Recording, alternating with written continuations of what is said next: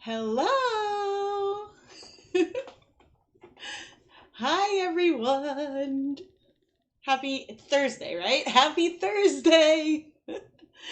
Today is gonna hopefully be a nice long stream, and we're gonna dye a lot of yarn, and I am really excited, especially because this time that I have a celebration live stream planned, everything has worked out okay so far. But I'll wait a moment to do a proper introduction to make sure that the notification has gone out. And I need to have the chat set up so I can read it. Great. I think that that's fixed because I think that that didn't like it. And once again, I do have an iPad on hand, so that way I can see the chat when I am at various surfaces throughout my kitchen, because as you know, sometimes things go wrong in a live stream, and having the chat with me means that you can all let me know should we lose audio or the video freezes. And this is most likely to happen when I'm over at the stove. That camera is the most temperamental, but I figured out how to quickly reset it. So that is good. Hello, everyone. It's been a while since I've been able to do actually, was the muck, like when I mixed all the dyes together, was that daytime or not? I don't remember. Feels like it's been a while. Since I've done a daytime stream, but I wanted to start early so that way, like if I start a stream at 8, like I'm not going to be going until 1 a.m. or something. I don't have the stamina for that anymore. Not that I've ever streamed that late, but you know, I get tired. So I figured if I start in the early afternoon, maybe I'll be able to go into the evening. But if I do, well, I'll talk about all that in a minute. Beth, I'll talk about that in a minute. But Beth, there's only one DK base, and that's the Superwash DK. Everything else is fingering weight. Yeah, the muck stream was likely. You're right. I think that was daytime, but still, it feels like a long time. So, anyway, hi everyone. I am Rebecca from ChemKnits, and welcome to a yarn dyeing celebration live stream. Today, we're celebrating the fact that at the end of June, this YouTube channel hit 10 million video views. And this is in huge part thanks to, well, in total part thanks to all of you for tuning in and watching this content. And so I thought it would be fun to just dye a lot of yarn. We'll film some episodes of Dyepot Weekly, also do some things that'll be just in the stream, and develop some new colorways. And then maybe some I will do more of. So yeah, it's going to be so much fun. Let's see, any other, so make sure you're subscribed. Make sure you're subscribed. And disappear for a second. I do in my Etsy shop, and I should have this linked in the pinned comment in the chat, have a pre-order for yarn that I am dyeing today. And in here there are, I can't see myself, gotta make sure I'm still on camera. Okay, so in here there are a few different yarn bases. We have a fingering sock that is 75% superwash merino, 25% nylon. There is a superwash DK that is 100% superwash merino. There is a fingering weight yarn with white neps. I've never dyed this before, so we'll see how this turns out. There's another Donegal yarn, but this one has more rainbow neps. And on the other screen, you can kind of see the bare yarn before it's wet.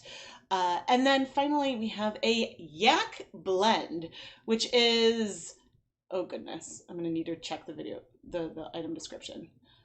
The yak blend is 70% superwash merino, 20% yak, and 10% nylon.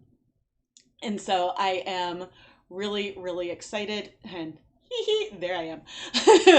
So this is available now for pre-order. Now currently the only colorway option is prototype, but if there's something I decide that I will dye more of, then I will change it to the option to the celebration colorway. But that's just showing up as sold out because it's not available. Prototype could be the celebration colorway, but I'm likely going to dye multiple things on these bases. And I could grab other bases and have things that aren't in the shop. In fact, all of the stuff on pre-order is going to be dyed with acid dyes, but we're actually going to start with a food coloring project because I thought that would be fun. And I totally hid the chat from myself. Woohoo! Hello, everyone. All right, and okay, so to my side, you can see the yak base that is pretty dark. It's sort of like a cool toned brown almost, and that's from the yak fiber that's in there. It dyes beautifully, and I'm feeling I love doing neons on it. So, and camera focus on me. So I think that that's where I will go today. And then about here, we can see some of the rainbow. The bare base with the rainbow neps. It is a gorgeous, gorgeous base. And the neps there's definitely like pink, blue, green. I'm not sure what other, maybe purple. I'm not sure what other colors are in there. This is also a base I haven't dyed. And the base color is a hair darker than, say, a off-white bare yarn. And the one on top, up there and up, woohoo, yep, there, ha, I got it, is the base with the white neps. And there the neps, I believe, are like a cotton fiber. So there's a chance that it could take some staining depending on the colors that we use.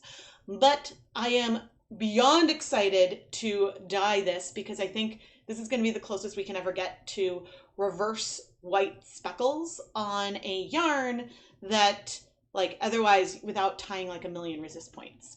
So, yay!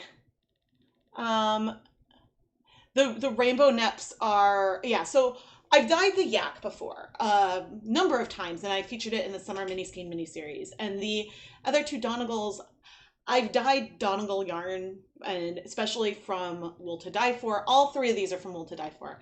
I've dyed their Donegal, was it DK? And I may have a Donegal sock somewhere. I've dyed those multiple times, so we will see how things go. But as for our setup today, we do have a camera over on the stove, so we can do some stovetop. You can use the large kettle. I imagine I am going to use every single possible container that I have at my disposal. And then we also have our countertop, which currently, excuse me, Indians. The countertop, and sorry about the dog. But the countertop is not yet protected because we're going to start doing some food coloring color mixing, because I thought it would be fun to film an episode of Dyepot Weekly, and really I'm going to have this as a big filming day. And it's really exciting because my husband took the kids to the beach for the whole day overnight, so that way, like, I don't have an end time constraint. And I hear like the mail truck or something going by. So without that time constraint, I'm limited by my spoons and my stamina. So there is a chance that I will take a break at some point, and if, you know, either I will try to put up a sign here that says like, okay, this is when I'll be back, on like a pause screen, or if I need to start a new link because I'm going to take a more substantial break, then I will do that as well. But we will see how things proceed as the day progresses. So, fingers crossed. He's the official ChemKnits mascot. I love it. Camera. I am blurry. All right. let's get, oh, I almost forgot. I am having a sale. So I don't often do like full site-wide sales, but I thought that it would be fun to create one now for Etsy. And so if you spend $60 or more, which is really 2 skeins of yarn plus a stitch marker, then you can get $10 off with the coupon code CELEBRATE60.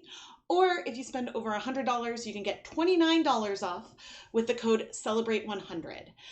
These coupon codes are valid through midnight tonight, so it's a one-day sort of flash sale, and I can't read the terms on there, but this can't be combined with any other coupon codes.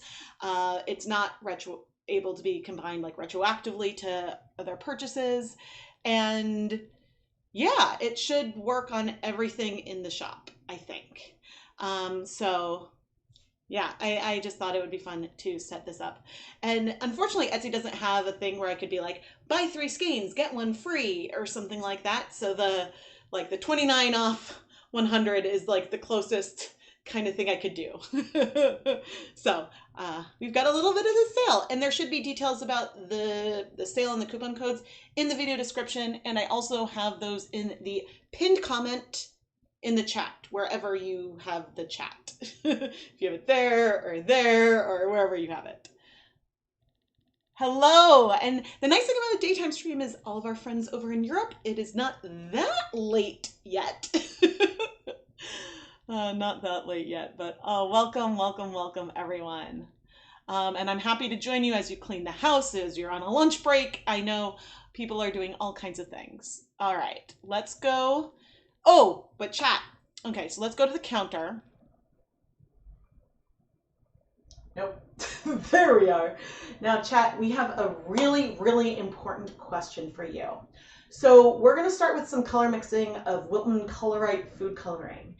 And we're going to do 3 colors. Either that's going to feature orange as the yellow, because orange, which I think is, I always blank on which one is yellow 5 or yellow 6, but technically it's one molecule. It is a primary for the colorite, for food coloring in the US. So I want to use that as the yellow, and then we'll use blue. That's blue 1. That's the only blue really in the collection. And then we're going to use either pink or crimson. And oh, let me see, actually.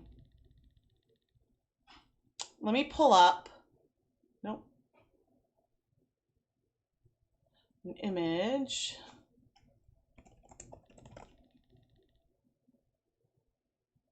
of what it looked like with the yellow, because I should have that.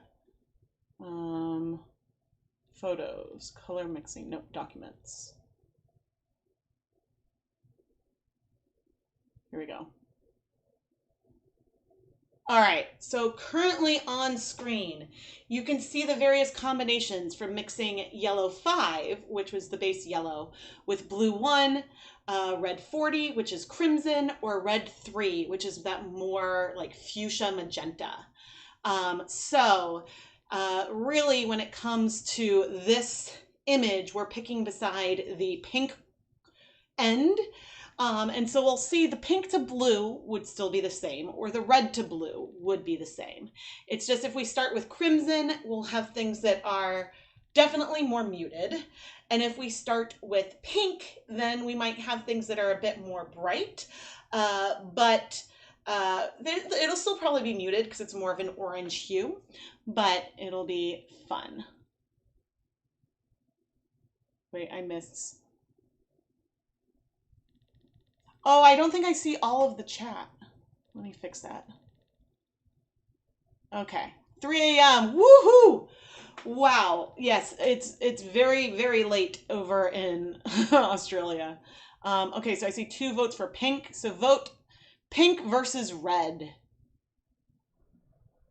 because that is something that I can decide last minute.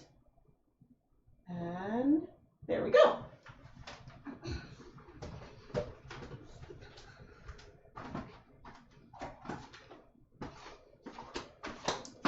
And I've got the chat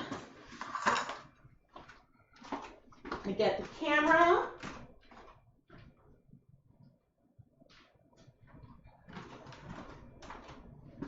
So anyone curious, I shoot my videos on a Canon EOS 80D, and this one, the lens on it is currently an 18 to 135 millimeter Canon lens. Pink. Okay, I'm seeing a lot more pink requests. I think that was my inclination. This just means that crimson would have to happen at a later date. And actually, we might do someday like a crimson, brown, and black, because the brown and black, brown is very yellowish in terms of the way it mixes, and black is very bluish in the way that it mixes. Okay, and oh, this needs to be, that is better. My kitchen is so yellow. Okay, Rebecca, color mixing. And you're going to film voiceovers, I think, after the fact. And that is the note. Oh, and Rebecca, also film an introduction. I leave audio notes to myself when I'm filming. Pink? Okay. Oh no! I will add it. You can guys can let me know in the chat if something sells out. I do have more, and I will. Well, we'll see how much I dye. I will add more as things go.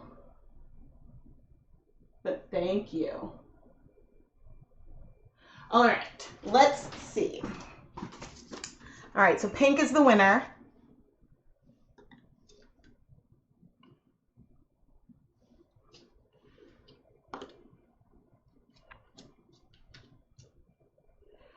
Actually, let's do this on here. Nope, can you guys not roll?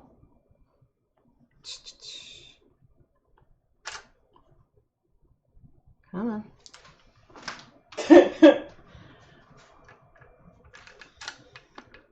Oh, I love my Zoom. Okay.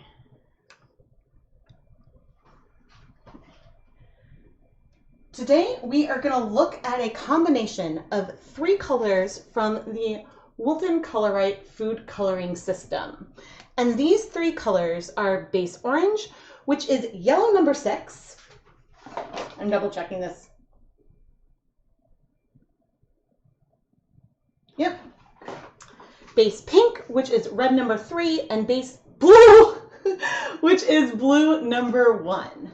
All 3 of these colors each have only a single food coloring molecule in them, and so I'm curious to see how they will mix up. Now, I have mixed, as they roll away, I have mixed all of these together in every combination of 2 colors back in 2020 as part of the Summer Mini Skein mini series, so I'll have a link to that video. But I'm curious what combinations we get when we look at these at various levels.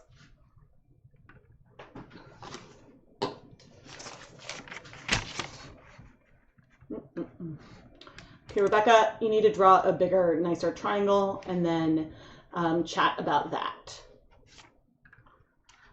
Because I don't have a nice, pretty triangle right now. Good, good, good, good. Okay. And let's see. You're watching another color. Yeah, a crimson. I'm going to write this down so I remember. Crimson. We'll eventually do all colorways. Will the live stream be available to watch later after I finish? Yes, absolutely. Unless there is some kind of glitch from YouTube, which can happen. But otherwise, I feel like in all the years of streaming, there have only been like 2 that YouTube didn't save after the fact.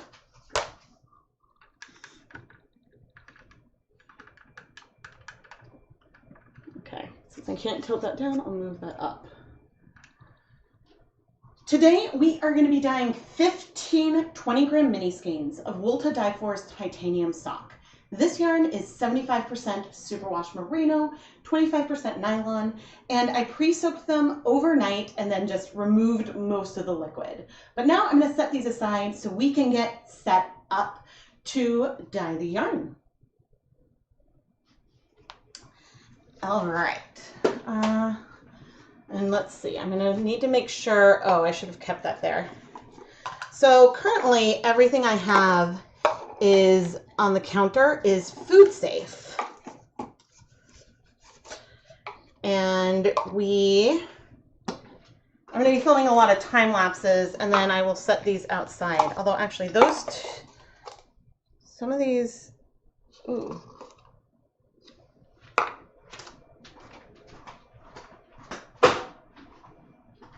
Some of these are short.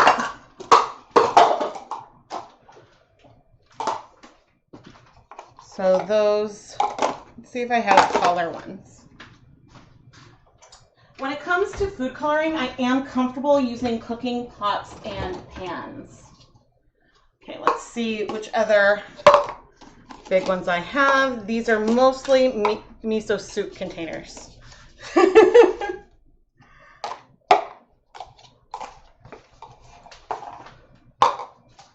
Oh, and the like sweet sauce from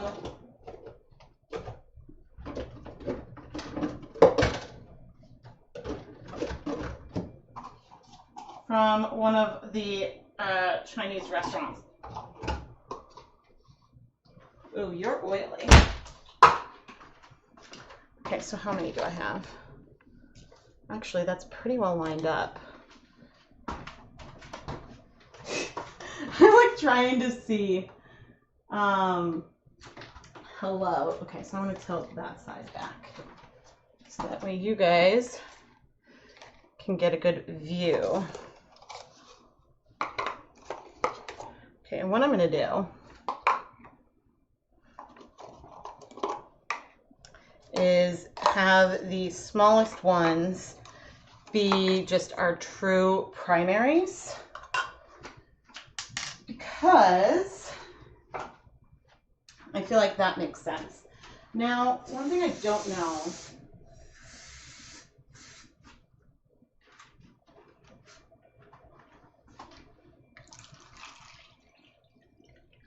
okay, cool, I can fit a cup of water in there. That's all I needed to know. Hello, okay. And now I'm gonna get, oh no. Let's not break glass on stream.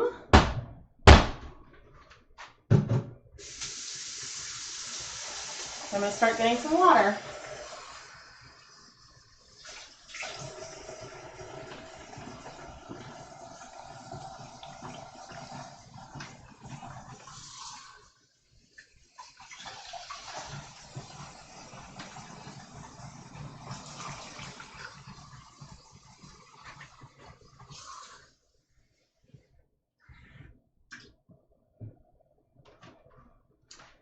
Oh shoot, I could have gone for warm tap water to start. I will be putting these outside, but the reason why warm is the Colorite dissolves pretty well in water, so this shouldn't be a problem. If I was using AmeriColor, then I would absolutely want to start warm because some of those colors just don't dissolve super well.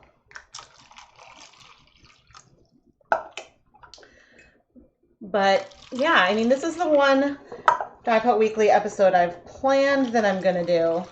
But then after that, we'll probably set up some kind of cool vat with the white neps right away just to see what that looks like.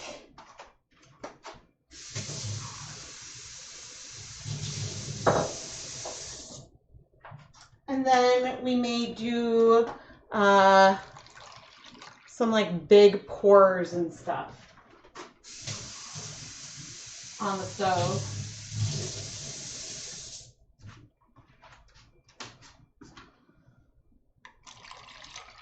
All right, so that's a cup of water. in each of these containers. Huh? And it's all on camera. Woohoo! Okay. Okay, let's see. I'm zoomed in. Okay. Actually, let's be zoomed in. Today we are going to do, when I do color mixing, I like to do a cool vat approach, which means I set up the yarn, the dye, and some acid in some water and then let it sit either at room temperature or outside in the sun for 1 to 3 days, followed by some quick steam setting. And with food coloring, I'll do that in the microwave. This is a really nice way to look at multiple samples at the same time, because since they will absorb most of the color over that long waiting period, I can then steam them in batches versus doing every single one individually. And Rebecca, in the intro, talk about what you need to dye yarn at food coloring and how I'm comfortable using cooking pots and pans. Yes. And to my live stream viewers, again, I am perfectly comfortable using cooking pots and pans to dye yarn in my kitchen with food coloring. But I'm doing this at the beginning because once I go to acid dyes, then I won't use any kitchen stuff. There we go. In each of these 15 containers, I have 1 cup of plain tap water. With food coloring, and especially red number 3, I like to make sure that the yarn and the dye come into contact with one another before I add additional acid. So we will add the food coloring, then we'll add the yarn, and then we will add some acid in the form of white vinegar.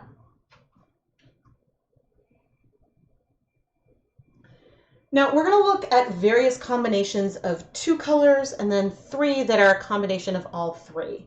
And we're going to be doing up to 4 drops of food coloring on each sample. So for example, we will have for example, we'll do 4 drops, 3 drops, 2 drops, 1 drop of one of the color, and then also do 4, 3, 2, 1, and then 4, 3, 2, 1. And that's how everything will be layered. And I don't know what color. I feel like yellow is usually over there. So maybe I'll do orange here. Does pink usually go here or blue? I don't think it really matters.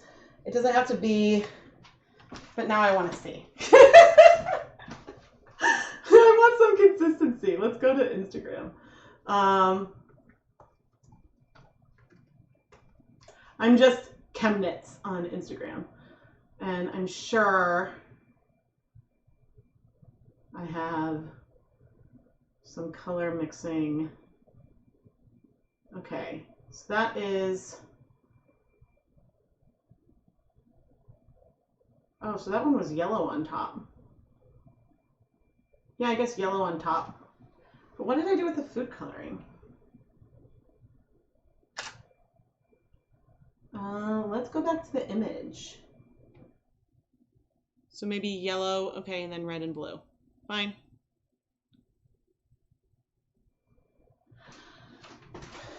So yellow, red, blue. Let me see. I hope I'm still on when you get home as well. I'm trying to be on a long time. Yeah, so this behind the scenes sneak peek that I'm doing while I'm filming an episode of Dyepot Weekly is similar to what I do for the Patreon behind the scenes live streams. There's some like voiceovers that I'm going to film after the fact this time, but in general, like that's something that I really like to do. Use food pots of dye with food coloring in your pot had a weird smell after from the roving. Oh, even after washing it? That's odd. I mean, a lot of times I will now use my dedicated dye equipment, but I'm not today because, well, there's a limit to the dye stuff that I have, but also the, yeah, I mean, I like my dyeing pots and pans better than my cooking ones, so. All right, let's get started. I'm totally gonna get food coloring all over my fingers. Time lapse. Start with the orange. So 1, 2, 3, 4. 1, 2, 3. 1, 2, 3. 2. 1, 2, 2, and 1.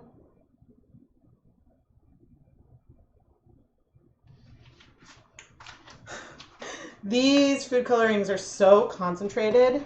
Actually, let's do the pink next, because I think the blue is going to be the deepest. Oh, that's unfortunate. Let's see. 1, 2, 3, 4. 1, 2, 3. 2, 3. 1, 2. 1, 2. 1, 2. 1, 1, 1. 1.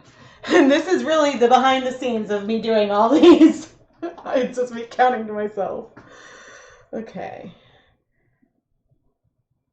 1, 2, 3, 4. Good, it's recording. 1, 2, 3. 1, 2, 3. 1, 2. 1, 2, 1, 2, 1, 1, 1, 1. Now, I haven't checked the reproducibility of this. Sorry about the dog, everyone. It's so pretty already. Rebecca's screenshot.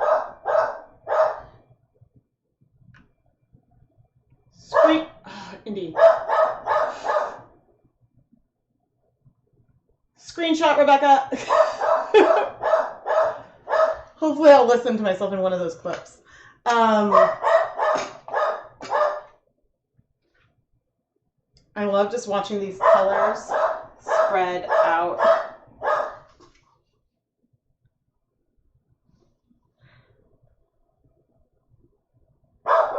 Oh, Indy.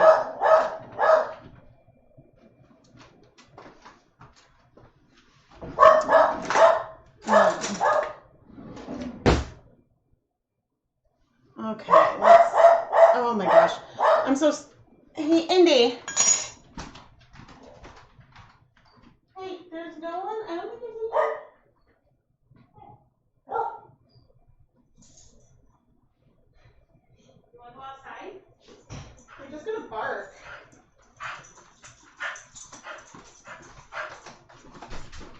Yeah.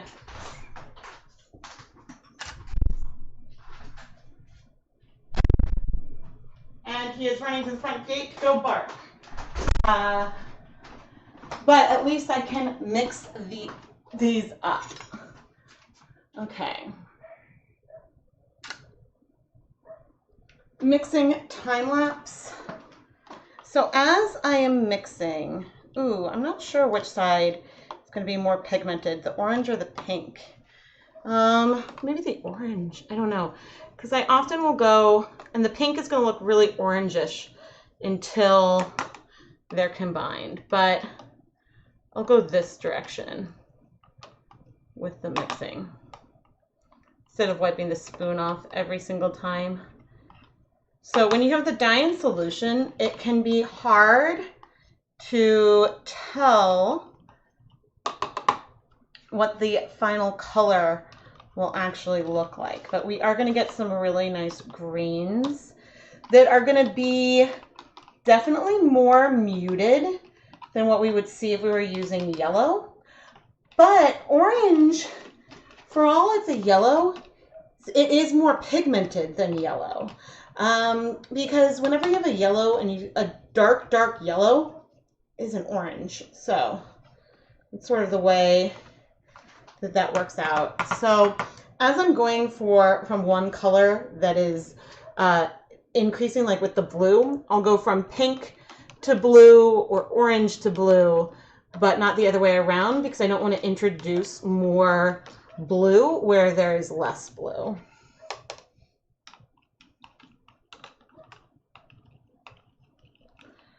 And they may not be perfectly mixed, and we will definitely see some breaking on some of these colors. I wonder if we'll get a brown. Actually, these will probably all be in the greenish family, is my hypothesis. But, ooh, this looks like it's a gorgeous blue. Ooh. Doggo needs a treat. Doggo had a treat before the stream started, but if I deal something with powders, I'm going to need to make sure that he's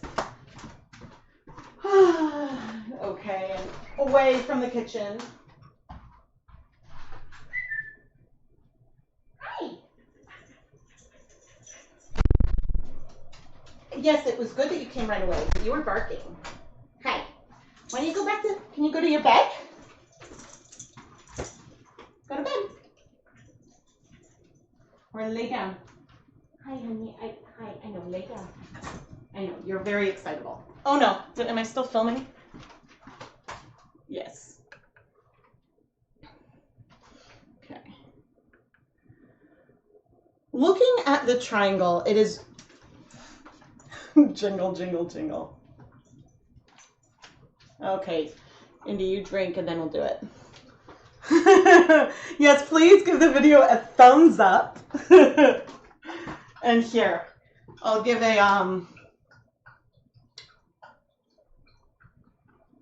we'll have a dog tax in a moment when he finishes drinking. Hey, Indy, I know you sleep mostly, except when I stream you get excited sometimes. Can you say hello? Can you say hello? Look over there. What's that? Is it Daddy? No, Daddy's not here. I know, you're very confused. Do you want to go up to the third floor? Okay, go up! He'll probably come back down when he realizes that Keith isn't there. But he does legit, he has like a too small crate that that doesn't have a door that he likes to crawl up in. Oh,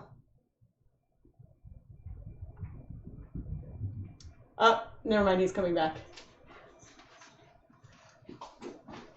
All right, kiddo. Here, come on.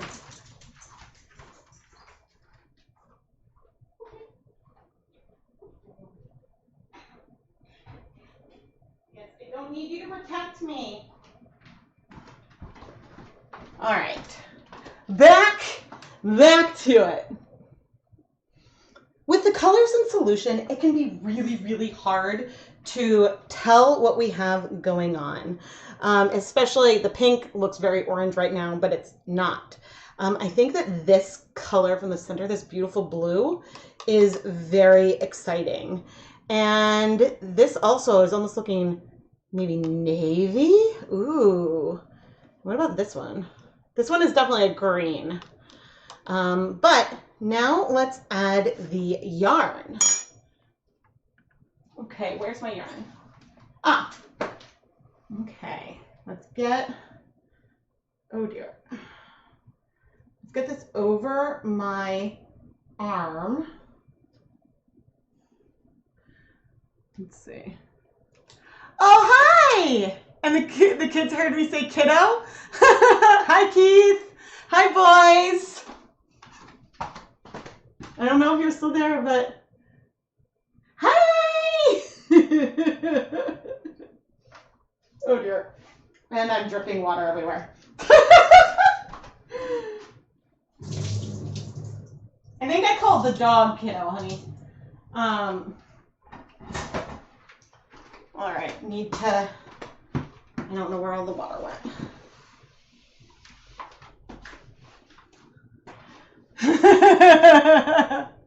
Okay. All right, well, this is a fun one, Keith, actually. All right, let's start adding the yarn and carefully, one mini skein at a time. Let's do these 3 colors in the middle first and see what we can see. Not much, actually. I definitely see, like, it looks like we've got some breaking. Ooh, this is looking quite dark and navy-ish, and this is a gorgeous, gorgeous, more true blue. And this third one is going to be a really nice green. This actually might have really good balance between these 3 colors. Because we've got one that's green, one that's purple, and one that's blue. This might be the most diversity we have seen in one of these like center ones, I think, ever. And so for comparison, here are the 3 main colors. We've got our orange, our pink, and our blue, which is absolutely the most intense of the 3. But I'm curious, I've seen this one before, but I'm curious how the orange to pink combo is going to look. Looks like it's going to be very, very orange. I mean, I would say that it's getting definitely increasingly pink. So I think the orange is dominating our pink versus the other way around, which is quite interesting. Okay, so this is a color, this green here, that is the orange and the blue is a green. Oh dear, let's find one. Let's try not to tangle. That's a green that we've seen before, but we haven't done these other 2.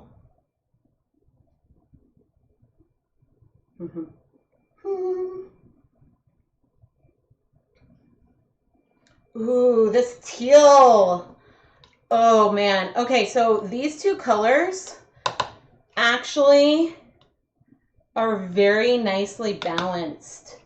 I would say it's still maybe a little blue heavy, but the fact that the 3 are so different from either end means that they have some weight to themselves. And so now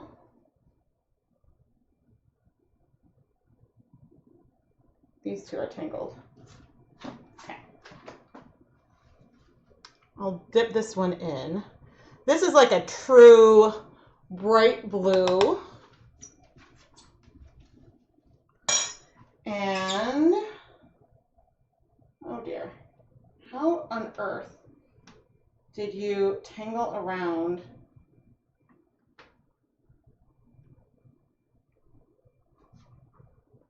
What did I do? Okay, here we go. There we go. And then we've got our final 2 colors. And so of these, this one right here is the most purple. There we go. Check that out. Oh, so pretty. I mean, how pretty is this? This is amazing. I just stopped film. Oh my gosh, I need to clean the floor. Water everywhere. And remember how I said I'm protecting my toes? Because we do not want another broken foot incident. That I'll tell that story in a little bit. But let's see. Oh, they're waving at the monitor. Oh, that's cute. These are mini skeins. So these are all 20-gram minis. Yes, we do save. I haven't spun or woven with Indie's fur yet. The staple length is a little short, but we do save it. Yeah, I think that of these colors, this middle really excites me. I love those deep colors. This teal is incredible. The teal is really, really wonderful. And, ooh, yeah, I mean, I don't know. I feel like, okay, on camera, on the stream camera, it's looking, so this is definitely a purple. It's looking very blue. I think the reds are not very well represented in what's coming through on stream. And so this is definitely like a fuchsia pink. But yeah, this teal is so good. So good.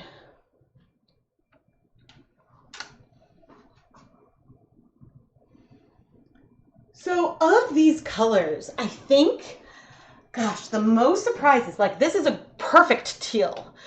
So 3 parts blue, 1 part orange is spectacularly teal. And these muted colors also would be really, really wonderful to expand and do more variations of them in the future. But now let's add some acid. And let's get a little cup.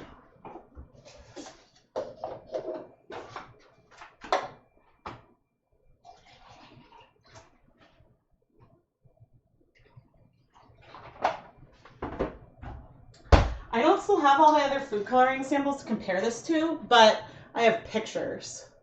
So I feel like the colors are a little more true on the DSLR. Rebecca, please screenshot. I am now going to add 1 teaspoon or about 5 milliliters of white vinegar to each of these samples.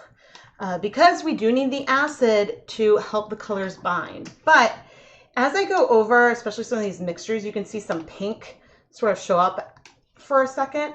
Of all of the colors, the pink will absolutely start to bind with my tap water before we add acid. So we might see some color breaking, which would be, for example, this purple breaking into blue, and it's already very blue, and pink.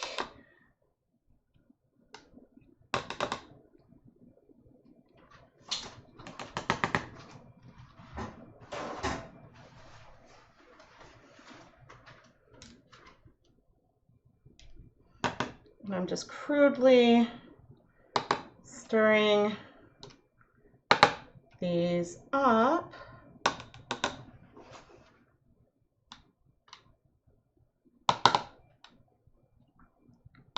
Hey, Rebecca, speed through this part. I don't know.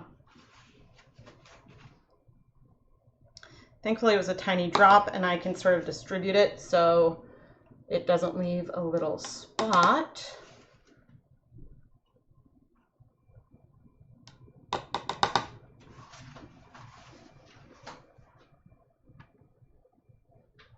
Let's see. Yeah, I mean, I think what I'm seeing on my iPad is that it's looking like it's getting darker and darker as it goes there, but the reds just really are not coming through, which is unfortunate.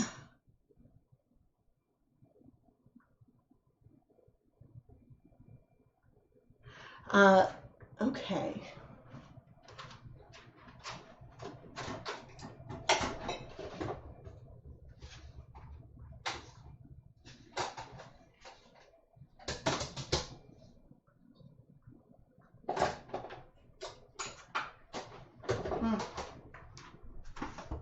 I'm gonna grab some lids.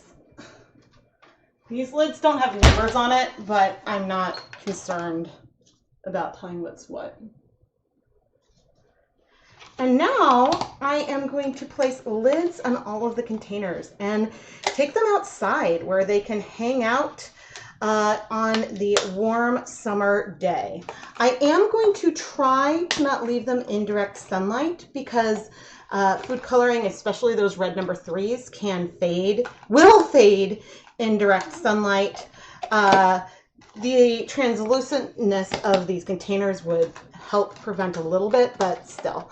I'm going to try to stick them in the shade, and they will remain outside for at least 24 hours, but maybe a little bit longer.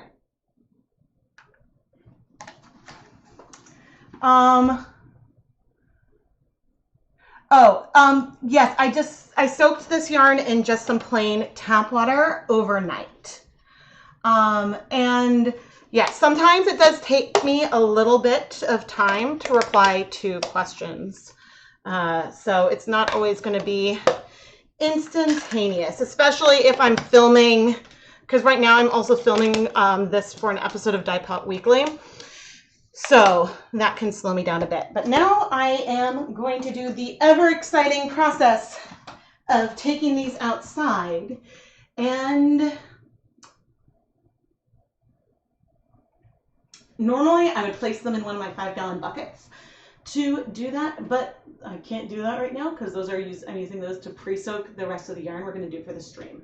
So what I'm going to do is I am going to insert an ad, which you may or may not see, as I run back and forth and take these carefully outside. So I will be back, and I will check the chat and answer some more questions. But where is my stream control? Oh, here we are.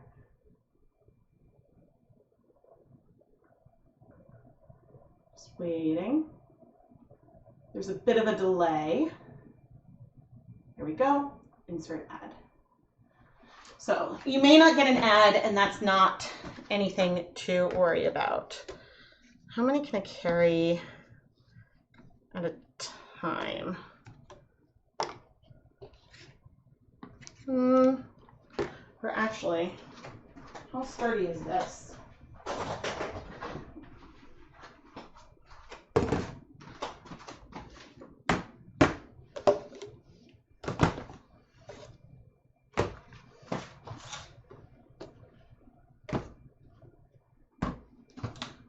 Okay, that's fine.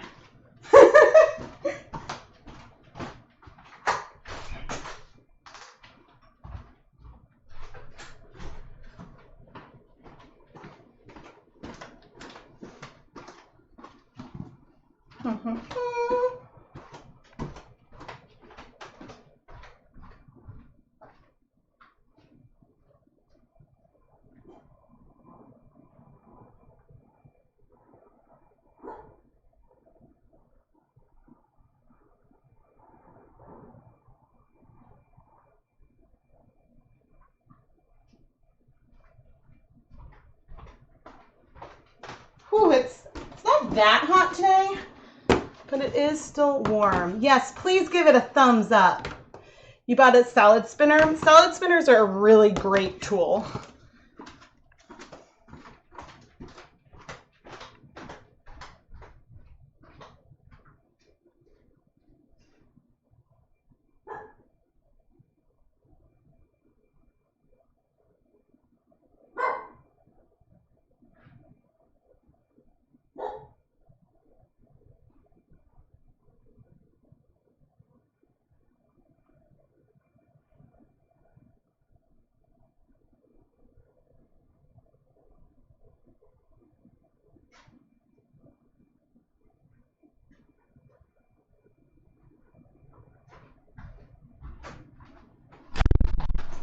All right.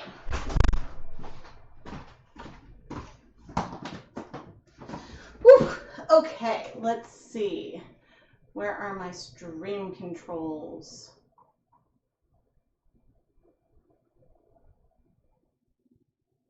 I can turn that off. Another just quick sale plug. Let me give And I did turn off I silenced notifications on my phone. So I'll leave it up for one more sec. I silenced notifications on my phone so that way we're not interrupted by sale pings. Okay. Do we get to go a field trip as I place them in the sun? No, I don't think the cords of the webcams would last that far. But Friday's video should be the ice dyeing. And so there's a field trip outside because, yeah, because we're going to do stuff outside.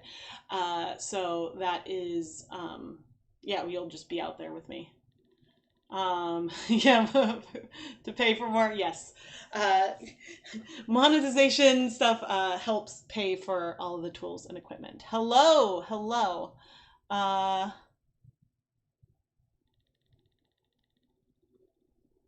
Yes, and so next I'm going to start transitioning. I'm going to put the food safe things away, and I'm going to start transitioning my workspace to use for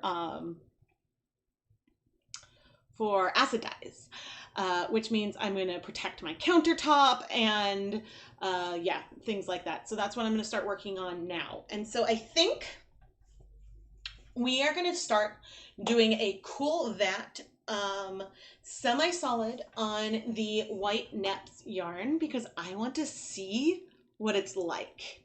I don't know what it's going to be like. And so I just want to see those white specks pop, and I want to, yeah, I'm really excited to see it. So I think that eventually we'll have a colorway. Interruptions. Eventually we'll have a colorway that is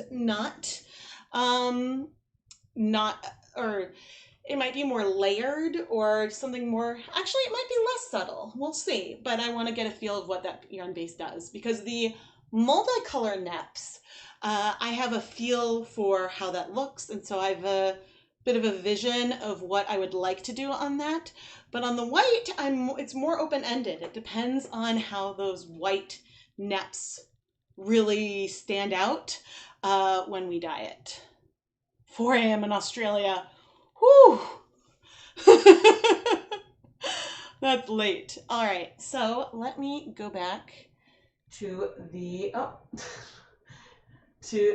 counter. Okay, and I am going to put away those dishes.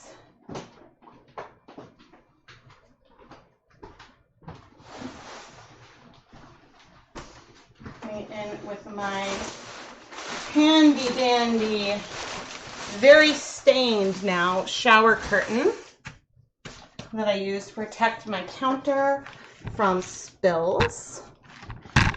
And I'm putting it under the tripod.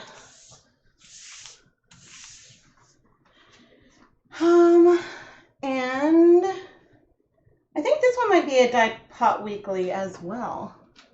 Just got a Knit Books order in the mail. Woohoo! Yarn to dye.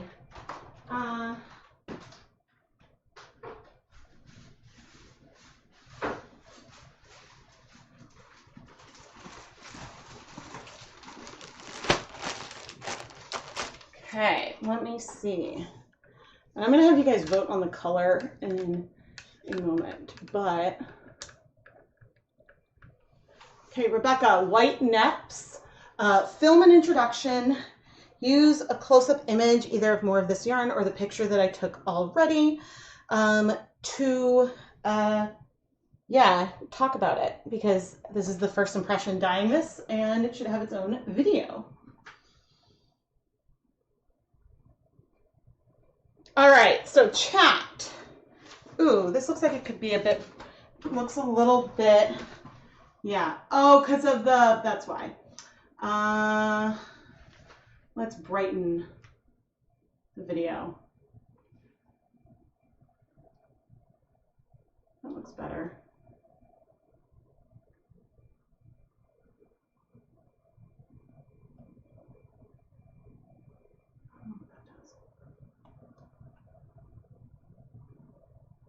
Where is my...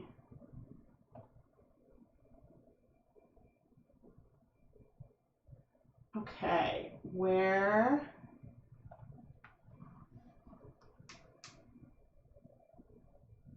Oh, thank you all.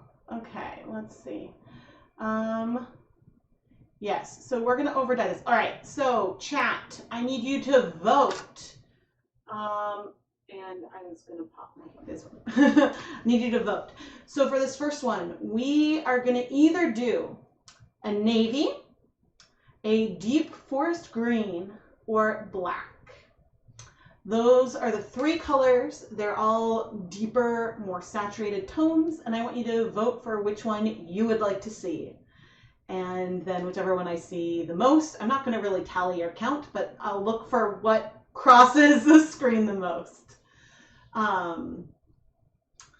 And David, what have you missed? You missed, I did some color mixing using orange, pink, and blue from Wilton Colorite. And now we're going to dye some yarn with white neps and see how that turns out.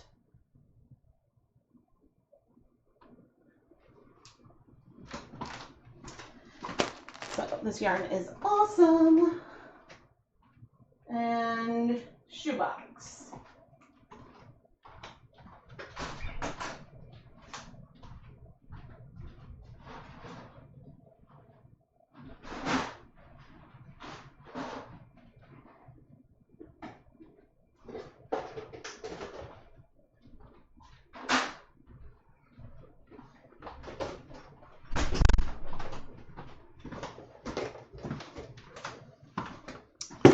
Okay, let's see. Ooh. So navy, green, black, green. Okay, I think I see the most green. So maybe we'll try that forest green. Oh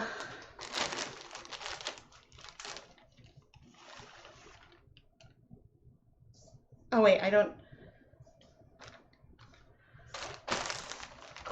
I've already got it pre-soaked. It's like I'm taking this out, but actually I'm going to get a B-roll shot because some of the stuff won't be for Dyepot Weekly, but B-roll of the yarn. You can't see, or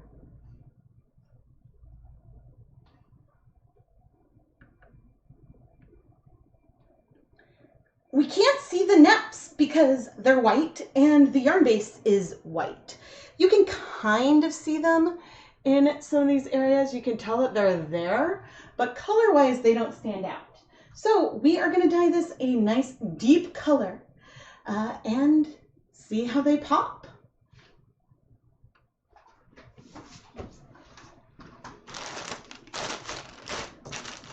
Where is the opening of the bag? There it is. All right. Green. I haven't done much with navy before. Navy is one of my favorites. I use it, I would say next to black, navy is one of the colors I use the most. I think I see the most green. So I think that that's what I'm going to go with. But we may, who knows, maybe we'll do a green, navy, black colorway on this. But it just so happens that I have all of these colors already mixed up.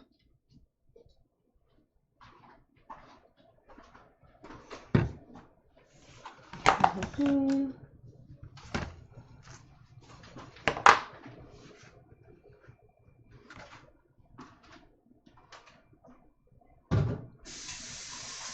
me get some water and graduated cylinder.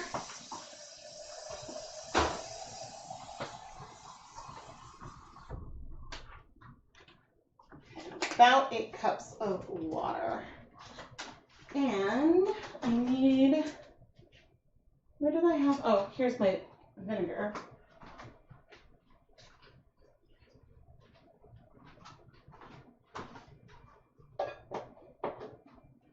Okay.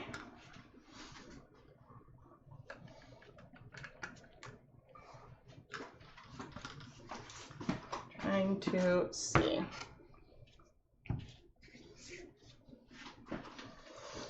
trying to reach the camera. All right. We are going to do a cool vat approach because I want to see what happens a little bit over time. I want to see what happens when I first dunk this yarn with the white neps into our dye bath. I want to squeeze it out and really be able to be hands-on with it. I have plans for this base. I want to do more variegated type colorways, but I want to see how it responds to a deep color. Oops, that did not stop it. So therefore, we're going to dye a, what depth of shade? So therefore, we are going to dye a 1.5% depth of shade, which would be equivalent of 1.5 grams of dye per 100 grams of yarn using the color Forest Green from Dharma.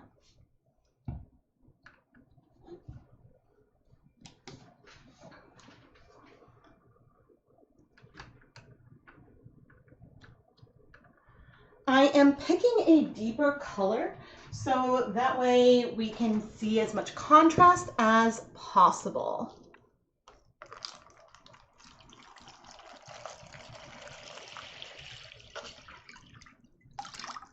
Yes, that's what the little peek behind the curtain as I'm filming. This is something that I do fairly at least once a month for ChemKnits patrons over on my Patreon. And there should be a link to the Patreon in the video description as well. And so, yeah, some of the tiers you can get access to a behind the scenes live stream once a month where I do something very much like this. But this also, for like today, it enables me to film things that otherwise I might not do on a live stream. Okay. In this plastic shoebox, I have added about 8 cups of water. And now we're going to add 150 milliliters of my Forest Green stock solution. This stock solution was a 1% stock, which means that there was 1 gram of dye dissolved in 100 milliliters of liquid. And it is a stock that I mixed up fairly recently. And you may notice that it is quite pigmented already.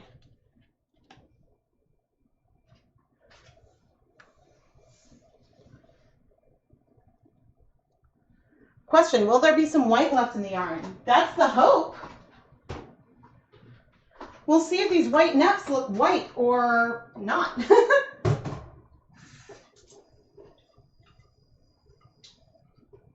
Okay. And I'm going to start collecting color from rinsing various things for a leave no dye behind at some point.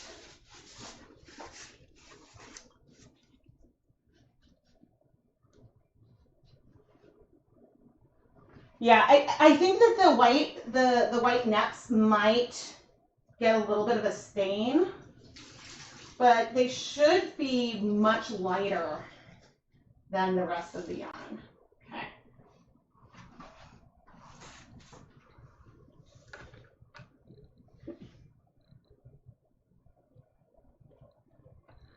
I pre-soaked the yarn for a couple of hours and just wring it out. There is no acid in here yet, and so let's add in the yarn. So right now, we are not going to see the white, and that is because the white neps are a fiber, they are a fabric, and they will soak in the liquid. That doesn't mean that the liquid will dye them, though. So if I squeeze it out, they are there. I see the lightness. I don't know if that is showing up on camera.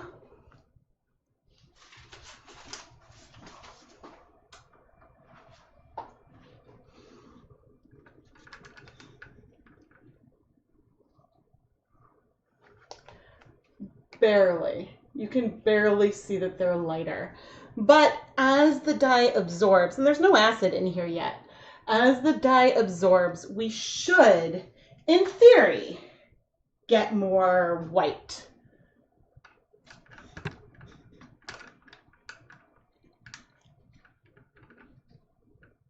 All right, now let's add some acid. I'm gonna add 1, 2, 3 tablespoons of white vinegar. So I think the neps are a white cotton, and cotton, I have seen some staining before, but not dyeing. And so I'm moving this through, and then we will check. Some colors will start to strike to superwash yarn right away. Others don't, but I feel like we need to squeeze it out. And the neps currently look light green to me, but they are showing up more.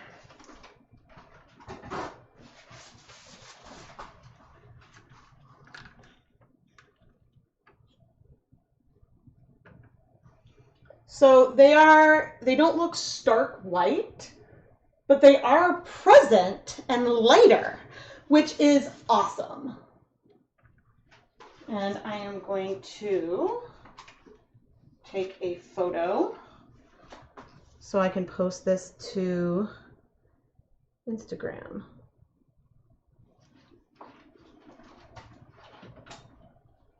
Or I'll post it on my Instagram stories. Okay, zoom this out.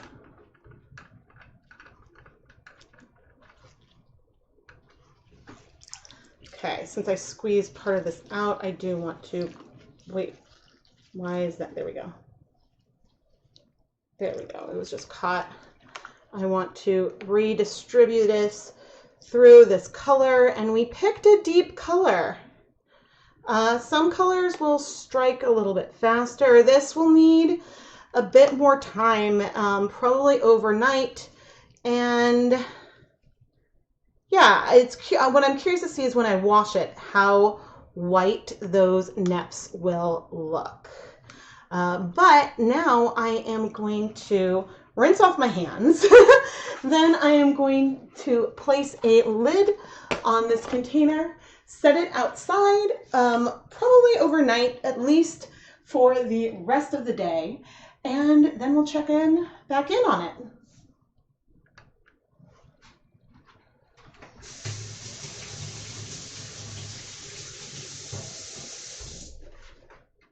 So, live stream, I am very, very curious with how this will turn out. I mean, I can definitely see them. How hot is it today? It's not that hot. So I got, yes, I got this from Wool to Dye For. And the Dharma Acid dyed is forest green at a 1.5% stock. And I'll see if I can pull the close-up photo for you guys. But I'm gonna go put this outside.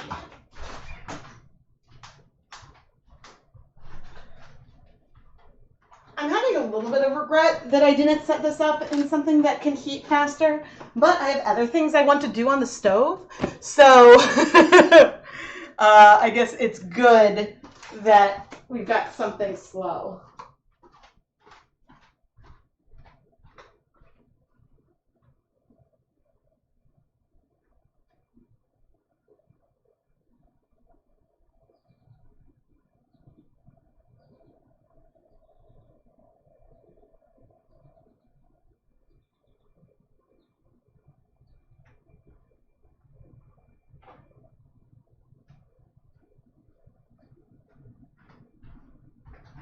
But yes, it is very, very subtle.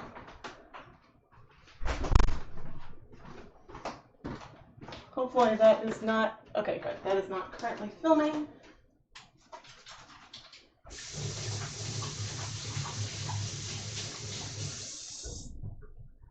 All right. Now I'm going to sit down. Actually, Make sure I have a water bottle.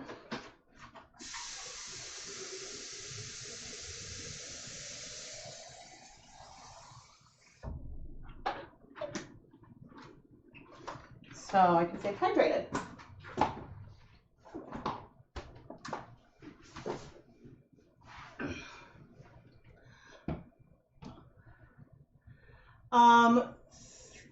Was there a question about how much acid? I used 3 tablespoons of white vinegar. It'll probably be in the shade in a bit, but I have it outside. A lot of times with like a cool vat like this, I might just leave it like somewhere out of the way inside at room temperature, but when it's warmer outside, may as well leave it out there. And so I started that at about 2 p.m. and we will check on it later on in the stream to see how that's going. Right, I was gonna go to see if that picture, yes.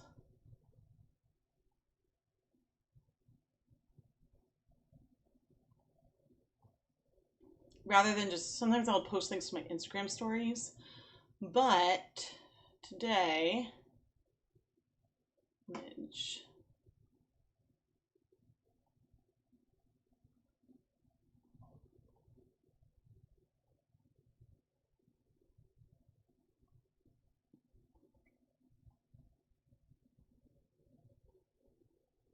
There is just a picture that I took. Can I rename it?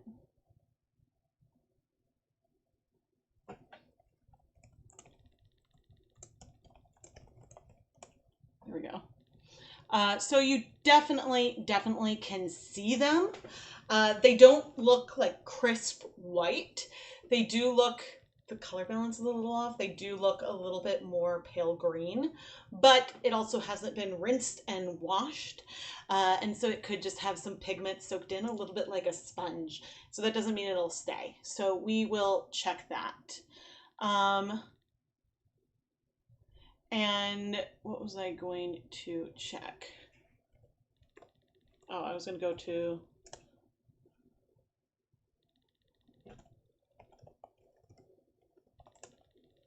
and there were some questions about the sourcing.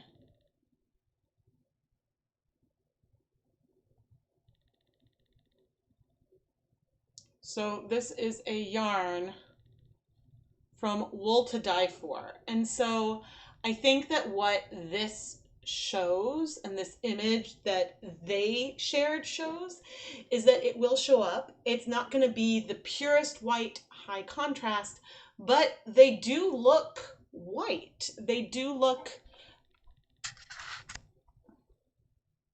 they do have like a contrast against the dark or even really a medium color base. So we'll see how that compares with what I'm creating here. But this looks fairly consistent. But I am curious and excited to see how that goes. And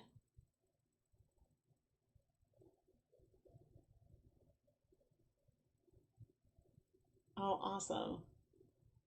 Thank you guys all so much. Yeah, so we're gonna have a lot of things that we are dyeing over the course of today. And let me see.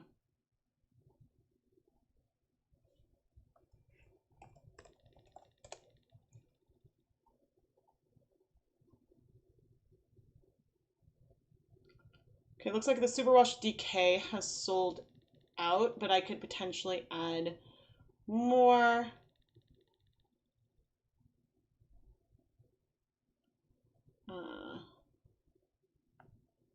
Oops. Let's see. I'm gonna see. You keep track. Should go in here to see how many.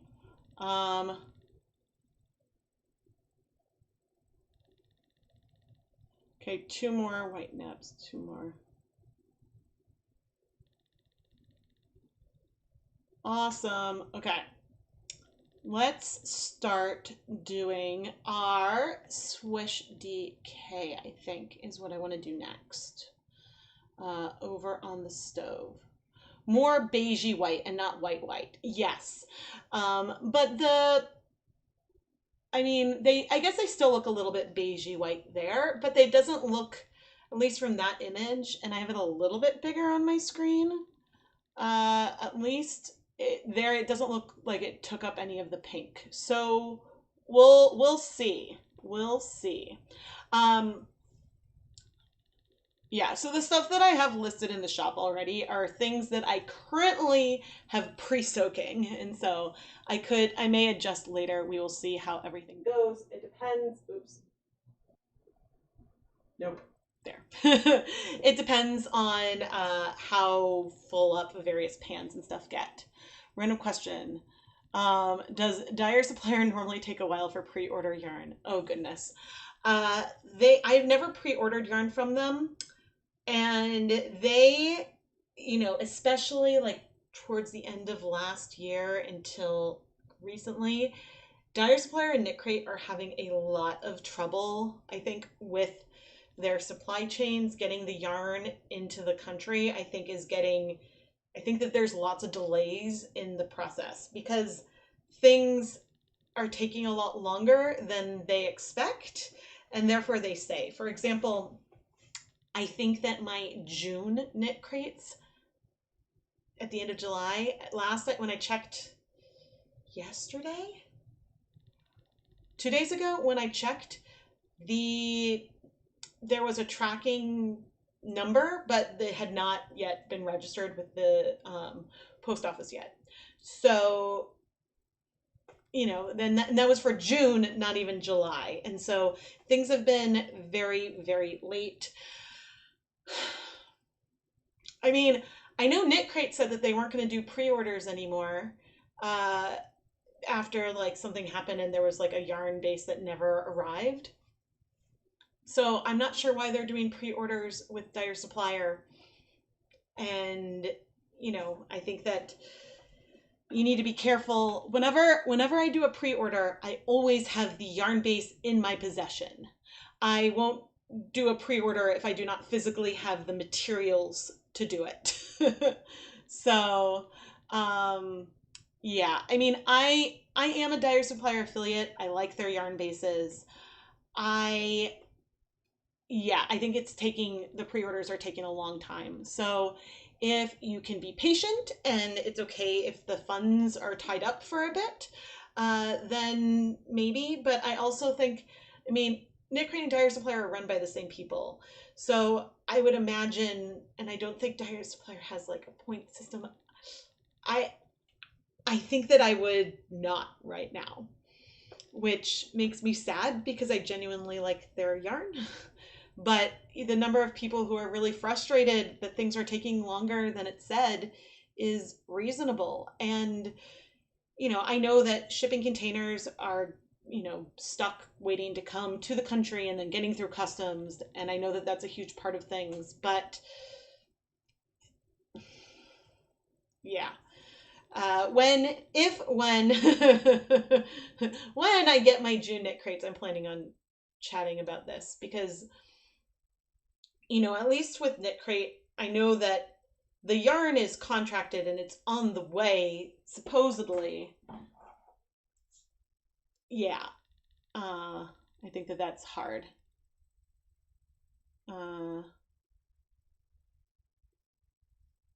Jeremy, I love mystery yarn.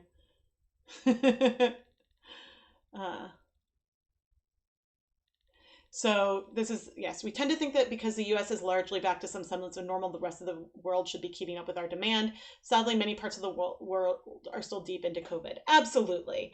And, it's hard to blame. I don't want to blame a company for, like, their mills are in Italy and Peru. They may have some others as well. But, if the mills I don't know if the mills have been shut down again, but at one point a year ago, the mills were shut down for a while. And so there was a sock yarn shortage because demand was up, dyers were buying a lot, and shipments weren't coming in to the suppliers. And so that was was a problem. And so I know at least that shipping for other companies has started up and been okay. Like Wool to Die For has been getting regular shipments and stuff. And so, yeah, I'm not sure what the issues are. And also, it could be a volume thing for it's easier for, I don't know which company is bigger. And so it could be a volume based thing. I don't know. Yes, so they did get rid of the one mill that just never did what they contract the yarn like a year in advance. And so they did remove a mill and shifted things. And so yeah, I mean, I have not spoken to them directly in a while. But for example, as far as shortages go, like jacquard acid dyes there's a shortage in those right now because I think that there's like a supply chain issue with the pigments. And so most places, including Dyer Supplier and Dharma Trading Company that sell jacquard acid dyes, don't really have them in stock right now. And so, that's something that that means that like the subscription that I worked with Knit Crate on, the Dive Into Dyeing, that is probably holding that up from being restocked. So yeah, we'll see. Yeah. Oh, Judy, I didn't think you were chiding at all. I think that my thoughts with all of this are that if you can handle waiting longer than you expect and can be patient, then I think I would join Knit Crate or place an order with Dyer Supplier. But if you think that you would get frustrated when things are really, really late, then I might hold off. So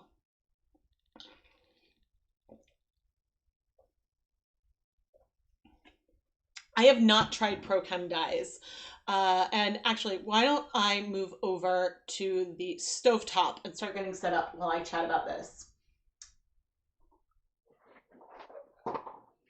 I've not tried Prochem dyes, and that is not because I don't want to or anything. That is because the Prochem. Why have I not? Oh, I just haven't ever ordered them. And don't they have like a Massachusetts base or something? I could be misremembering.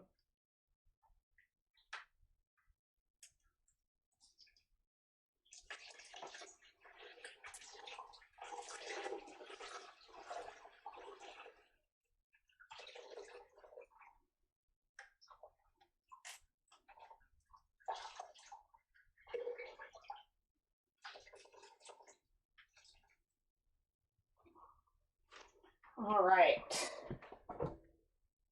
Coming up. Now I can check and see. Did we lose audio? No, the audio is still working. And hey, the camera is actually working. Half the time when I come over to the stove, the camera is not yet working. But I'm trying to decide.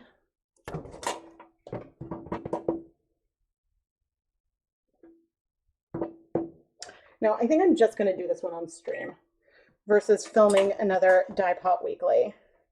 We might do more Dyepot Weeklies coming on, but the stove area is tight enough that we're just going to see how this goes.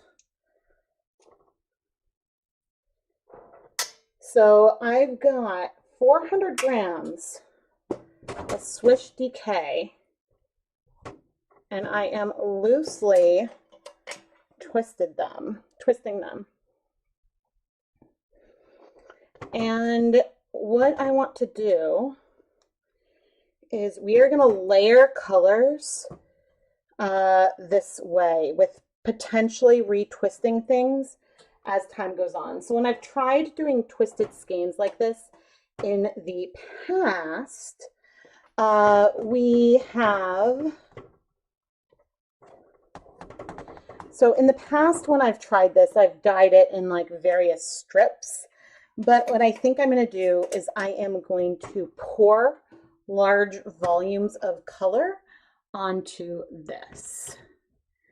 And in theory, I could always, I don't know about creating clips, but in theory I could always download this from YouTube if I then want to do a recap. So let me see where we are. So before 139.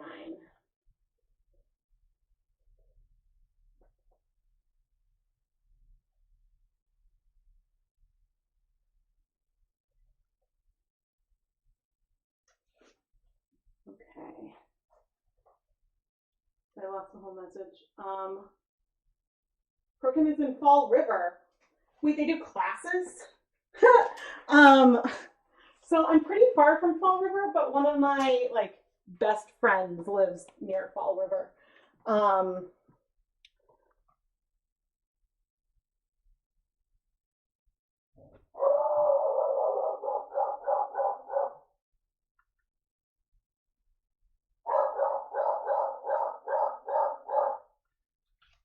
Okay, let's see.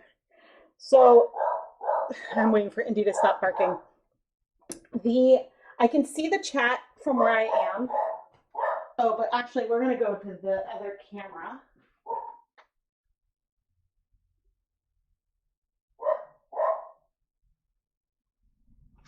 Okay, so if we end up losing audio,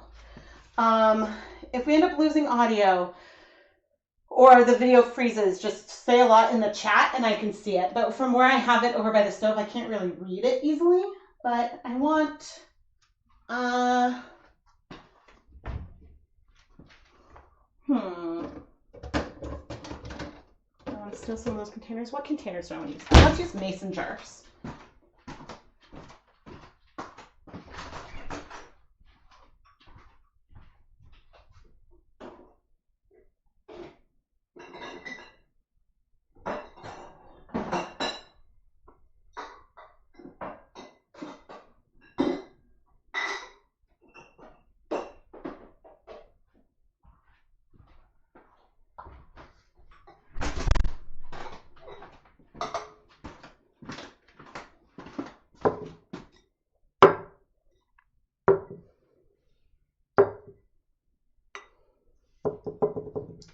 Okay, now with the naming of various Massachusetts cities, who has seen the Boston accent sketch? Because I see Taunton, and that actually I think I got my vaccine, or one of us got our vaccine in Taunton. So that's just really funny. I think a Boston accent. I'm not going to do a Boston accent. That would be a travesty. Okay, where is my sheet? Aha. So I think I want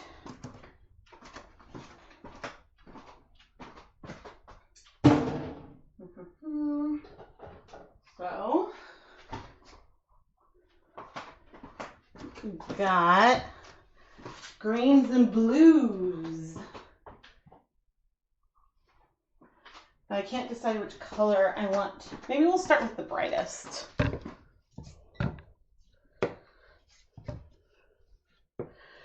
Actually, maybe we'll go like this, because maybe we won't use the navy. Wait, what was the orange? What combination did you say was a good teal? 3 parts blue, 1 part orange. That was the really, really great teal.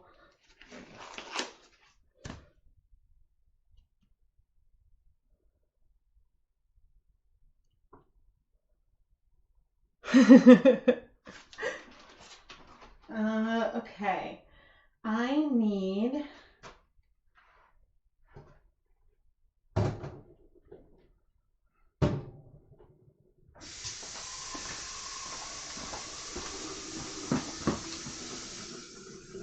nope, sorry. There we go. The audio at least is working.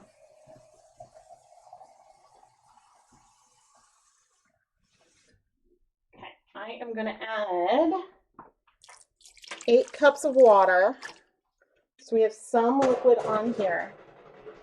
Let's see. I think that works. And I'm going to add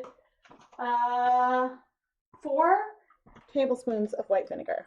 1, 2, 3, 4. So 8 cups of water isn't a lot, but I'm going to add a lot of liquid with the dye. So I don't remember who I first saw like having the skeins in the pan twisted like this, but there is a dyer, I think Sugarsky Cat is how it's pronounced, where they share like mesmerizing, like pouring the dye over the yarn in a pan. And so we're going to use large volumes of dye today and pour and then let that absorb and then move the yarn and then pour, and it'll be really, really fun. So let's start with 200 milliliters of sour apple.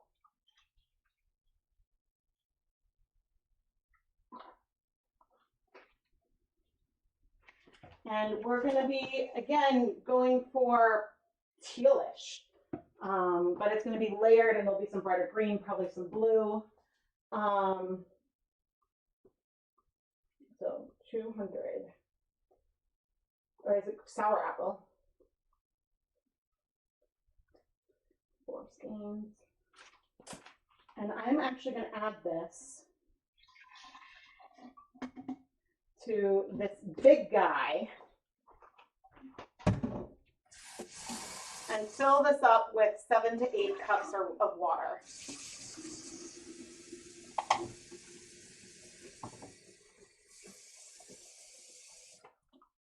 Oh no, did I not switch back? I did not switch back.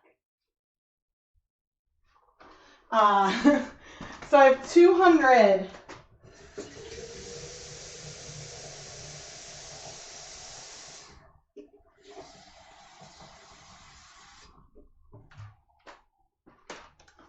milliliters of sour apple in 7 to 8 cups of water total.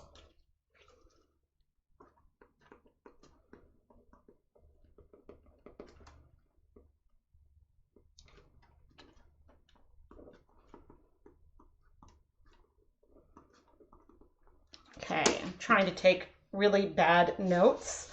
Okay, and now I'm going to switch back to the other camera.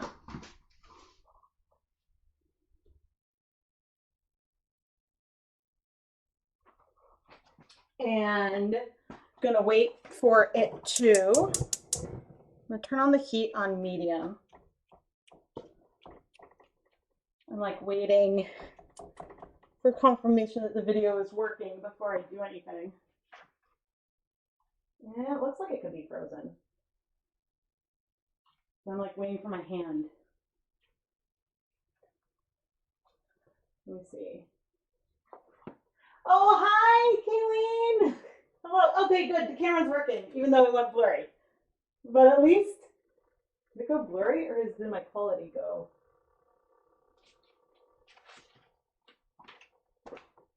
Yes, it went blurry.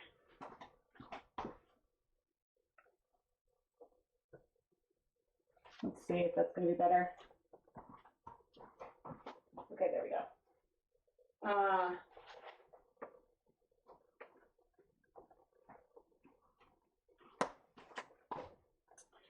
Yeah, all right. And so I'm going to take the heat is just barely on, but I'm going to take this large volume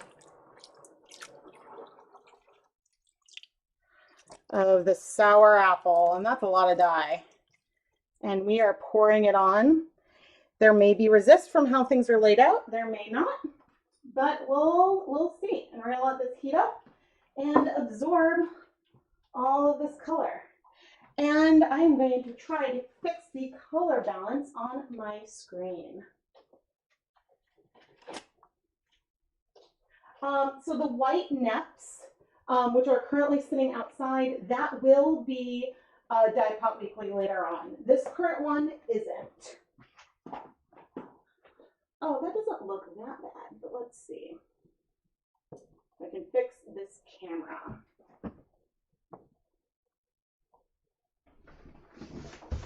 Hello. Figured I may as well bring my lovely face. There we go. And the other night I had to try to desaturate it to get the reds to show up.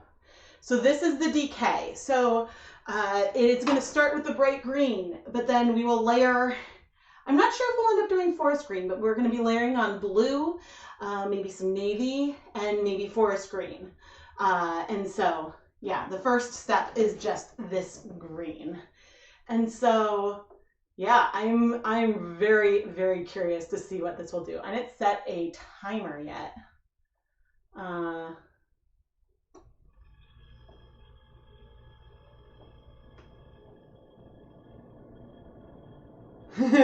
don't think I've used pistachio yet. Oh, what did I close?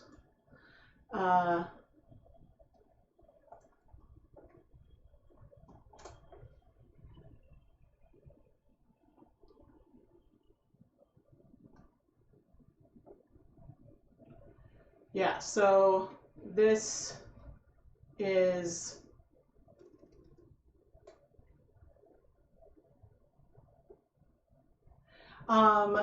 yeah, Kayleen, I've seen your rainbow neps. And I'm very excited.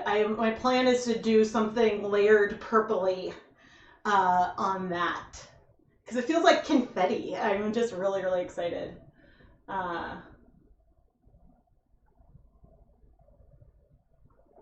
But yeah, this one's the DK. And let me see. Yeah, so I haven't mixed colors for the purple yet.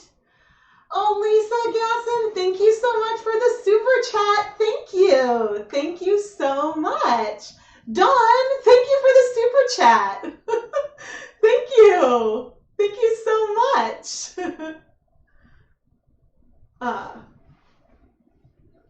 Yeah, I was like, okay, so it's a celebration stream, and so therefore we'll probably do something. I'm like, okay, we'll do mixing. We'll do something blue at some point. We'll do something teal, and we'll do something purple. Is my plan. But yeah, that's a reason why I wanted to see the white neps before I dye over it, just to get a feel for how it pops.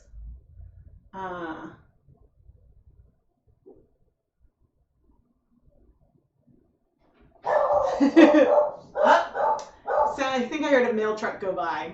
So therefore, Indy is excited. But oh my goodness, you guys are awesome. So let's see, that is the DK, and then yeah, soon. I mean, the problem is that what I think I want to do with the yak. I have to decide how I want to do this, but I think I'm going to want the stove for it.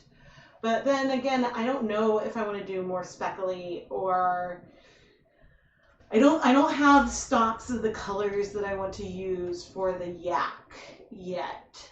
But I love the way that neons really pop on it, and so I think that that's the direction that I want to go. So I have to decide if I want to use the dry powder and then sort of move it around. I suppose I could do that on the countertop. So yeah, so the concern, if this was a normal just Dyepot Weekly filming day, I can go from one side of the stove to the other really, really quickly just by moving the tripod and the camera. Moving the cameras is not something that I can do really. Did it freeze? I think it froze. Moving the, okay, good, that's the, there we go. Moving the cameras is not something I can do really easily when it's a live stream. So.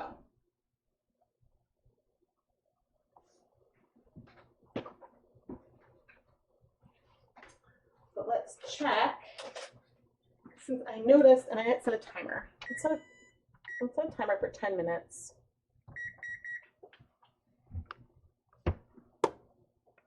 There's still some green in here.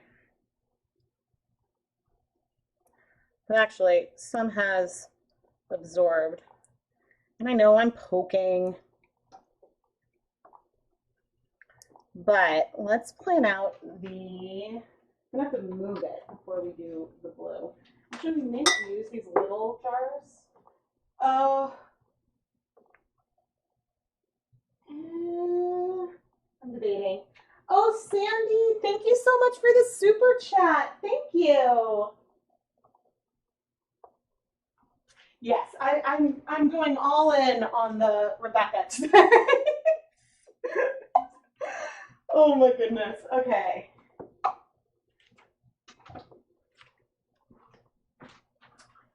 Let's see. Other counter. All right, I'm going to measure out the blue that I am using. And thank you. Yeah, I'm very excited to have hit these milestones. So I have some 1% extreme blue mixed up. And I think this color is pretty intense. I think I'm just going to take, we're going to start low and then we can do more.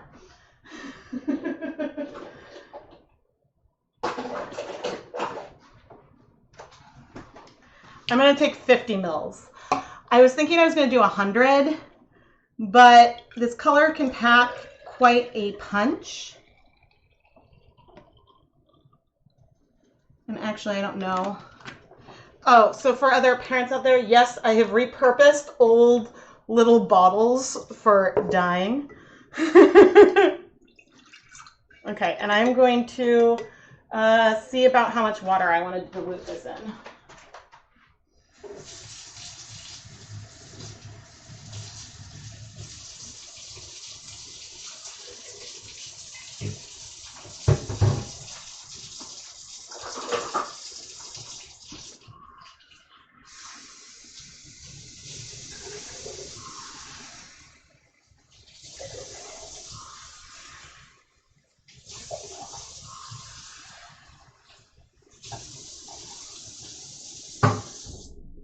Okay, so I've got it in 4 cups.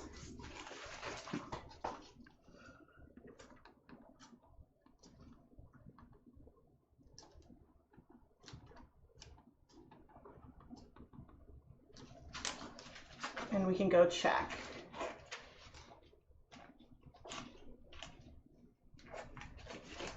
Oh, I don't have a like a post office mailbox at the moment.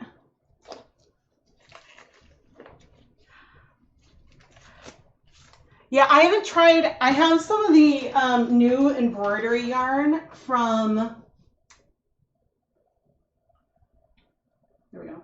I have some of the embroidery thread in my cart for my next wool to dye for order, but I don't know when I'm going to be ordering again because I need to make some space in my studio for more yarn before I order it.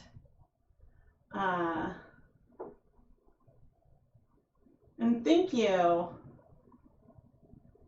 You're knitting your first try at dyeing with Kool-Aid and the Twisted Skein. Yay!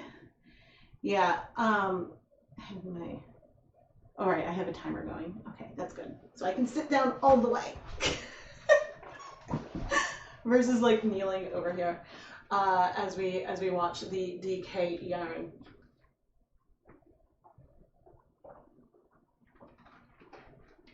So I did have dyed embroidery thread once before, and yeah, it was an alum who commissioned me, who wanted me to do like it was like recreating a rainbow yarn mop on it. But I was like, okay, if it is silk or if it's wool, then this should work well. But I think then it wasn't. And so there was, I think like I think the way that a knitter talks about yarn and the way that someone who embroiders or does needlepoint talks about yarn can be very different. And so Yeah, because when I was like, how many grams? What yardage? And yeah, so that was hard. But the where is my? So I can actually bring it up. So what is it under?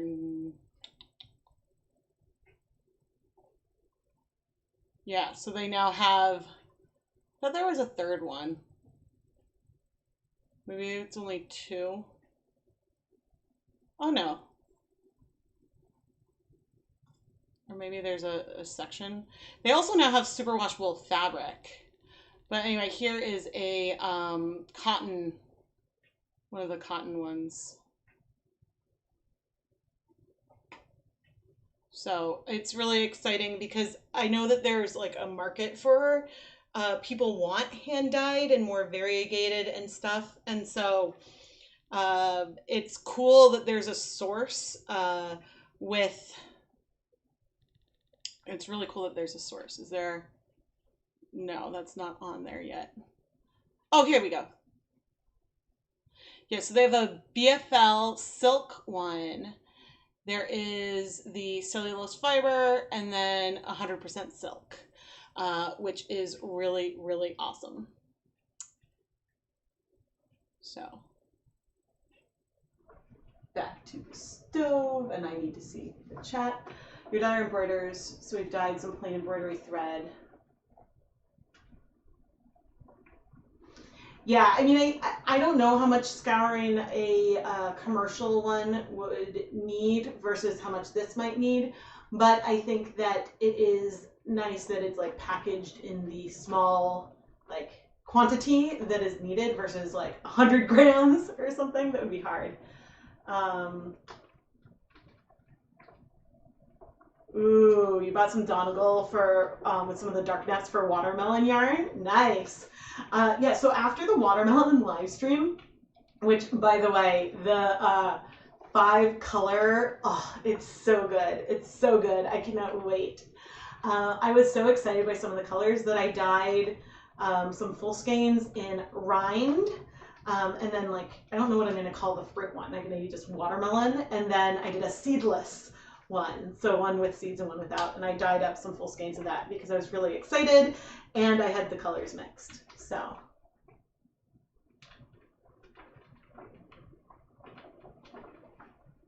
But yeah, I'm very, very excited about that. And where are all my various, my windows are all over the place. Okay. Oh man. And yeah, so I think I'm now debating if I want to bring the yak over to the counter or not, and how I want to deal with that. I also haven't decided what colors I want to layer for my purple. Thanks, Lenovo. But I think what I will do right now is I guess I should see how much time is on the timer. But I think I'm going to take a brief break and like just a couple minutes, and then I will return in time for the timer and to check in on this yarn. So please stand by. I will be right back.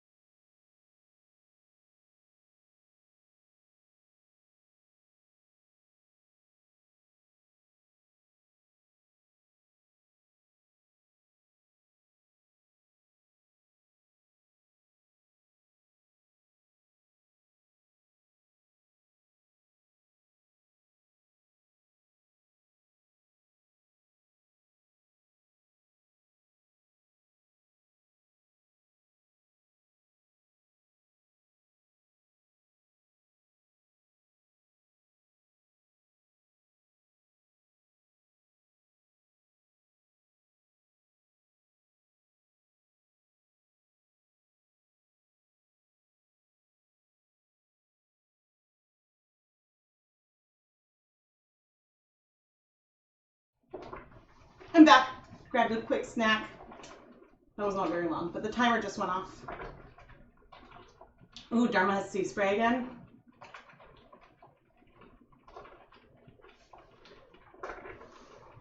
I don't think that there's a way to share images or links in the chat unless you're me. Yeah, I guess in the Facebook group, you can share images. And the camera is still working. Okay, I'm gonna reduce the heat to low.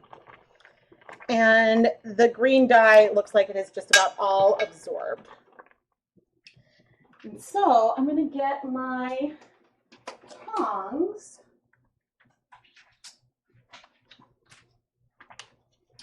Making sure I can see the chat because I know this camera will cut out.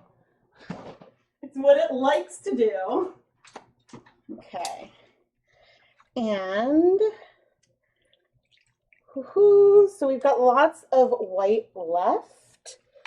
And I am going to just retwist a little bit and put it back in.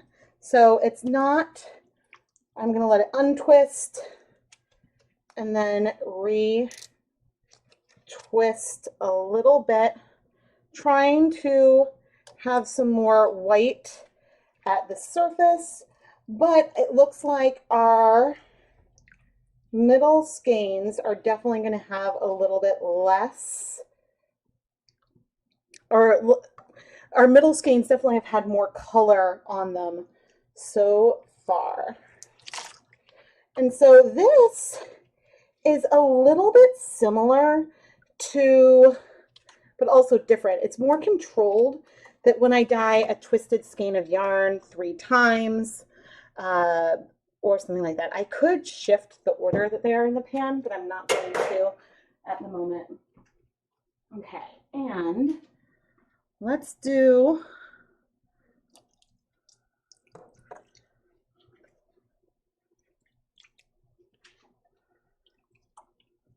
told you this color is extreme.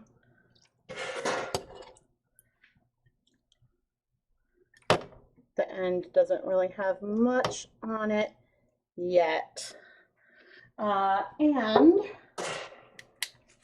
going to do this with the spoon.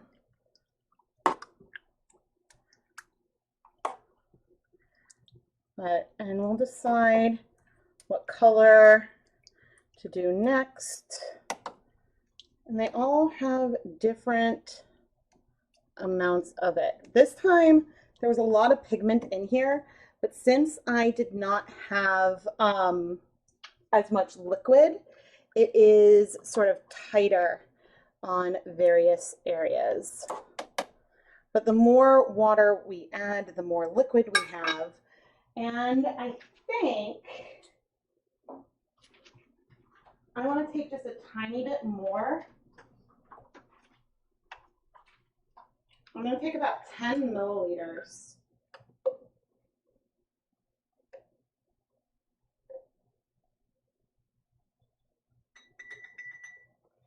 Of the color of this extreme blue and add it on.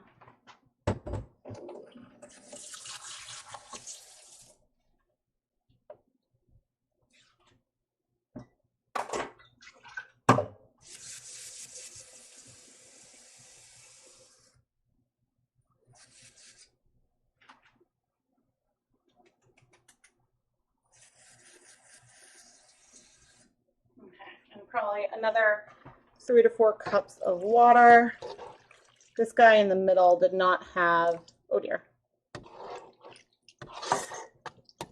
as much. And so doing this will be, it's a little more dilute and it's going to give me a little bit more coverage of those colors. And this already is really beautiful and very random, but we're adding the color more all over each time versus in small little sections. And so I'm going to turn this off for a sec. I don't know if that's going to help you guys see it a little bit better. gorgeous. Gorgeous. Oh, I need to write this down. In case we do more of this. Plus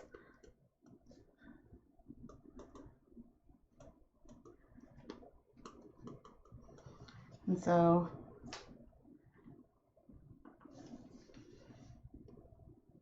cool. I really, really like this. Now, as we add more and more color here, and of course, I still have my face cam up.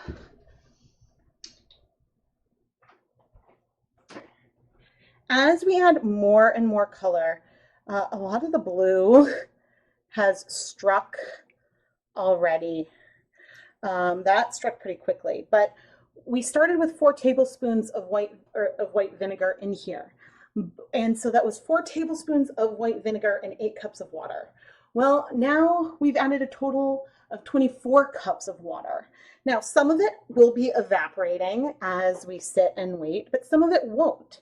And so that's worth just keeping in mind. But, you. Okay.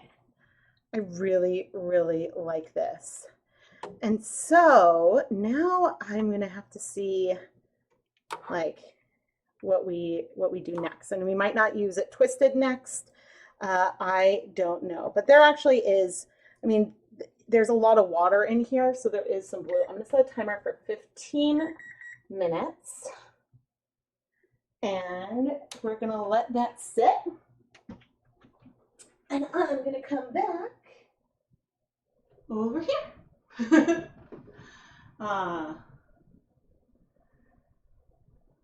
Before the blue, it looked like lettuce leaves. Yeah, extreme blue can be, sometimes it goes fast, and then sometimes it like doesn't. So we'll see what it does for me here today. I've been using it a lot lately. I'm very, very excited by it. And yeah. I haven't tried I don't think I've tried speckling with extreme blue. I think I did just a crude swatch with it, but otherwise I don't think I've used it for speckling before. It is very, very pigmented. I think I used the extreme blue for the color mixing with black.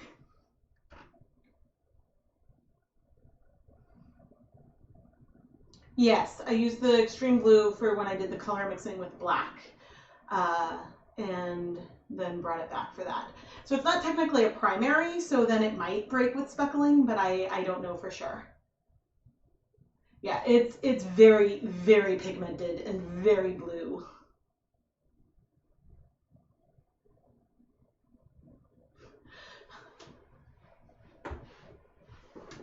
Yeah, and so I need to figure out, because let me pull up, I'm pulling up for myself. Some of my color mixing, because I could I don't want to deal I don't want to deal with too much fuchsia or turquoise. Man, so Jacquard's True Turquoise, I think of the turquoises that I've tried, has been the best behaved one I've done so far. Oh, really? Maybe because I've only dealt with the extreme blue in solution form, really. I don't think I've noticed it elsewhere. But Purple Pop, yeah. So far I've used Sour Apple and Extreme Blue. And then I'm now torn. I'm torn about do I have one more green mixed? Oh, I've got chartreuse. I've got some chartreuse left. I could go brighter. I can lean into that green more, or I could go darker and do like navy or forest green. or both navy and forest green. That was originally the direction I was planning on going, but you guys can let me know what you think and which direction I should go. Yeah, I don't know if I'm going to stick with 3 colors or go to 4. But, oh, you guys are so awesome. Yay. Super powder in your tummy anytime you use it that way. You forget it. Yeah, because I'm enjoying the brightness. So some chartreuse could be really, really fun and make it more bright. But if I went with the forest green or navy, that would make it more moody. So yeah, we'll see. We'll also see once most of this absorbs. When I untwist it, I'll see and feel like what I feel like it needs. But I'm a little tempted to go bright versus darker, especially because that blue is so intense, which I really like. Don't get me wrong, I really like. But because it also doesn't need to be a lot. Oh, I should turn off the sound on my phone. I was accidentally opening up my own live stream, which is hilarious. Oh,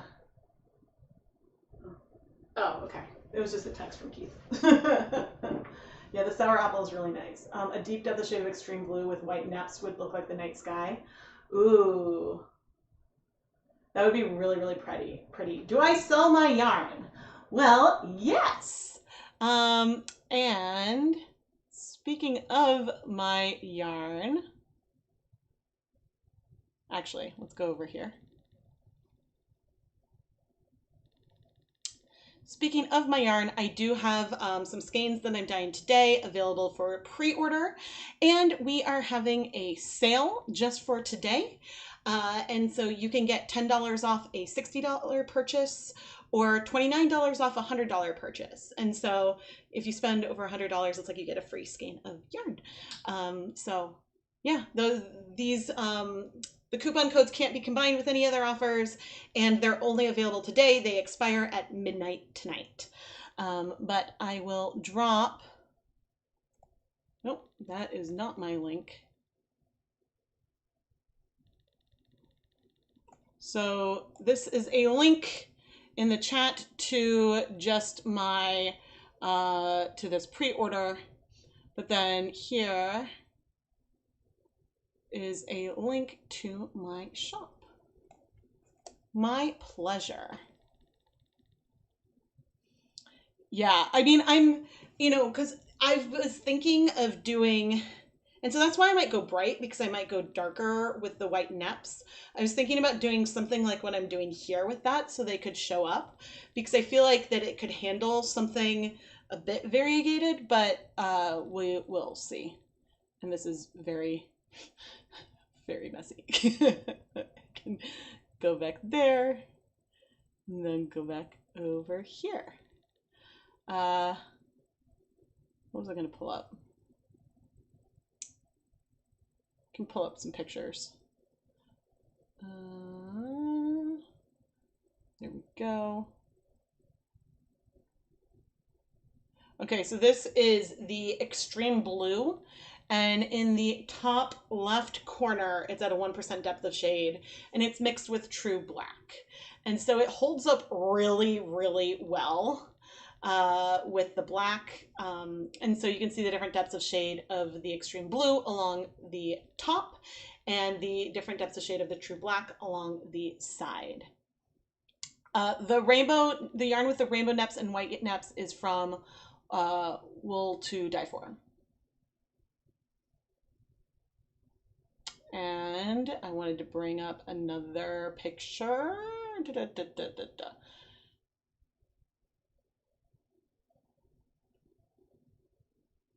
Okay, so here are the results of some color mixing with jacquard acid dyes. And I like the purple that you get more from mixing like the turquoise and the magenta, but I don't really feel like playing with those colors. So I have a feeling I'm gonna layer, I'm gonna take a purpley color and then like a bright blue color and probably layer those for the colorway that I think I eventually want to do with the rainbow neps. So that is my plan. The bottom left corner,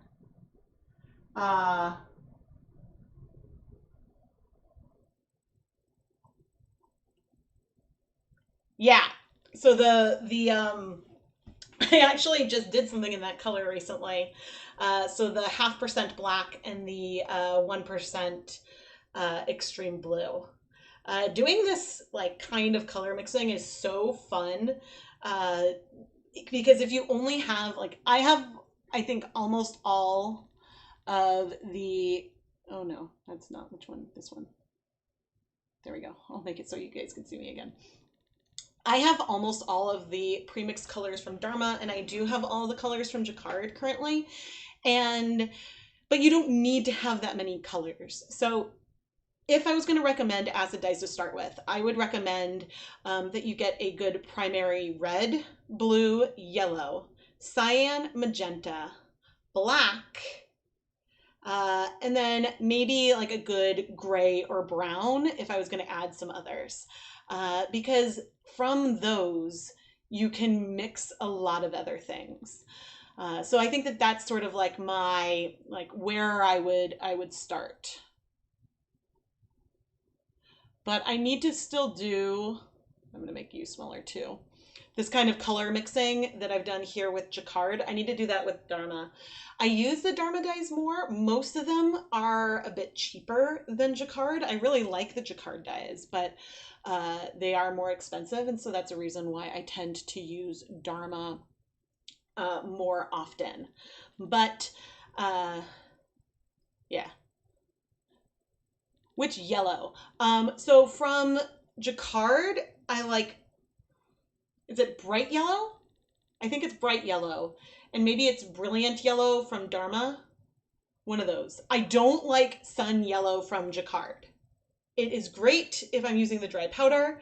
If you make a stock solution of it, it turns to jelly and it crashes out, and it is really annoying to work with as a stock solution. But the bright yellow from Jacquard and the brilliant yellow from Dharma both have worked really well in liquid form for me. Yeah, those are so yeah, if you guys look, and I know it's sold out, and I mean Knitcrate's having shipping issues anyway, but the Dive Into Dyeing, the colors from Night 1 or from box 1 and box 3 are my top 6 colors that I pushed for. So those are the ones that are my favorite. It looks like he's skinny. Nice. Yeah, the cyan, magenta, yellow gives you a lot more range in terms of your brights. It's just that, you know, sometimes you need that red or a deeper blue. These triangles don't have it lined up, but if you look at so you see the yellow, cyan, magenta. If you take that second row in, then like some of those colors look start to look similar to some of the colors you get with the blue. So it's sort of like a turquoise, a 3-part turquoise and 1 part magenta is very close to a true blue, and then can be used to mix a lot of other stuff. So that always sort of entertained me a bit.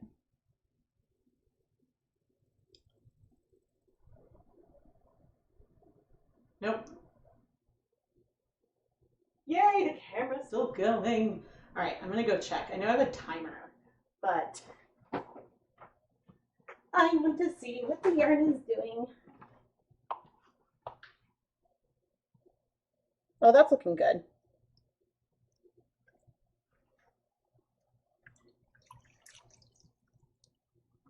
Okay, this time I'm not gonna twist, and I'm gonna leave the area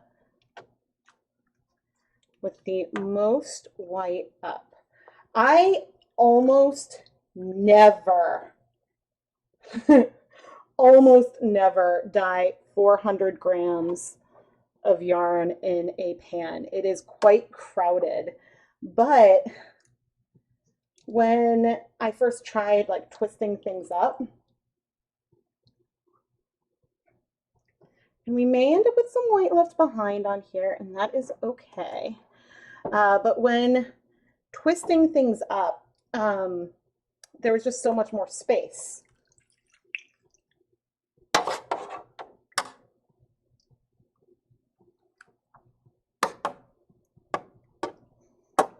So, okay, and I think I am going to go for some chartreuse. I think I still have that even mixed.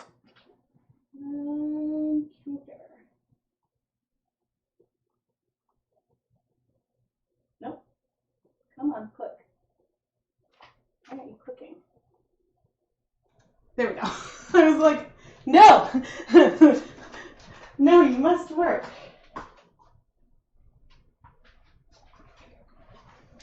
Yeah, chartreuse isn't a color that I've really used until the other day. And I think I'm also going to start small. And I am reusing some of the liquid from some other things. I think I'm going to add 8 cups of water, but I'm going to start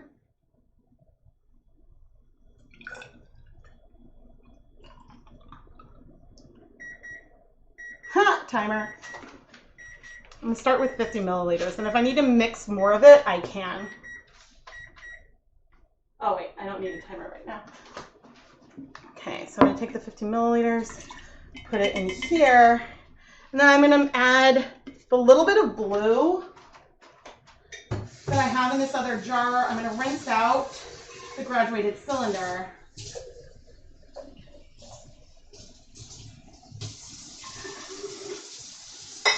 And technically, I have that much forest green.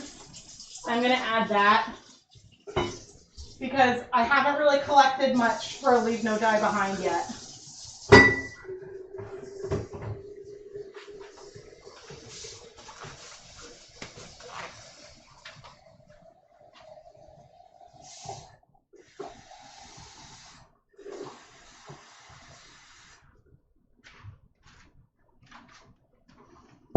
Okay, and I don't know if that is on screen where it is, but that is 50 milliliters.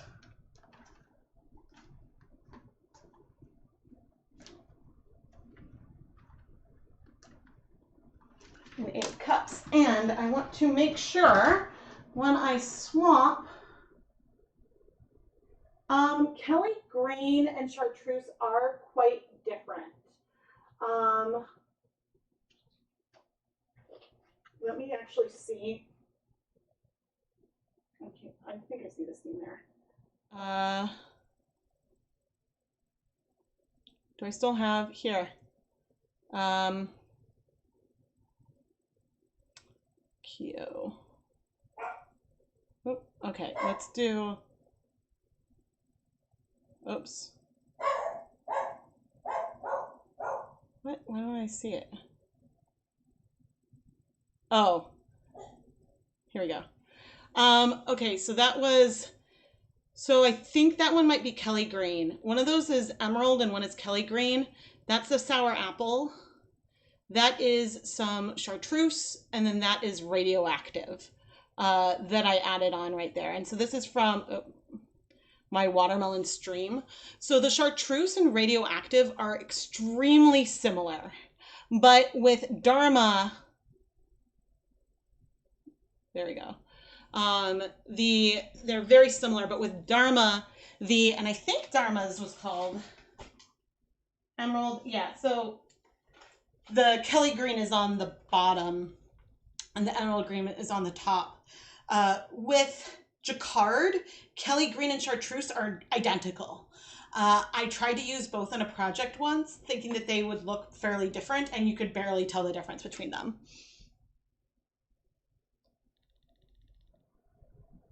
Oh, actually, let me turn off. Because, yeah, I still have that. Oh, I still had that set up from the watermelon stream.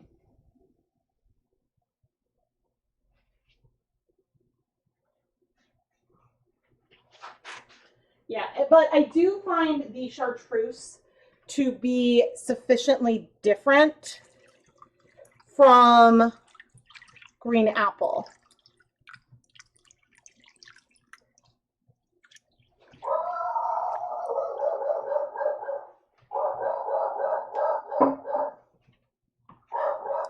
And this time, so our acid is still reduced. I am moving things around. There was not a lot of that color. Actually, this is not yet that warm. It's a little warm, but we did just cool it off. Yeah, I'm glad I went more bright. That'll bring some more teal notes into the blue, but also some green notes. Very fun and summery.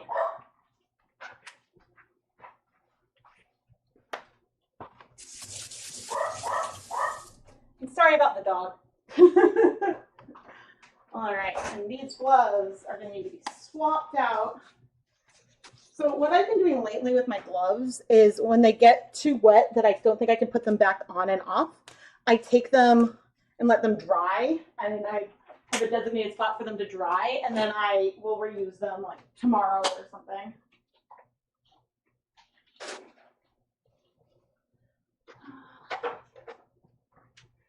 Oh, you know what I should do? I should pull out my purple swatch card. Oh, Sabina, thank you. Thank you so much for the super chat. Thank you so much. Oh, and thank you for calling it a watercolor painting. I really, really like where that went. I think, okay, I'm going to go check in. Well, I'm going to check for mail. And I am going to go check the mail, and I'm going to go check on our white neps and see if there's anything to see yet.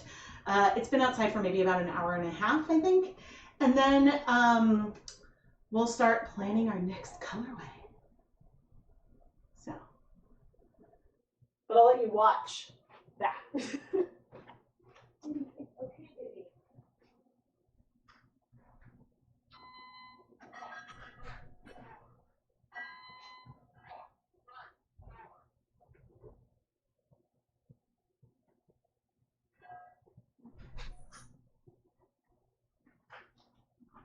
It was mail.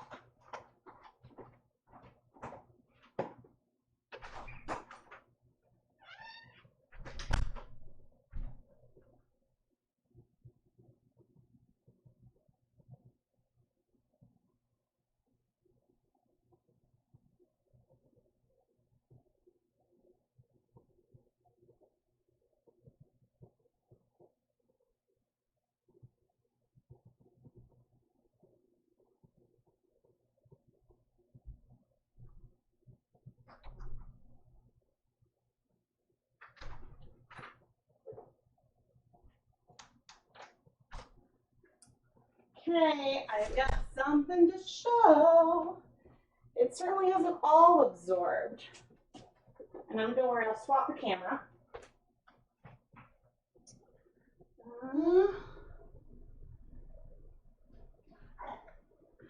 Okay, and I'm going to move things. Countertop's getting quite messy. Okay. And I am filming this for an episode of Dyepot Weekly. So this white neps video will be pre-filmed. And I need my dry gloves. They get sweaty and then I can't get my hands in. All right. And I need to, I think, increase. Okay, it's been about an hour and a half. And the water is only lukewarm. And there's still definitely some color in it. But if I squeeze out the liquid, we can see more of these white neps. And you can even see them from further away this time, whereas last time I did need to move closer. Now, they are not stark white, but again, they have not been rinsed, so they may pop more when it is done. But this is like the closest to reverse speckles that I think you can get. So anyway, I'm gonna pop this back outside for a bit longer. Okay, so I don't know if those of you on stream could really see. And hopefully I did swap the camera. I'm gonna squeeze out as much as I can. And then I'm going to, yes, see how close. I don't know if it's going to focus on that. I can't see the monitor while I am doing this. So you definitely can see the light colored neps, but I don't know how much more it'll show up later on. But I am very excited, and I'm thinking about doing something, especially since we went bright on the Swish DK. I think I'm gonna do something maybe with the navy, the black, and the forest green, which I believe is a combination I've used before doing something super saturated. So, okay, and yes, Indy, you can come out with me. So I will be right back.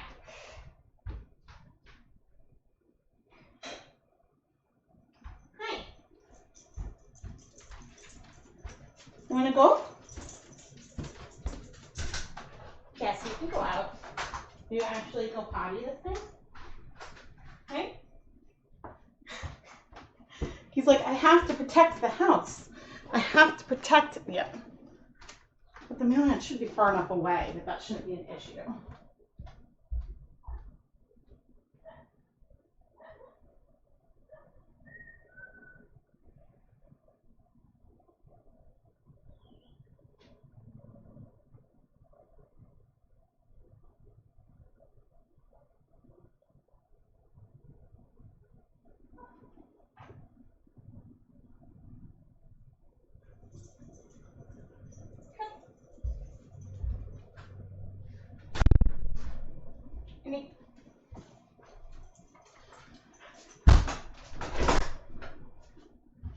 So the amount of dye on that green is only going to be about a 1.5% depth of shade of forest green.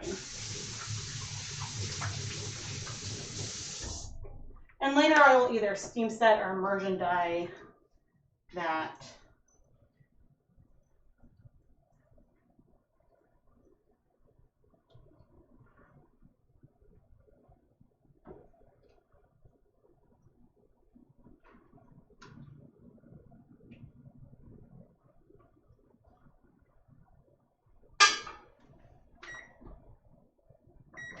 Okay, I set a timer for our DK yarn, which is doing well.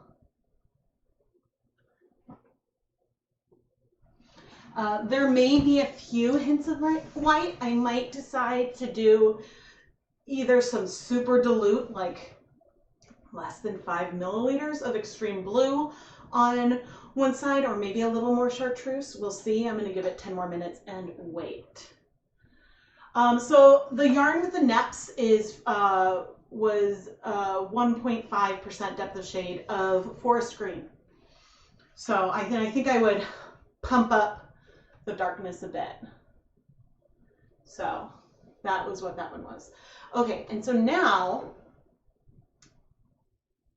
let's get another picture, as I am realizing, because I've thought about like, okay, these are the stocks I have on hand. This is what I'll do. I think that for the white neps, we will do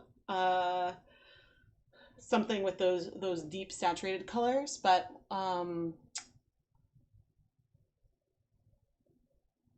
Do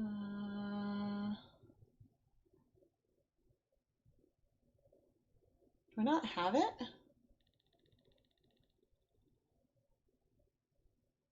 Oh dear Lord. That's not good.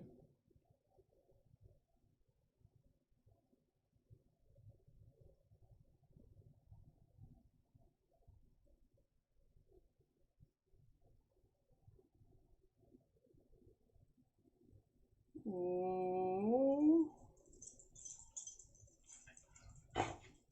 Hi, Indy. Yes, but where's the labeled one?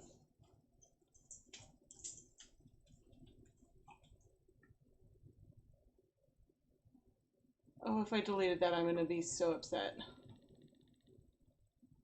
Oh, no.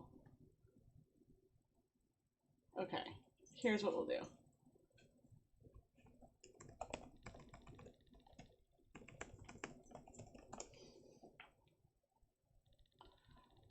Content.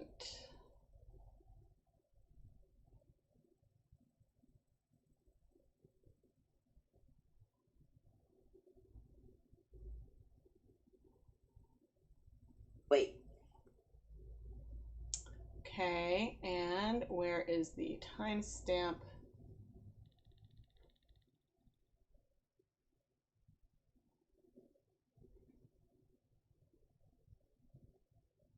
Okay.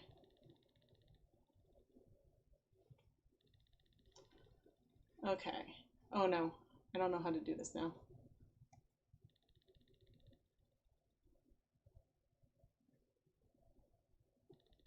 Okay.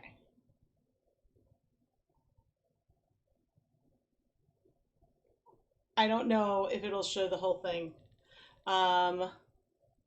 But I did play with all of the purples that I had at the time.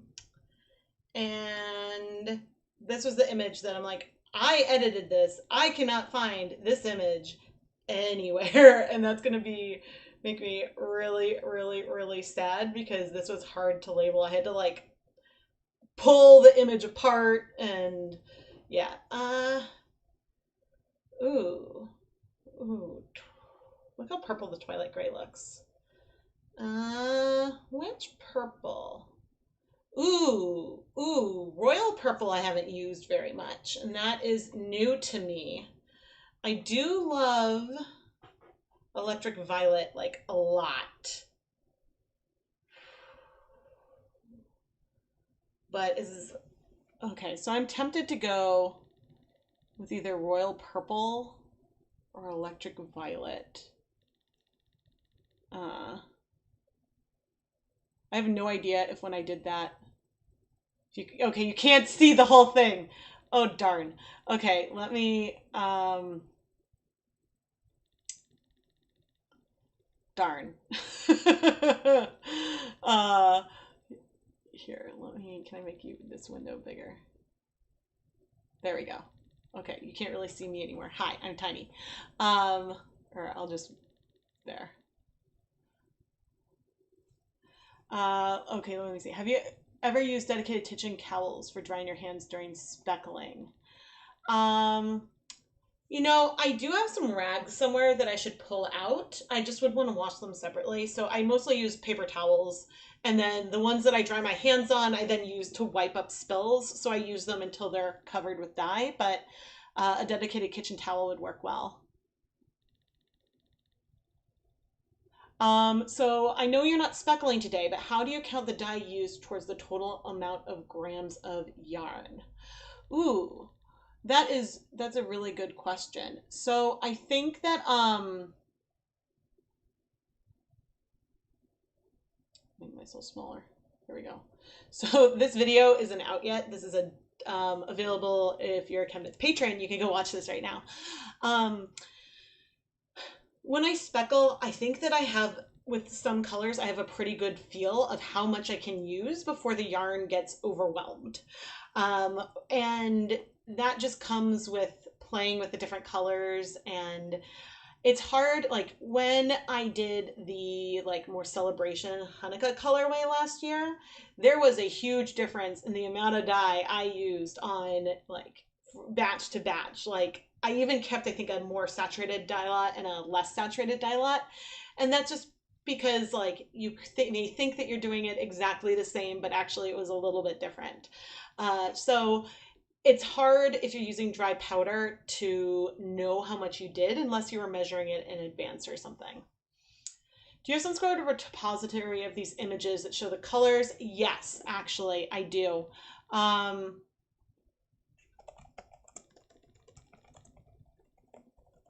There's some that aren't there.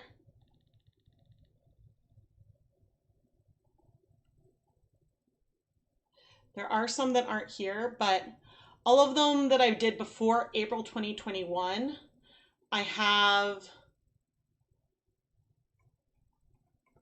all these images, which like, it's hard to, oh dear. No, that's not what I wanted. It's hard to compare things from one image to another, like comparing these two. Can you see my mouse? I don't know if you can see my mouse. Yes, you can. Okay. So comparing these reds to like these blues and purples would be pretty hard because like if the white balance is slightly different, but for comparing using the powders from one color to another, it can be helpful. So for example, then I could say, okay, turquoise is sufficiently different from brilliant blue, so I could use those together in powder form and get something that felt like different. But if I was going to use sapphire blue and brilliant blue in the same thing with powder, spreading it out, then I might not get like, it might not feel as different. So it helps to determine that. And so for example, even though I had done this with, this is Jacquard Chartreuse and Jacquard Kelly Green, I was like, oh, those are a bit different. And the like colors and the labels look very different. But using them side by side, you really like, they looked nearly identical and I could barely tell which one was which. So, yep.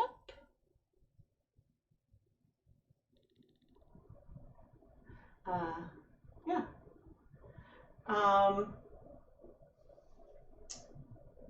Let's see.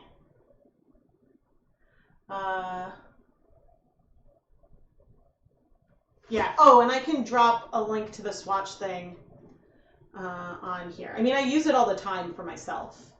One thing I would like to see a video on is dyeing safety. If you wash your dye parts, you're so I do have a video on the Dyer Supplier channel talking about dye safety. And one thing I didn't discuss, what I realized now that you're asking about that, was the sink aspect. So I do wash all of my pots and pans in my kitchen sink. And one of the reasons why I am personally comfortable with that is that any food item that then goes, well, after I'm dyeing, I always like rinse out and wash down the sink. But any object that we have that touches the sink either gets washed, hand washed with soap and water separately, or goes through the dishwasher. And that's, oh, let me stop the beeping.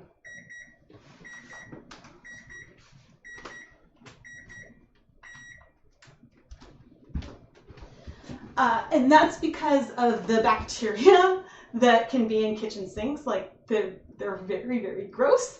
So therefore, since there is a big wash after that and I thoroughly rinse the sink out after, I feel okay with that level because I'm not preparing food in the sink. So I hope that that makes some sense. But I should have, on my main channel page, I should have a dive into dyeing playlist where I have the videos that I made for Knit Crate in a playlist. So it's on the Dyer Supplier YouTube channel, but they're videos that I created. And then I have, yeah, so there, I do have one where I talk about safety there. So. But yeah, I like the, I enjoy having the crude swatches. a lot. Okay, let's go look at the yarn. I find the crude swatches, oh, this is gorgeous. The crude swatches to be incredibly helpful. This might be good. I am digging this. I'm just looking to see if there's a chance. No, I think this is, it's greener than what I originally thought I might go for, but I love this. Ooh, okay. Maybe I do want like the barest hint.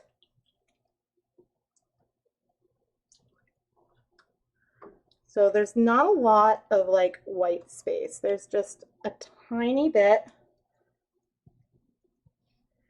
in some spots. So what I'm going to do is take like a couple of drops. Like I think like 1 or 2 milliliters. Let me see what syringes I have on hand. Ooh, I think I have like a little pipette. I've got one of these.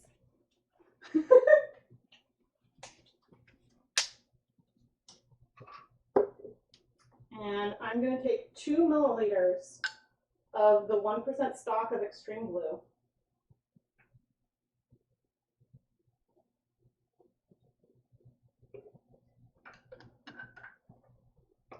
And so for reference, a teaspoon is 5 milliliters.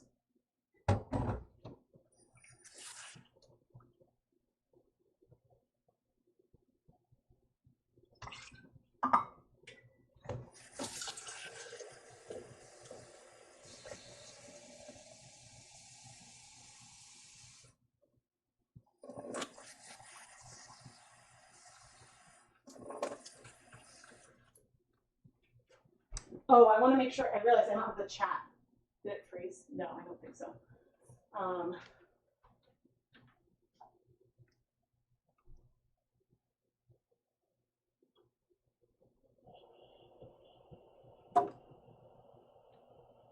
Waiting for the delay. Sure, I realize I don't have the chat. Did it freeze? No, I don't think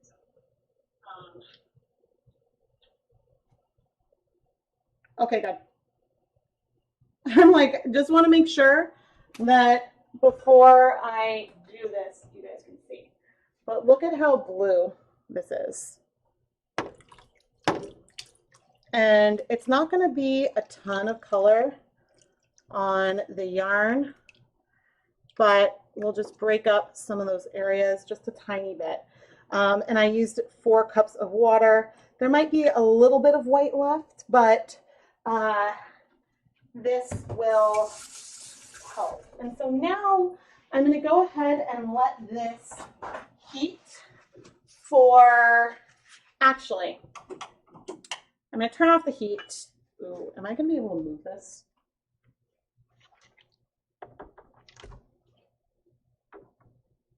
Too full. Might be too full. Well, okay, so we're going to heat it for 20 minutes.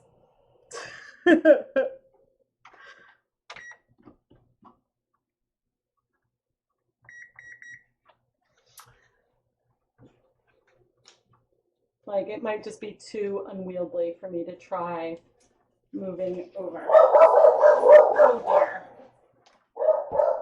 Hey, hey.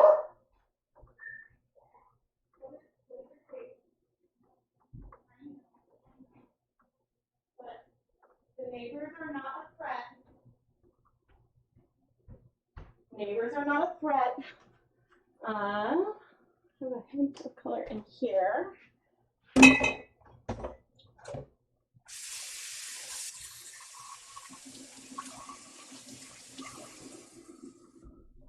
Okay, so I've got a plan for let's 5 flip 2 mil blue,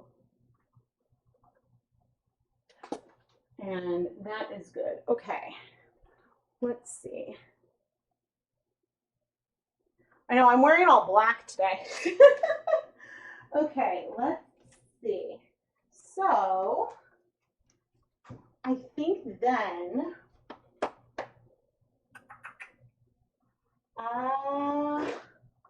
okay, I think what we're gonna do is we are going to prototype the purple colorway on the stroll and then potentially dye the rainbow neps with that.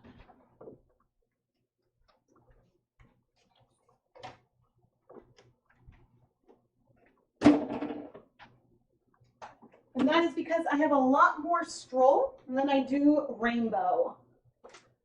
Okay, so okay, so what I'm going to do now is just pop up, sale in my shop, sale in my shop, sale in my shop. What I'm going to do is go to a brief, I'm going to send you all to a brief break. And I'm going to go take another snack, drink some water, and then I'm going to start pulling dye colors for the yak and the prototype purple colorway that I want to do. So I will be back in a moment.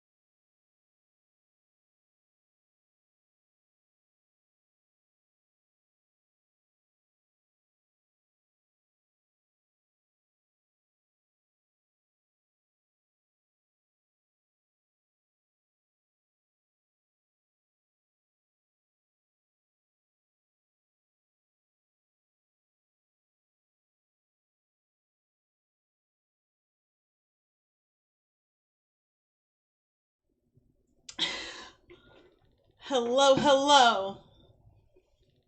Had some, I don't know, they're like Cheez-It crispers. Oh, doggo. Okay. You guys can see the yarn. I'll go see what he gets.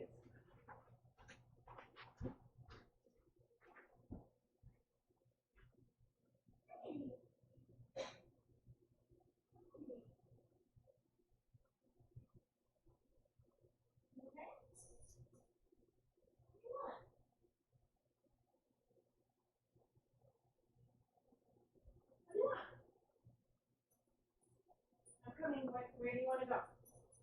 Oh, no, honey, I'm not getting you in. I'm not, no. You want to go up to the third floor? You want to go hang out up there?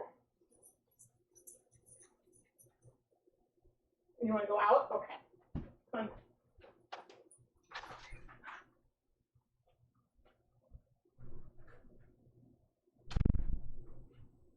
Poor dog. He is not used to not having his dad around and his brothers.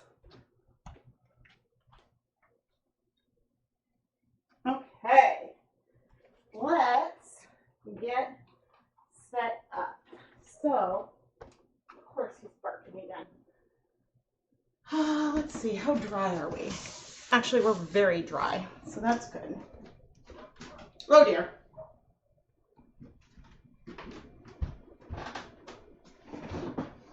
Now, if you guys want to know how I store yarn, and of course none of these are the colors that I want, but I use these plastic bins and then tape. This is from Kayleen from Little Bean Loves Yarn. I tape the swatches from the poster onto the dies. So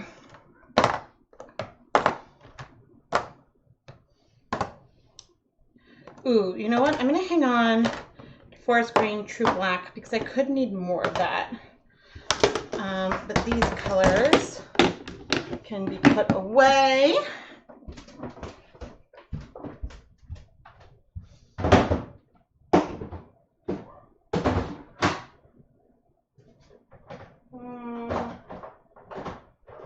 I really need to sort these by color.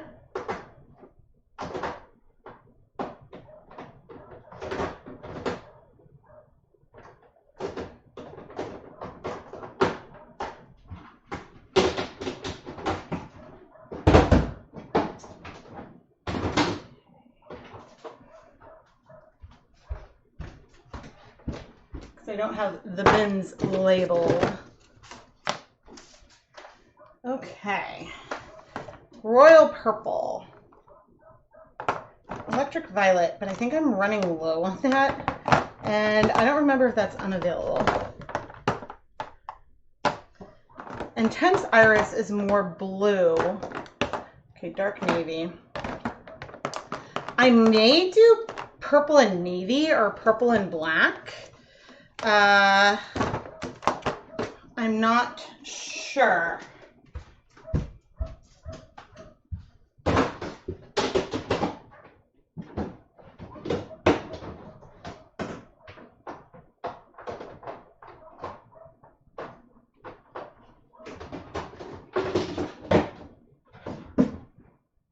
Oh, shoot.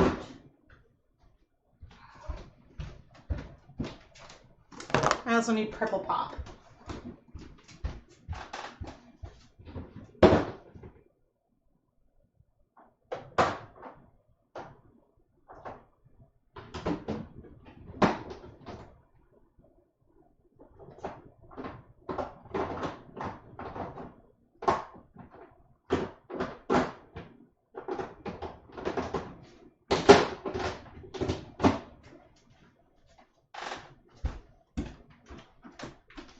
Okay.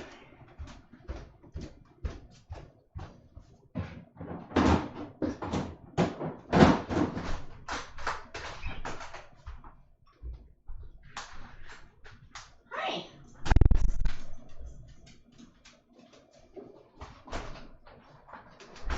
Would would you like a treat? Yes, yes, I'm gonna get you a treat. I need to wash my hands first, okay?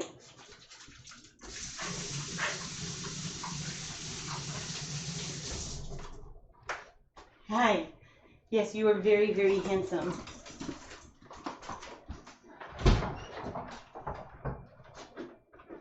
And you are unbelievable. Okay. You wanna do it? Yes, come here. No, off. Off. Well, let's see if we can do this for people. Andy, come. Sit. Steady. Steady. Steady. The camera's not focusing. Steady. Okay. Aw. He didn't catch it. Oh, he didn't catch it. Oh no. Okay.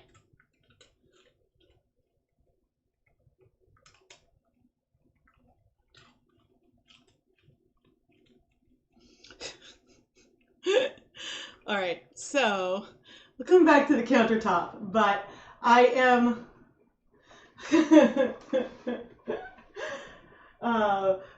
since I'm going to be playing with some dye powders, or at least mixing up some dye powders, I need him to be crated.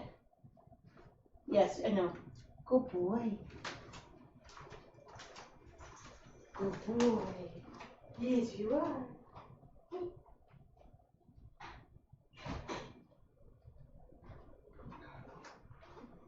All right. Oh no, I didn't think about other doggos thinking about treats. Okay, so at one point I thought that I might do a purple and a blue, but I may want to layer royal purple and black. I think that might be what I want to do. And so the way I'm going to make a stock with some royal purple right now. I already have a stock of, oh wait, no, I want navy.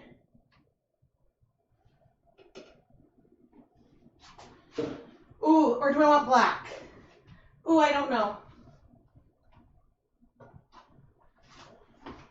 Okay, I'm prototyping, so I'll do two different on Stroll. But first, let's make up, maybe just 500. Or how much purple do I think I'll need? I don't know. This is why we're prototyping. We're prototyping. Okay. Yeah, I can always mix up more.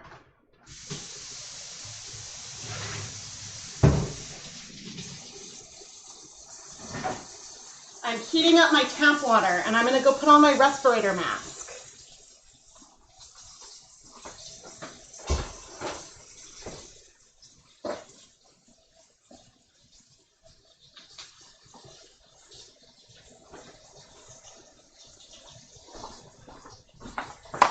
And safety glasses and gloves. And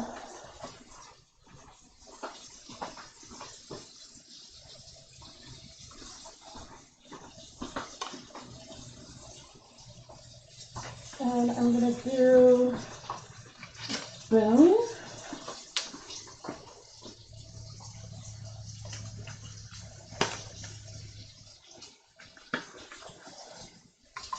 I'm going to measure out 5 grams.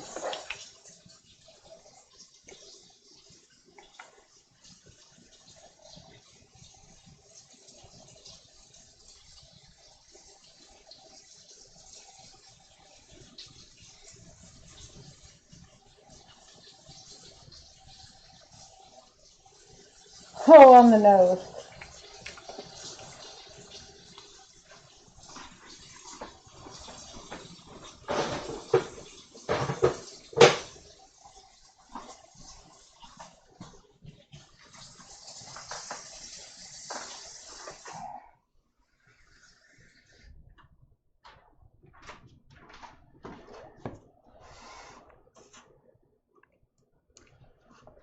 I've never made a stock solution of this color before, so we will see. And now, a little at a time, I'm going to add hot tap water.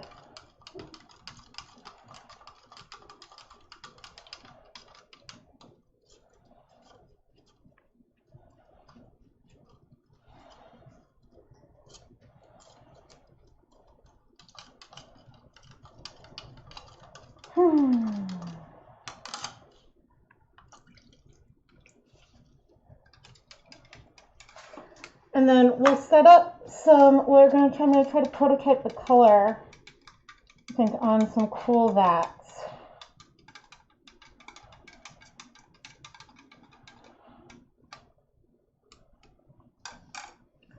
Or at least in some shoe boxes so you all can see.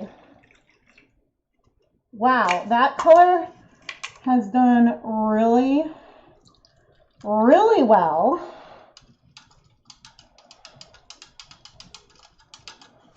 Since I'm using it today, I'm not super concerned about perfection, but it is always refreshing when there's a color that dissolves so well. I do miss magnetic stir hot plates. Ooh, purple and navy. Well, so this is going to be what I'm prototyping on the stroll is a purple to use with the rainbow neps. So because the rainbow neps will be like multicolored speckles, I want something more, I'm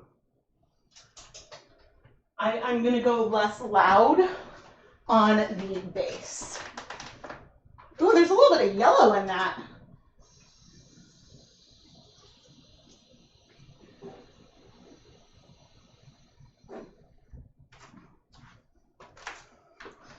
I do love that I picked a purple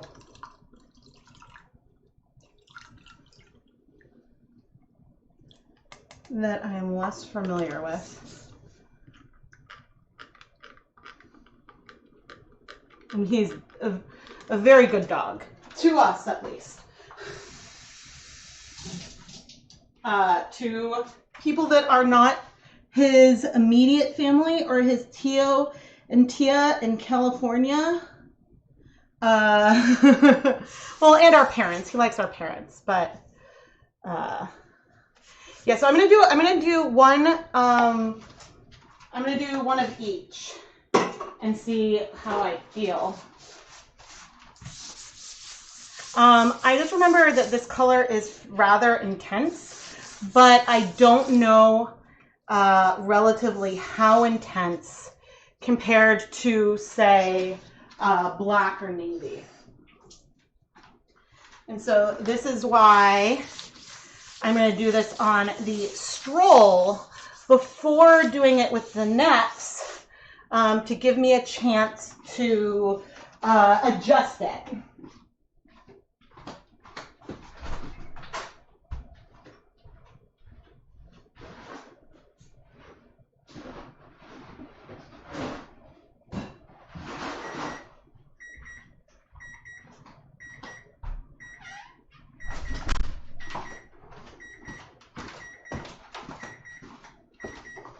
Okay, I'm turning off the heat on the stove and I'm just going to let that sit.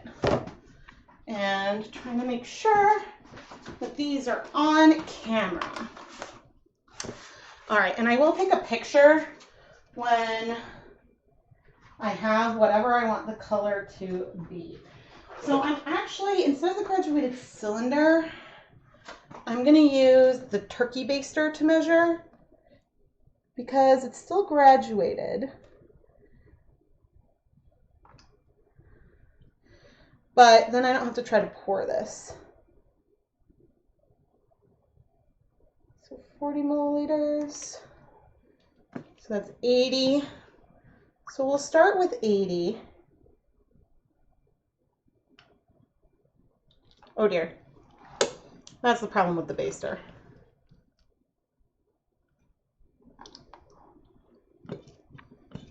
Okay. This is what I use.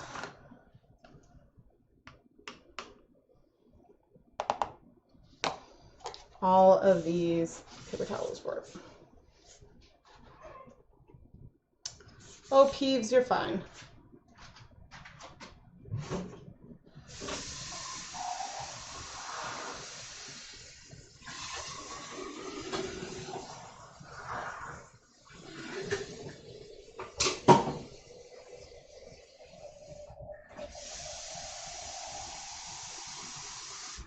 Okay, this time it's kind of warm tap water, and let's try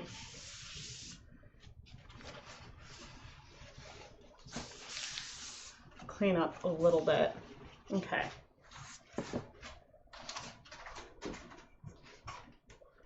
We've got, say, between 7 and 8 cups of warm tap water.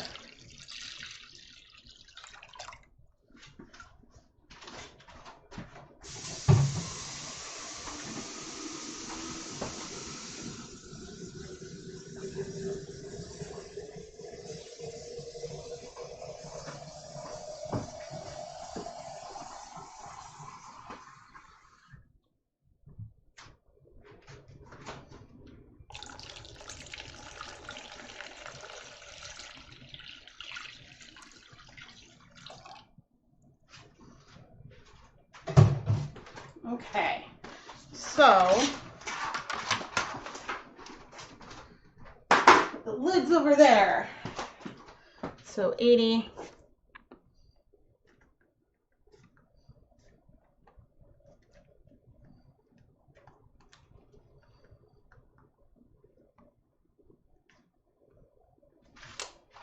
Okay, and I'm going to come in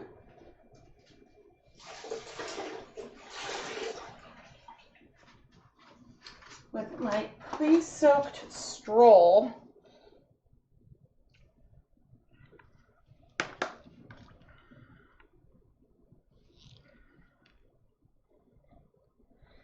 And add this to the purple. Wow, this color is intense. That is great. And gonna not make a mess. Why no dye mop? Good question. Because I don't have one over here yet. Okay, and then I'm gonna add some acid. Okay, I'm gonna need to get more acid. Yeah, so navy does look purplish until, you know, I'm not sure if it's when it's heated or when it comes into contact with acid, but the navy can look fairly purplish. And so I'm gonna have to decide how much. Oh dear. To add. Okay, and I'm gonna add 3 tablespoons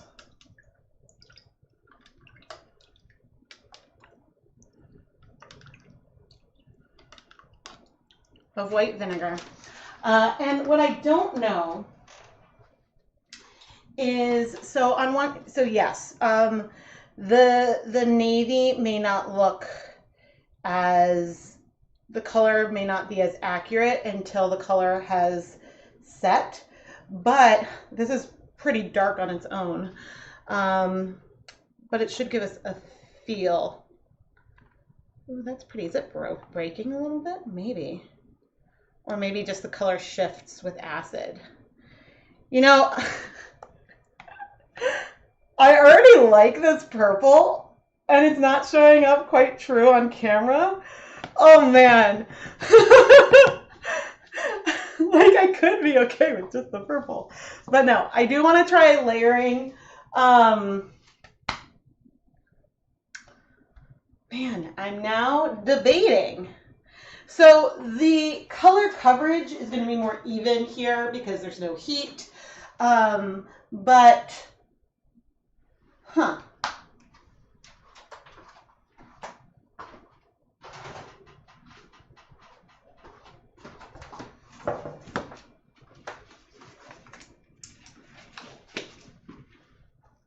Let's see. I'm having issues with the math.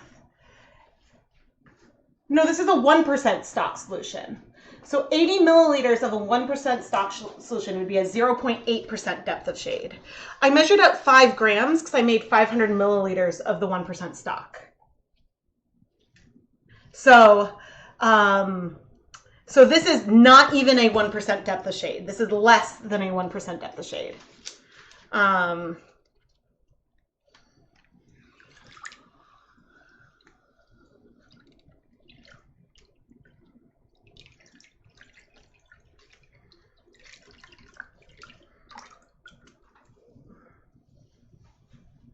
Ooh. I mean, where's the tie? I was going to try not to stick my fingers back in, but... And I'm just removing this. I know it hasn't absorbed all the color.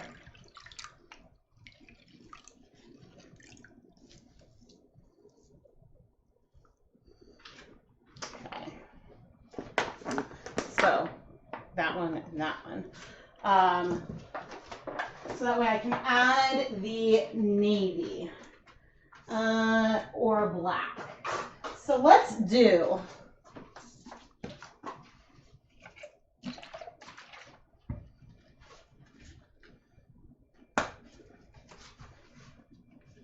You gonna leak on me? That's gonna go way too slow.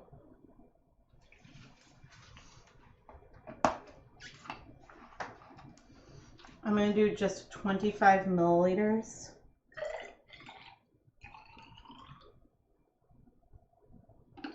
Of the dark navy.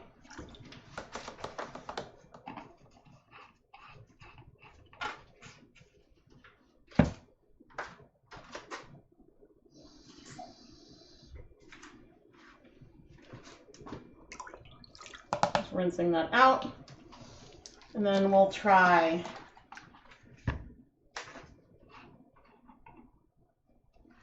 .25 milliliters of True Black.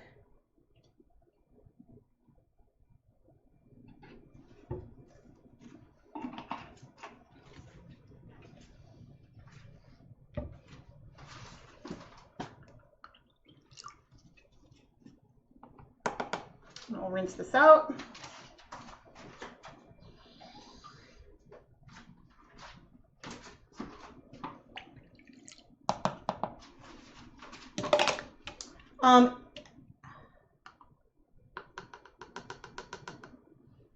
Oh, the food coloring one, I'm not gonna, that's gonna be outside like until sometime tomorrow, I think.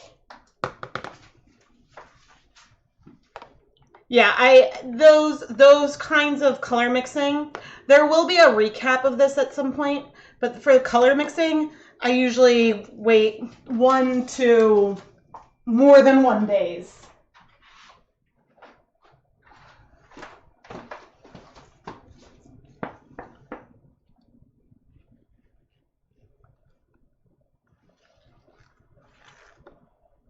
Okay, so this one had the navy. Ooh. And it's not a lot of navy, but if I forget, I think that 25 milliliters on this is a similar amount of navy to what I used in that one color mixing video. And I know my tongs are going to go in between them. So, ooh, I will have to take pictures for Instagram because I don't know. I don't know if the difference is going to show up on camera very well. I would say the differences are very subtle.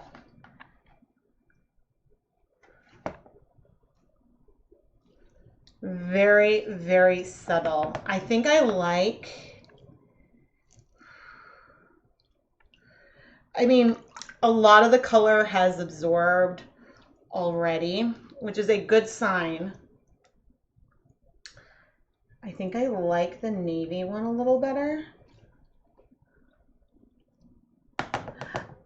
It's funny because it's almost like a little, it's getting close to like what Intense Iris is, which is like, I kind of wanted like a flurple type color, but I didn't want, but I wanted to layer some different colors to get there.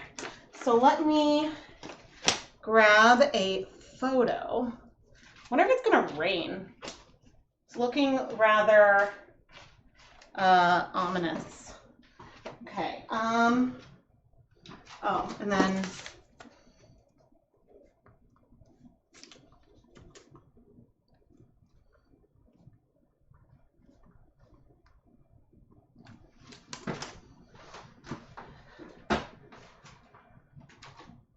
I feel like I just all of a sudden lost a bunch of light. So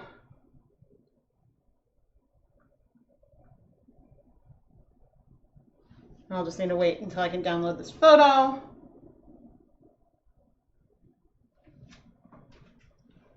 So this one is by far bluer. This is more muted. And let's get a second photo with it like poking out a little bit. Yeah, that one is bluer.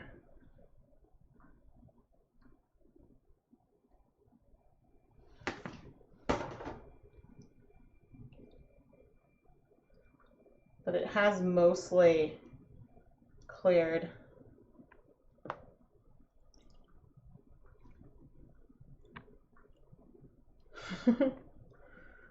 Oh, interesting. Okay, we're gonna try this on the rainbow neps in just a second. I want to get this so I can share it with all of you. And okay.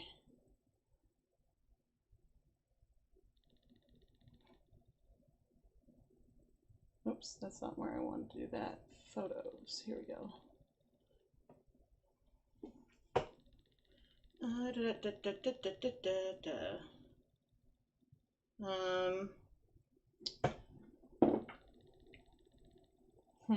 Okay, here we go.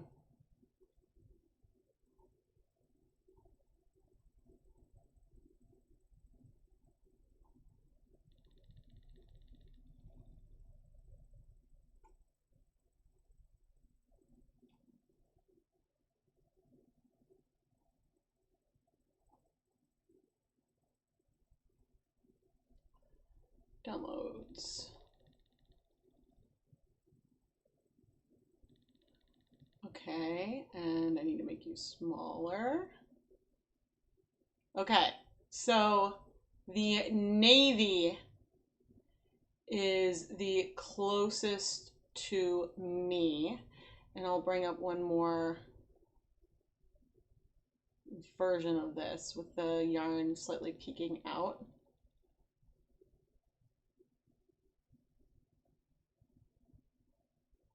Okay, so the navy is the closest to me on what is now the left, but I know that it would be on the right because my angle looking at it is different from yours. And the black is the other one on the right. And all right, chat. I like both a lot. Now, when I go and dye multiple at a time in a pan, we will likely have more tonal variation just because things will be more crowded as I add it.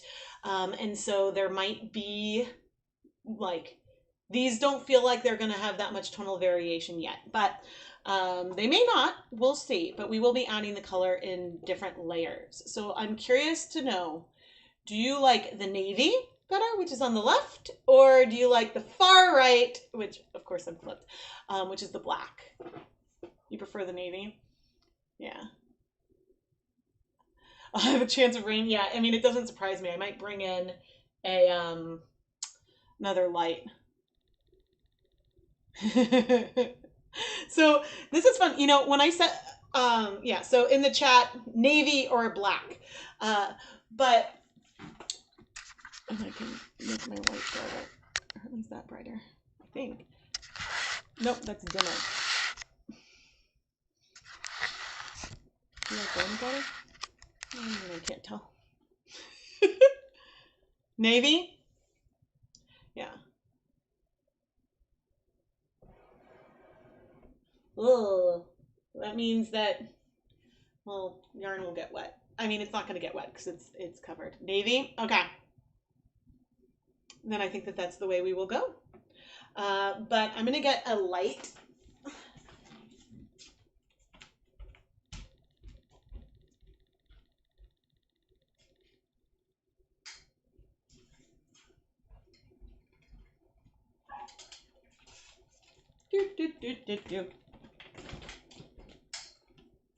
Gonna make it harder to walk around my kitchen.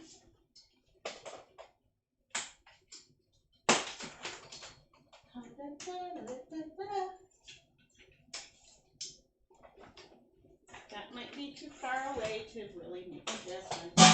Ow. Ow. Okay. That should help a bit.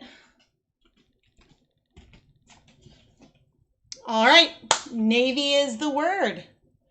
Navy is the word. Sounds perfect.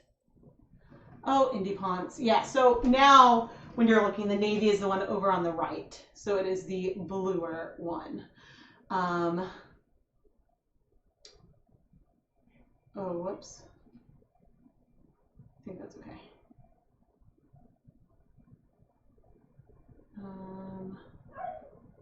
Oh, Indy, you're fine.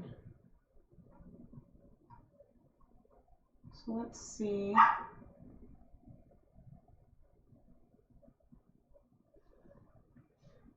Okay.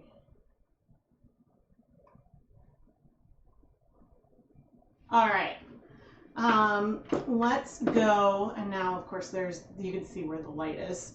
I may need to adjust that, but I'm going to go set these aside, and we are going to set one up. And by aside, I mean outside, because what I may do at some point is with all these transfer them to a kettle and heat set on the stove. But for now, I'm doing it this way because it allows me to go through more things.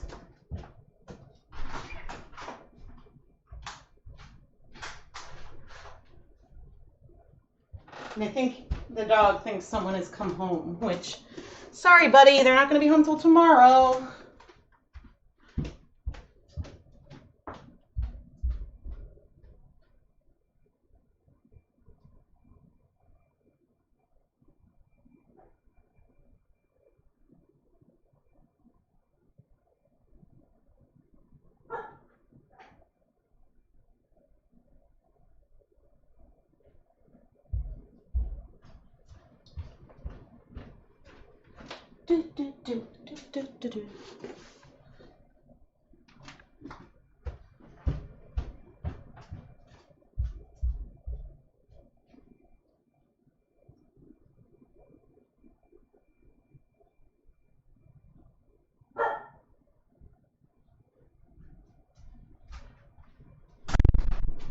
Oh wait, I need a new pluck.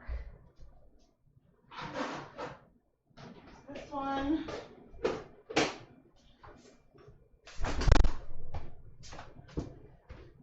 But first, I'm going to clean the counter a bit. Actually, I'm going to do a little bit of cleanup. Let me give you guys something prettier to look at. Something prettier to look at, and I'm going to do a little bit of cleaning.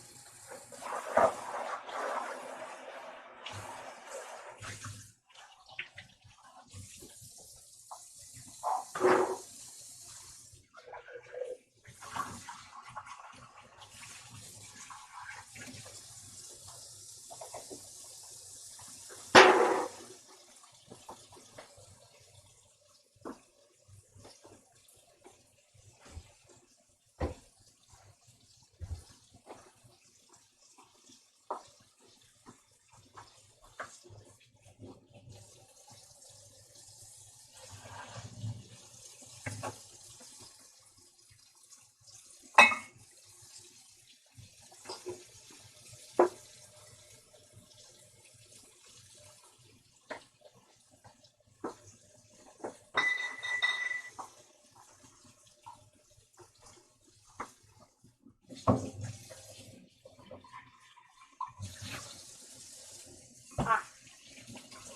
I'm going to get the warm water.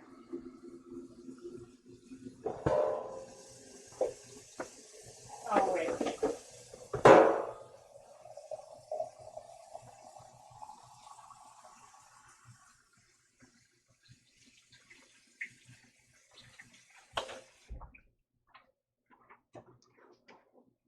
Like they're blocking my access to the stove. This is what I wanted. Oh, Indy, you are fine.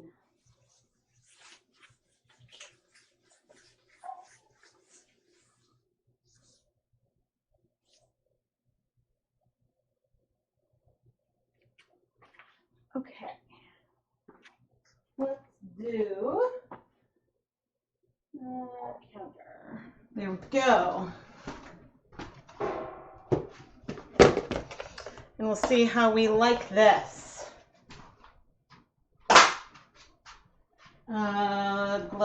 Gloves.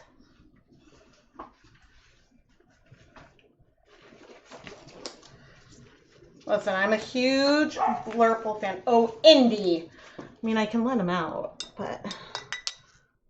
Okay, so we're going to do... That was not enough pressure.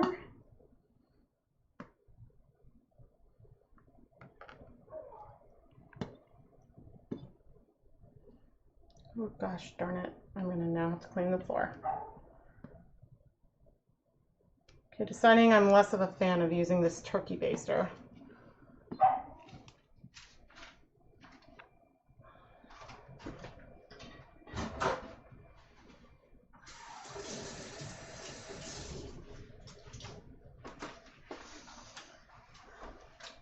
Wait, somehow did I splatter this and none of it? I am the luckiest person alive. None of it went on the floor. I'm like trying to clean it up and there was nothing there. Okay.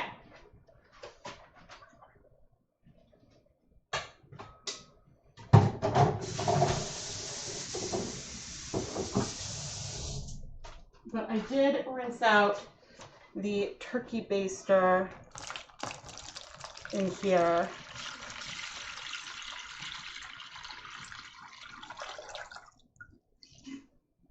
So this is 80 milliliters of a 1% stock solution of royal purple.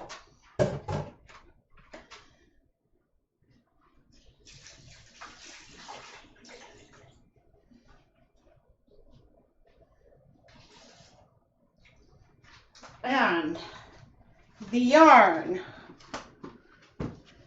is, I don't know how much you can see, but I did have a close-up of it before.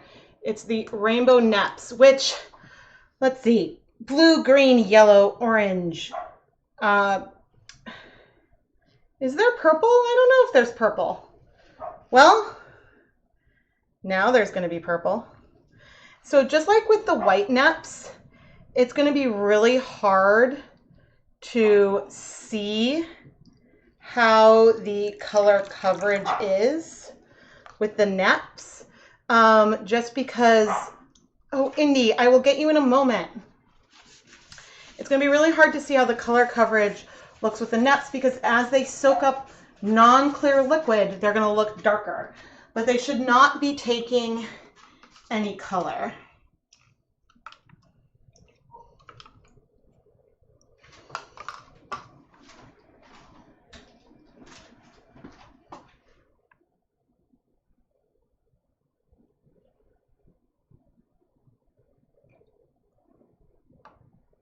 I just had warm tap water and I will add, I'm going to give this a minute before adding the navy.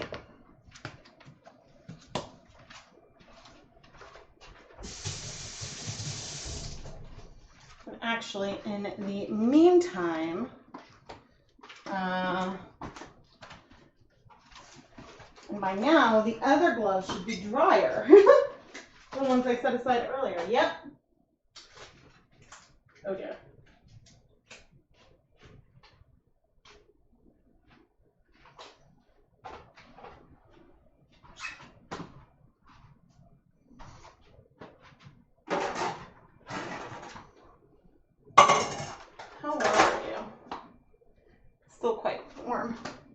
All right, so now I'm going to go over to the stove, and we are going to take the yarn out. And okay, I am going to preemptively. Oh no, I see steam. I was going to preemptively reset it, but there's no need.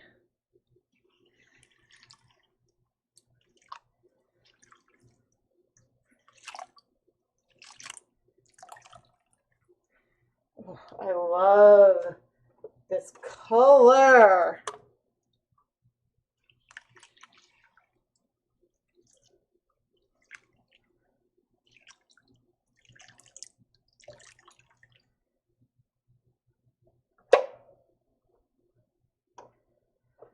So I'm going to need to figure out how I'm going to remove some of this liquid.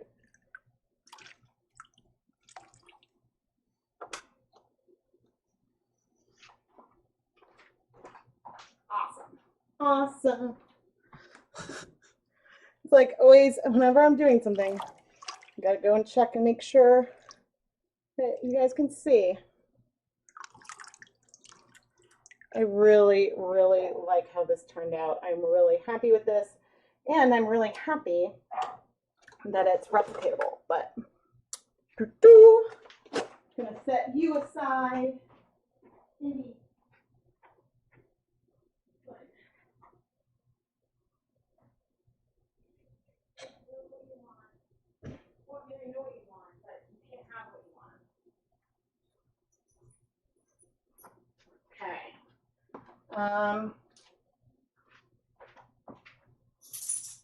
What I need you to not be needy. That's what I need.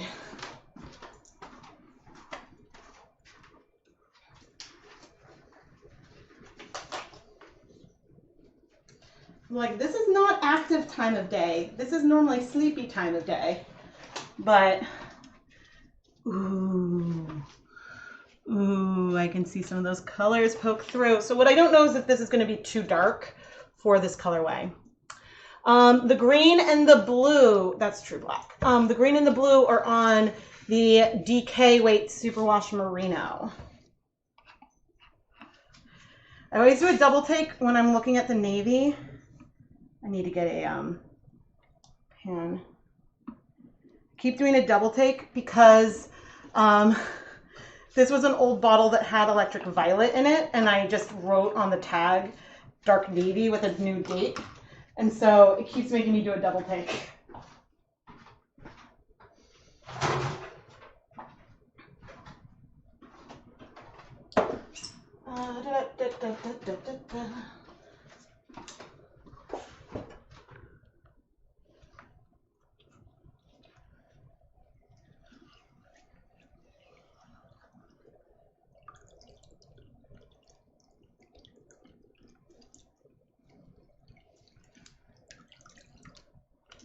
So one thing I wonder, ooh, I see the rainbow pieces. One thing I wonder is when it comes to the white neps, so sometimes neps are like acrylic or something. I wonder why they are cotton.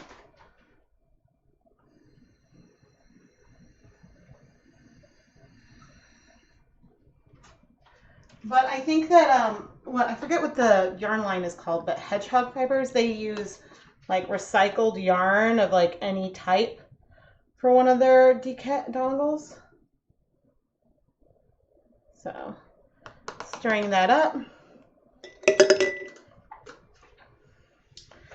And so I don't know if you guys can appreciate the rainbow yet, but it is there and it is nice. Oof. Yeah, but it's hard, like with the dark liquid, to say for sure how something like that will come out. So we are going to set this aside. It may start to rain, and if it does, we'll deal with that.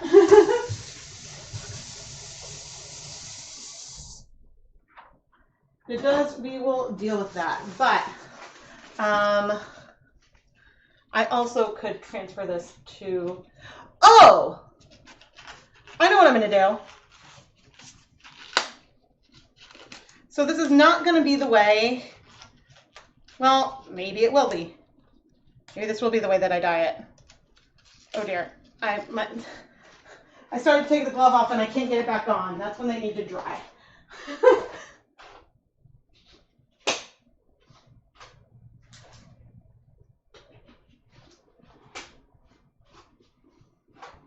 Okay. I was like, I have a hot pan of liquid over here.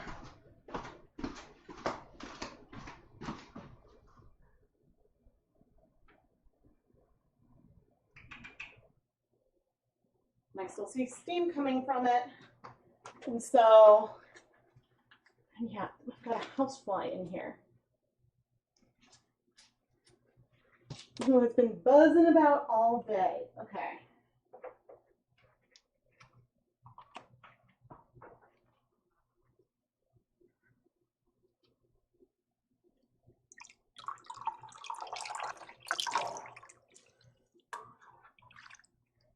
Put this in here. So this is not going to be the same, but that's why this one is a prototype.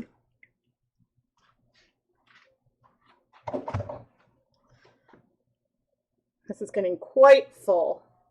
So this is not going to have the layered in the same way that what I was planning. But, all right, I'm going to turn the heat back on and let that heat up. Like, since I have a tub of water that I need to cool, why not use it? Okay.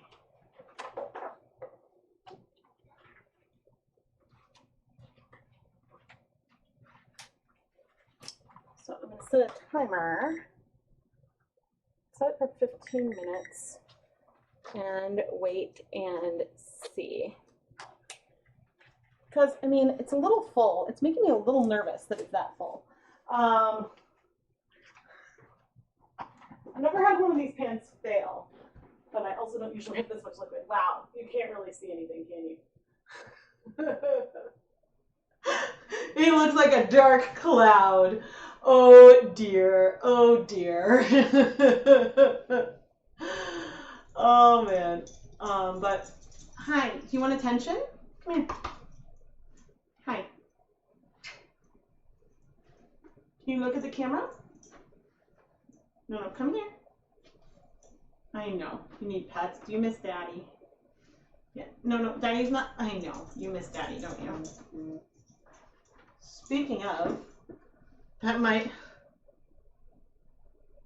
oh no, okay. I was like, that would have been really funny if it was Keith. Yeah, he is, you are really, really sad. Oh, nice. Yay! Thank you everyone who's been shopping with me today. Let's see.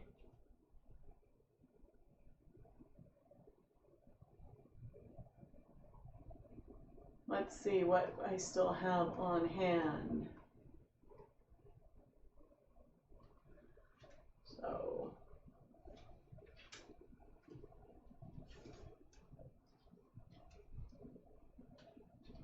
okay.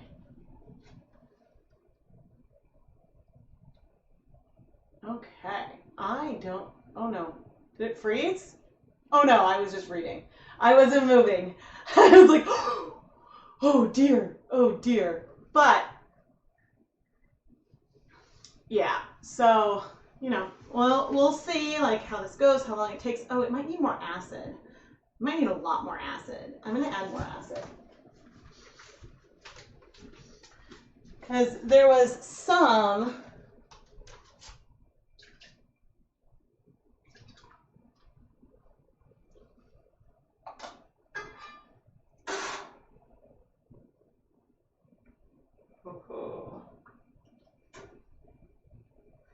So I don't know is if, oh dear, is if this color will feel too dark for the neps.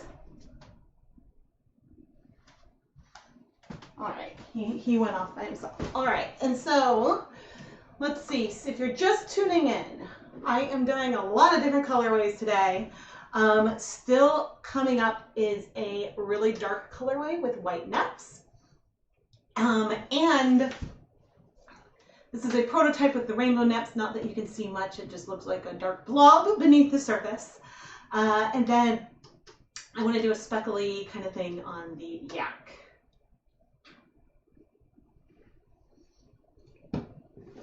And I need to see.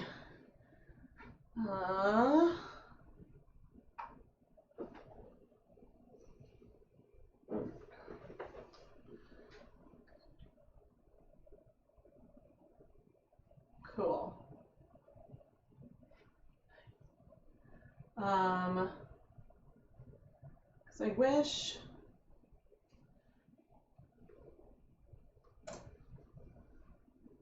Because if I go to my own listing,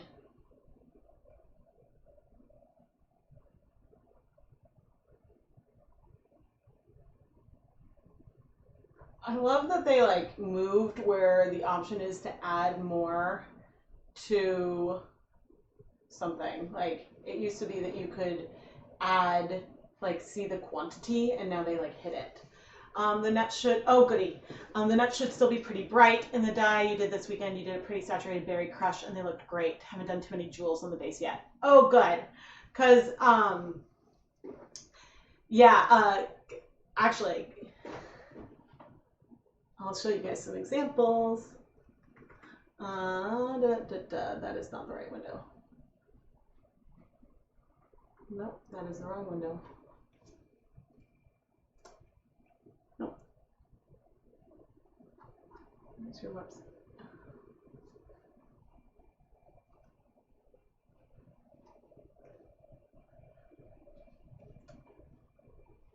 There we go.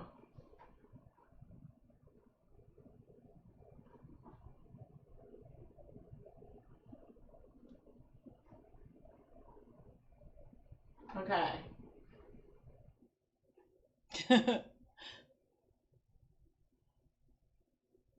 Ooh, I see a cherry. Aha! This is the one that Kayleen was just talking about. Show me bigger. Haha! Oh, look how bright those neps look. Oh, that's awesome. That's awesome. Oh no. And if you guys want to check it out yourself.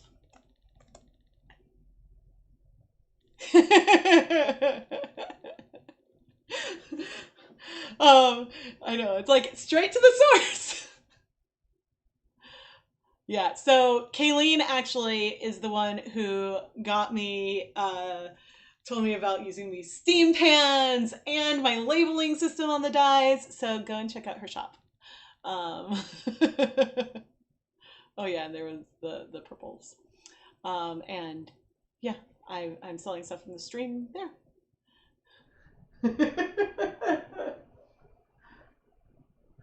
You feel like the mid-tones washed out the neps because of lack of contrast, but the bright and even pistachio one, awesome. Awesome. Yeah, because I was unsure what I wanted to do with it. I had a few bases that I was like, okay, when I knew I was honing in on the 10 million video views, I was like, all right, this like confetti, like the multicolored neps, there's the like white neps. And so like I got what they had a restock because I was needing more minis. So I had to keep ordering and then having enough to order from all the Dyepot because there's a 5-kilogram minimum order if you want the wholesale pricing. And so then I was like, or yeah. So I was collecting.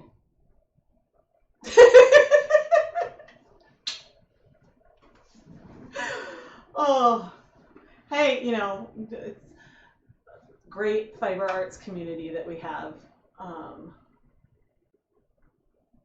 Yeah, so if you guys if any of you are ever waiting for Wool to Die For to like ship and send stuff, go and check out, like, make sure you get their emails, because they'll let you know when a shipping container arrives and they're about to restock, which is really handy when there's something you really, really, really need.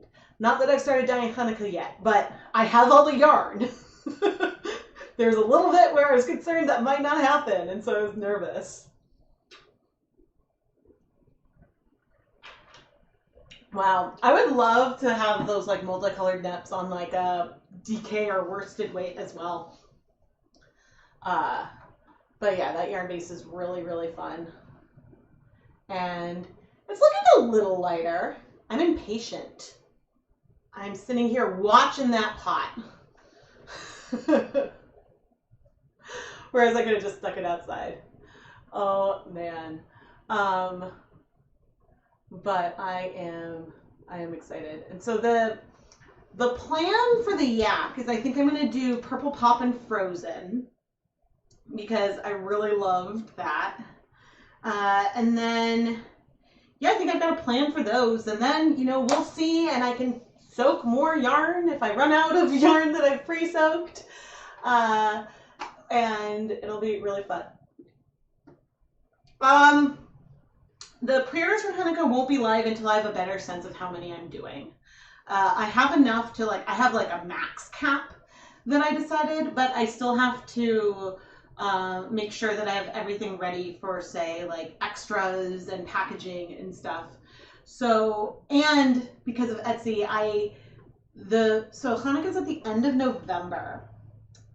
So the earliest that I would release pre-orders is 90 days before when I think I'll ship them. So I'll probably ship around Halloween again. So yeah, I need to get on that. But the kids haven't had, so when school got out, the kids haven't had camp yet. So they start camp on Monday, which means that I have time to like think and prep. The white nap is, yeah, it's just like sitting outside because I figured, I was afraid of using too much stove space, but even then I have now limited myself with what I have visible on the stove, and I could have just put it in a pot, but it has mostly cleared.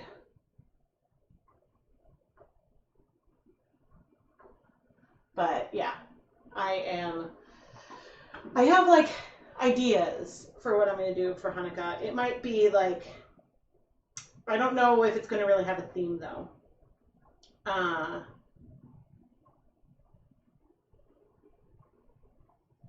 Oh good. Oh good. Okay, I am getting hungry. So what I think, let me go check the timer.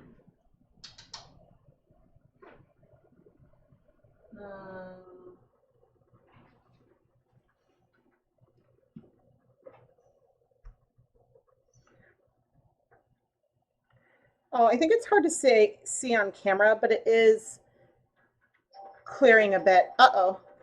Let me see who that is.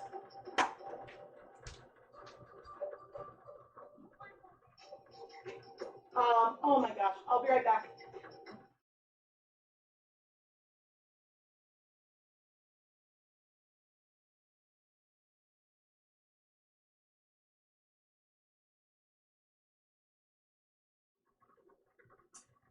It was spam. Boo. Chantel, thank you so much for the super chat. Thank you, thank you. I really appreciate it. I know you heard the phone and you came back. Hi. I know. Normally you would be hanging up with your dad, but he's not here. He's not here. But yes. Hi. Hi. Yeah, I checked. The one with the white naps is almost cleared, but I don't know if we're about to storm. I should check the forecast. I've got dye on my hands. Like on my wrist.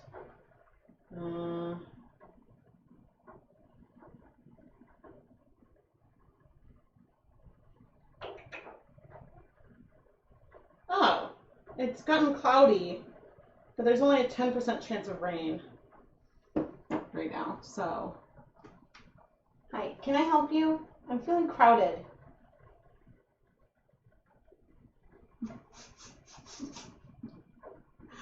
Okay, well, you stay there.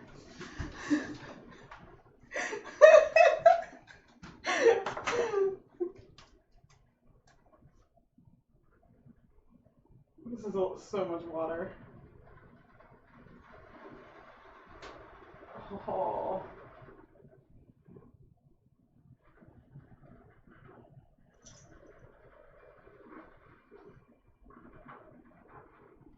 Yeah, but I am curious what people...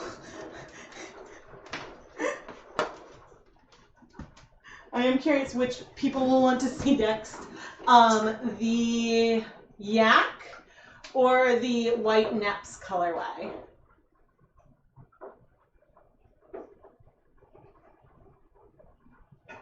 Yeah, I mean, I will probably be around. I might take, at some point, I might take a break for dinner. But then if I do, I put up like the pause and then I put up the pause and then like a return time if I'm gonna do more than just a couple minute break. It's the indie show. Hi. You're making me suspicious. Oh, he thinks someone's about to come home. No, it's just us, buddy. You know, this hasn't happened for a really long time, huh? Please don't puke, okay?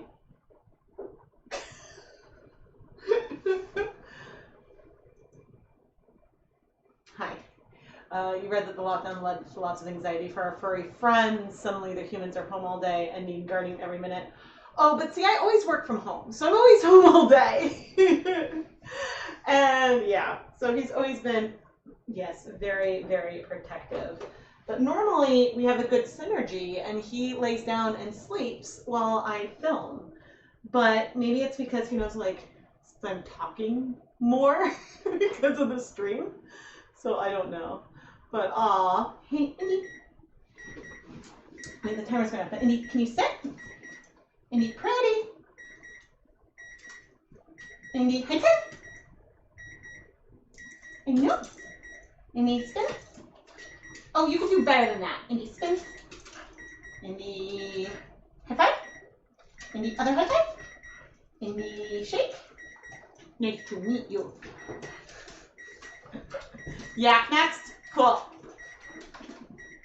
I kind of agree, because then I can, I should be able to move that pretty easily, but I'll have to empty this.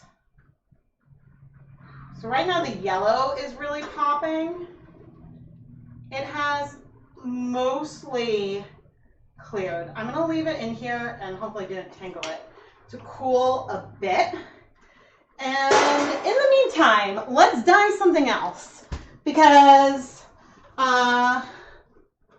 let's do something on the countertop.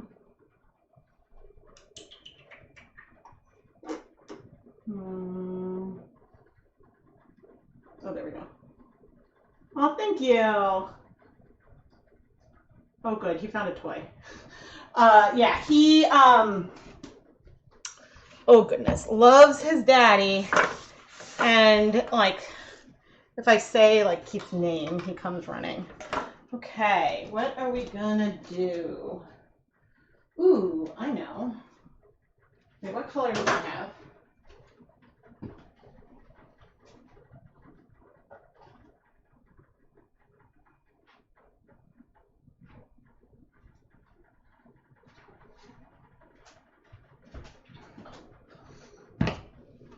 Let's do something very, very ChemKnitsy.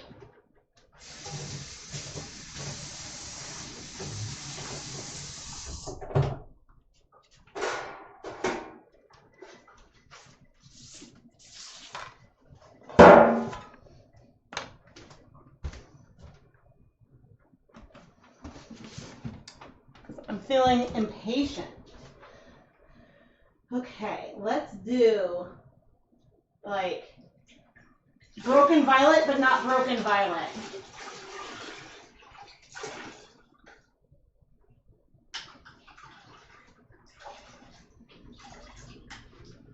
since this one's going to take a while.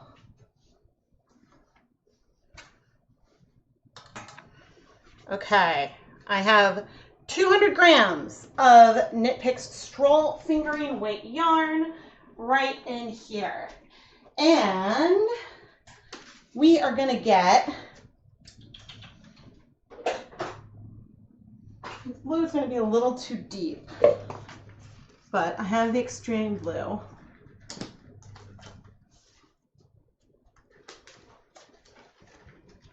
So we may add more colors, I don't know. Okay, but we are gonna get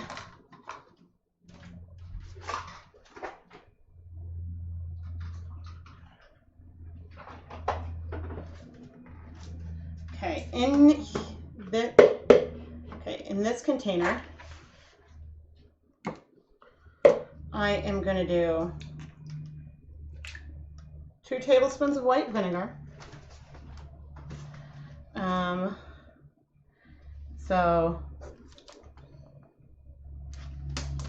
And we're gonna get some extreme blue. How much?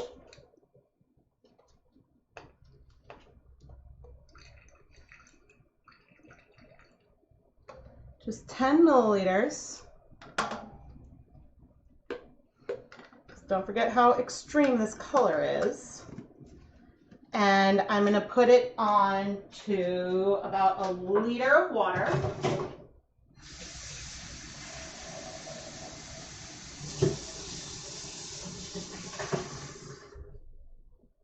But since there's no acid in the yarn, that's why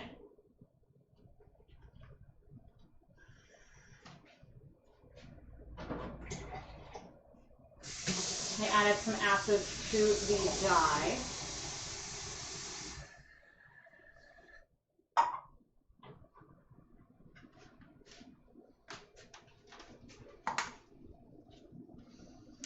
And I don't normally add the acid in with the dye, but you can probably see that means that it just strikes really, really fast. And that struck super fast. So we are going to do a little bit more.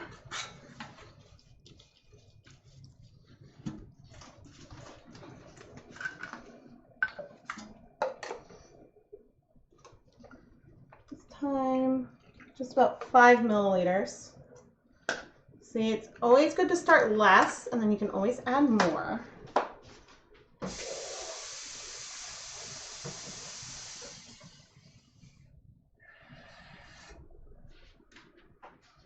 And approximately 500 milliliters. So the same, like, approximate concentration.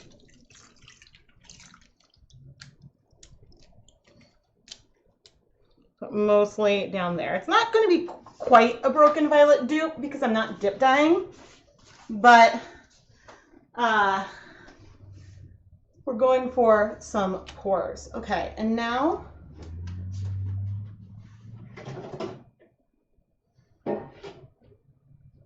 where is my tiny, I think I have a smaller, oh, the graduate cylinder's upside down. That's fine. Okay. I don't know how the pink will hold up. Might be too bright. It's too bright, I'll add more blue. So I have 20 milliliters of the pink. This is Pink Orchid.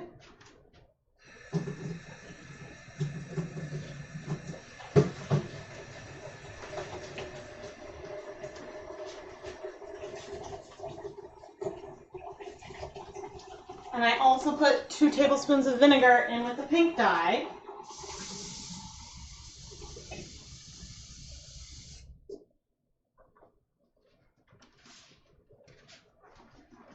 This is one of our watermelon colors.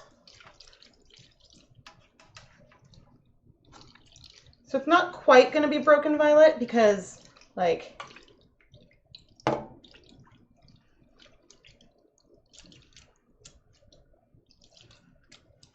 but it's like a version.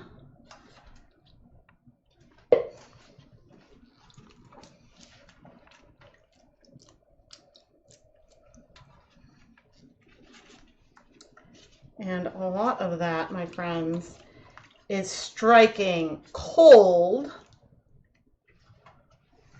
So we are going to get some more pink. And we may even do some purple. But yeah, if there's enough acid, sometimes your colors can strike really fast.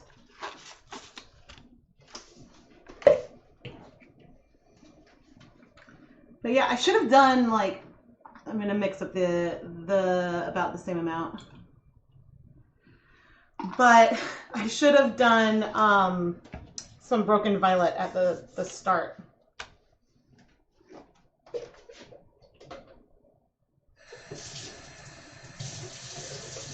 But this time I'm not putting acid in.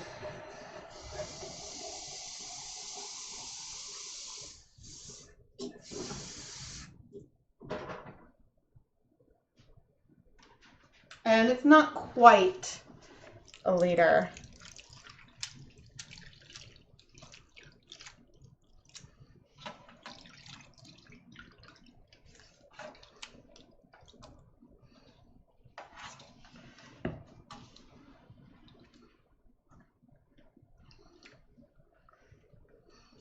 So not quite broken violet, but not broken violet. I think, and I'm gonna get some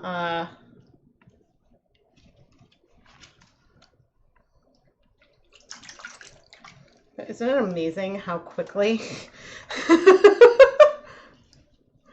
how quickly these colors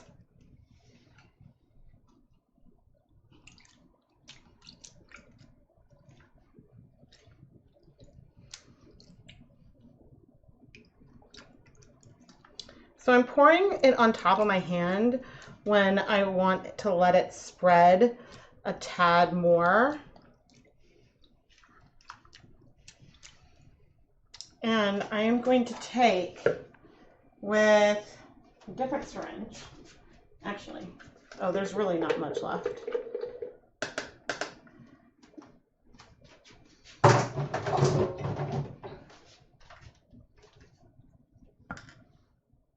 What? Oh, that's got just water in it. Okay, I'm going to take 5 mils of, approximately, of the royal purple.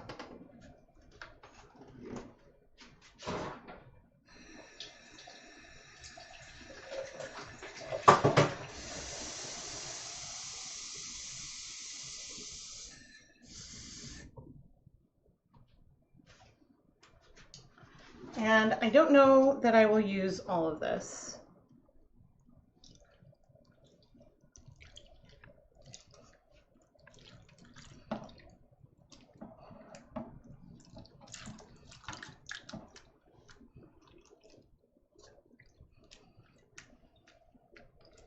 Just bring in a little bit of purple. I'm still live at 5 p.m. Yes, I am. Okay, so the purple may not bind nearly as quickly as like the pink and the blue, but we'll give it a second. I still have some more of it, and so what I may need to heat it to add just a little bit more of the purple, just a little bit to sort of blend it. But this is a non-broken violet, broken violet. Yeah, I mean, okay. I think there's like the barest hint.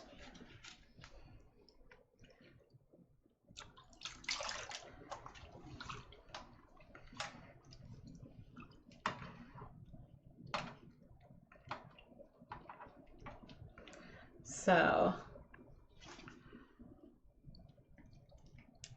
but I wanted to do a little something while we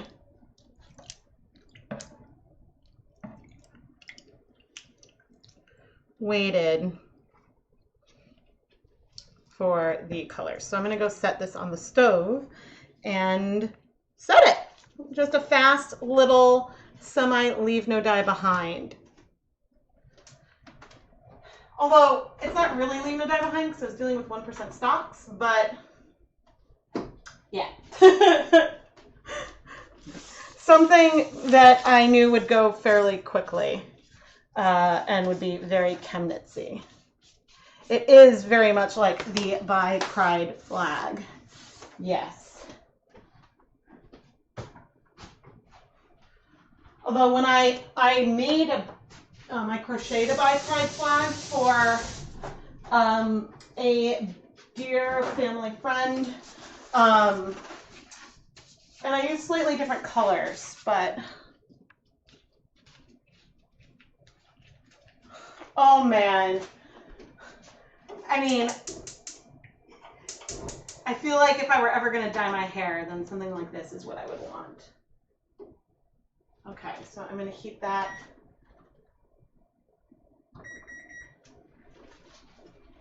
For a bit. We've got, all right, now I'm actually going to start collecting some leftover dyes. I've got that leftover purple. I'm going to set that back there. Okay, let's check the stove.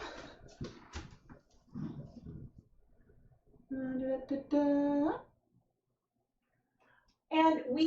it's not quite clear, but it's pretty much clear.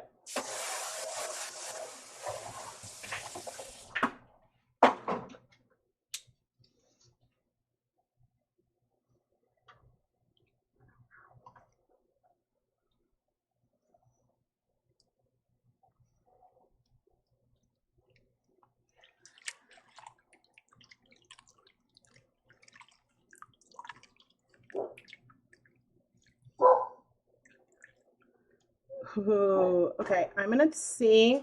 It's a bit steamy. Indy, enough. I'm gonna get a picture so I can throw it up.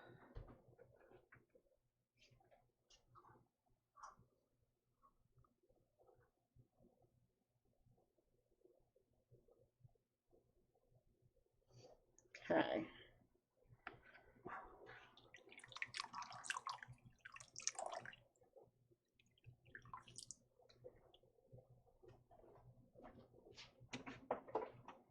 Let you get a little bit less steamy.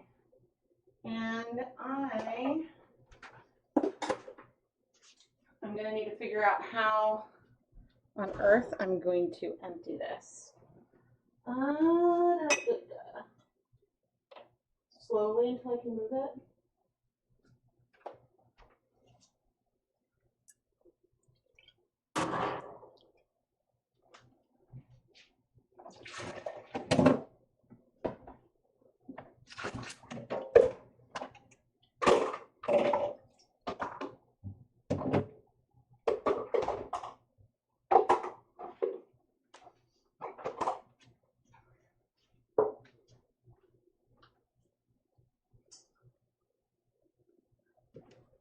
Yeah, I mean, that'll work.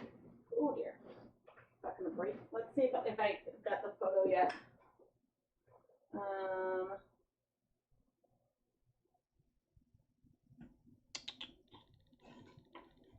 Nope, wrong screen.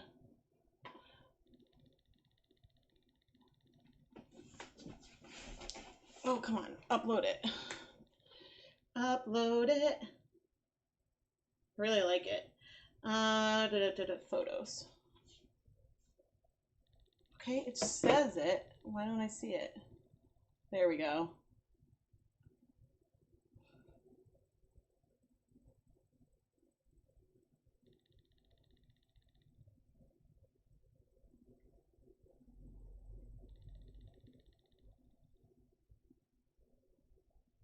Do-do-do.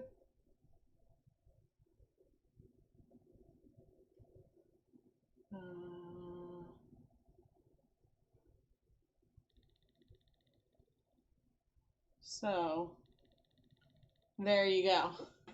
I think that the neps will feel brighter once it is dry, and it is still steamy when I took that picture, but you can see those colors popping through.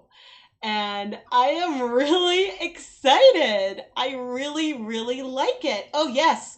And yes, I do have coupons. Coupons.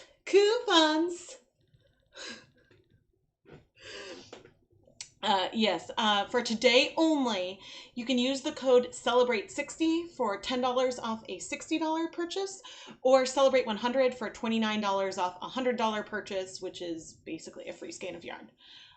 So those are the sales for today.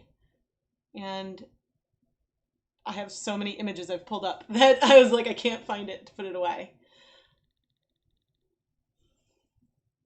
Yeah, I know they'll pop so much more once like it dries and once I can rinse them out. And so I am really, really happy with how this turned out. And so more of this is either something that will dye later on this evening to dye the rest of the multicolored neps that color, or else I will do that off camera, but very, very similarly with the layers.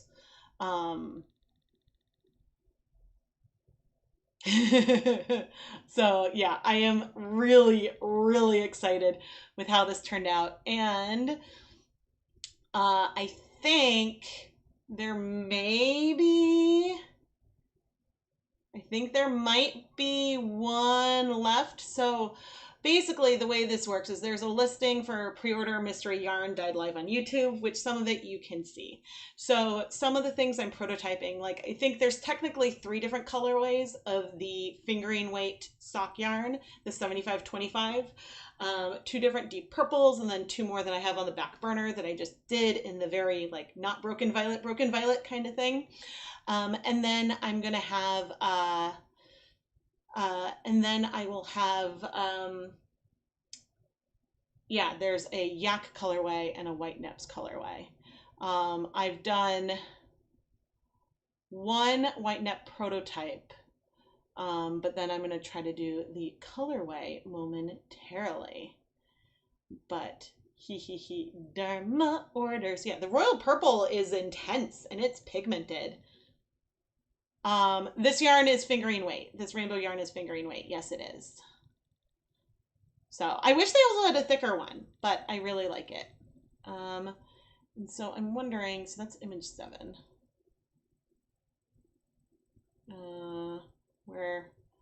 All right, I am gonna go, actually, what we'll do, this is not a very exciting image, except, where's image 7? There we go.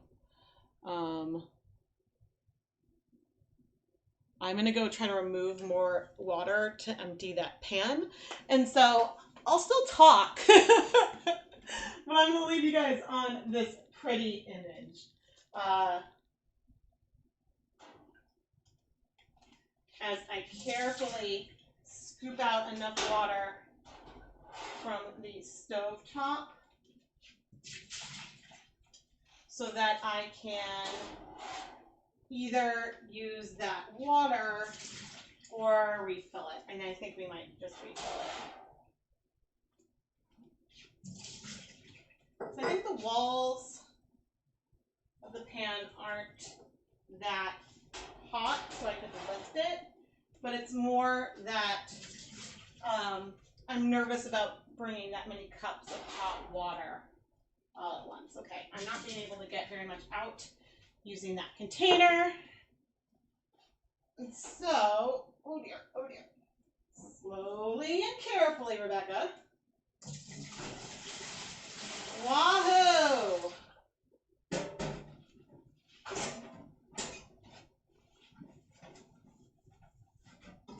Use that pan for a few different things.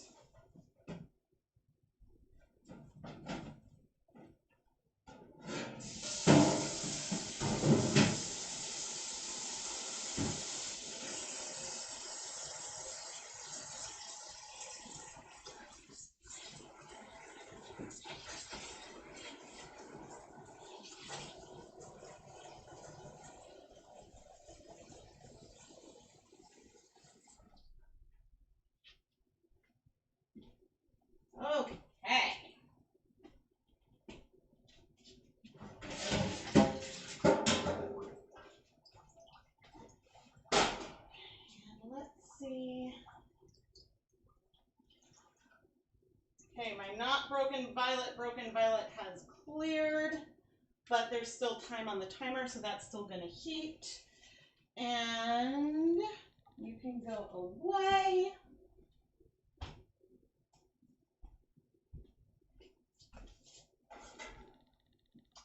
All right.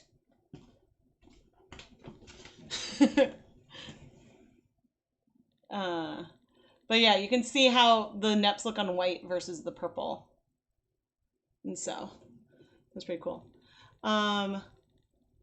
Ooh, good question. Okay, so in celebration of my 10 million views, what has been the most surprising thing I've learned on my dyeing journey?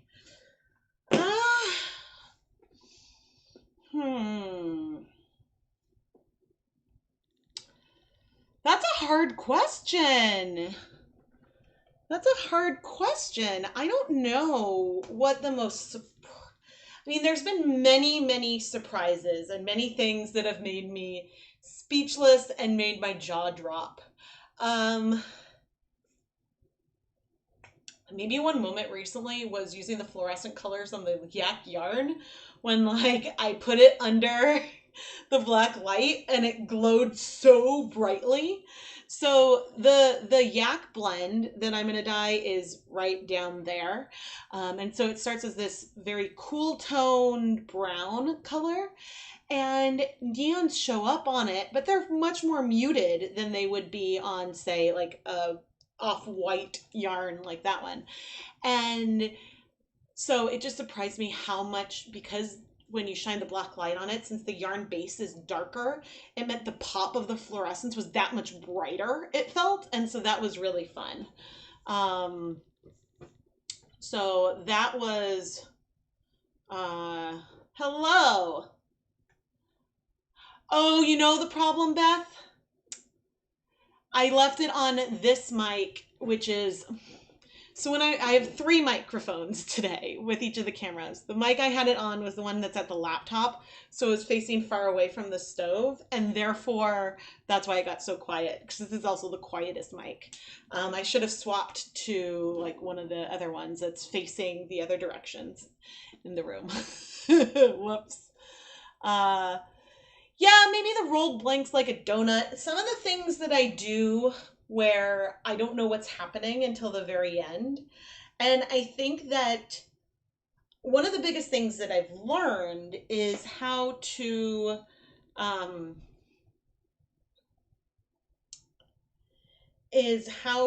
approach, like, I think which I'm not always perfect at, but the like approaching things with like, I wonder what will happen if I do X, Y, Z, and really learning to just go for it and try, because the worst that happens, over dye it with black. Or I got something that'll be in Friday's tomorrow. Oh gosh, I have to annotate that video still. Tomorrow's video where like it's a new turquoise dye and there was a lot of bleeding. Like an insane amount of bleeding on a yarn mop, and it's enough where like I'll be keeping that yarn myself. I couldn't really get it to stop. Like, you know, it was, I think I've learned to deal with things that don't work. So there is that. But yeah, so now I'm trying to figure out how to deal with dinner. Because I'm going to need to eat something.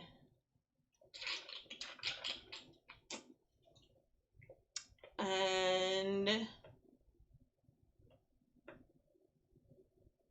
I mean, like I could, because like I don't want to stop. So more I want to dye, but so maybe what I should do,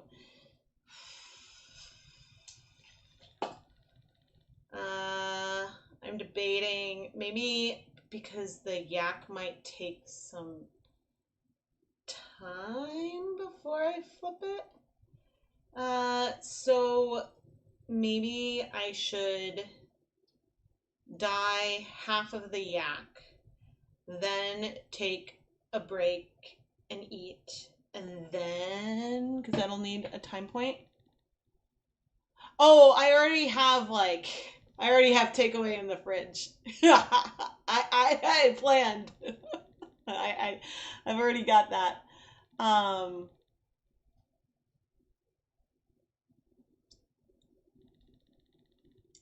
so Lana, like, it definitely could help to reheat it, and I have a feeling that if I were to heat it again, um, then like that might help, and that's something that maybe I'll do with the dry yarn. I might put it in a dye pot. It was just like weird, like add more soap, and then like all this color just comes out, and you're like, where is it coming from? No, I don't have miso soup, but I have a poke bowl and some like summer roll type things. No, unfortunately, it's not going to be yarn containers. I got cold, but it is like sushi adjacent. All right. I am going to, speaking of breaks, I'm going to take a quick break and refill like my water bottle because I've now yeah, so I'm going to take a quick break.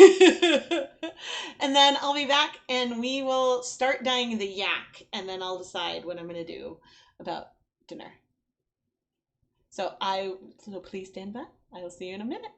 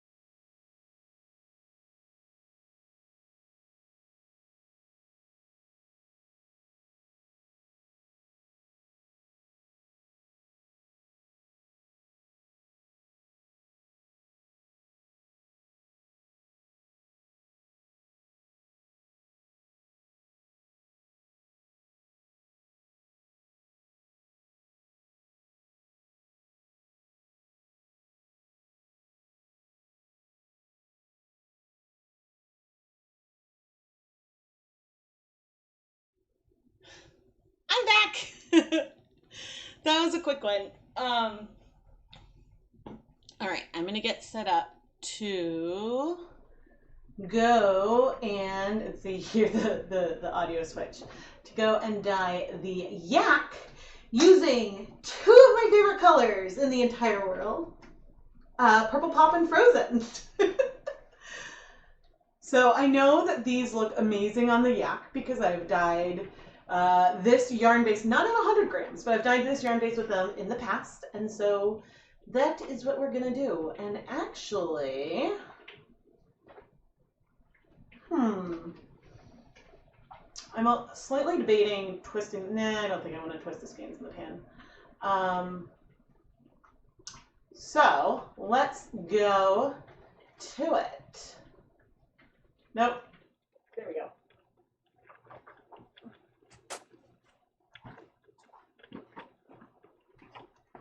Okay, and the timer is almost about to go off on the other side.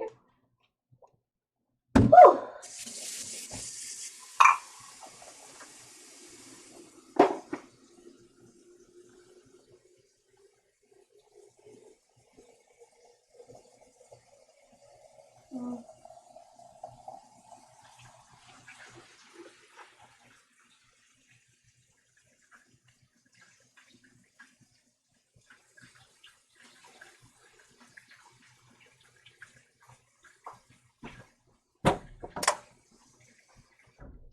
You know what? I thought I was just going to do 300 grams. Let's make sure. Yes, tennis ball camera is doing well today. So I haven't tried this, but let's try something new.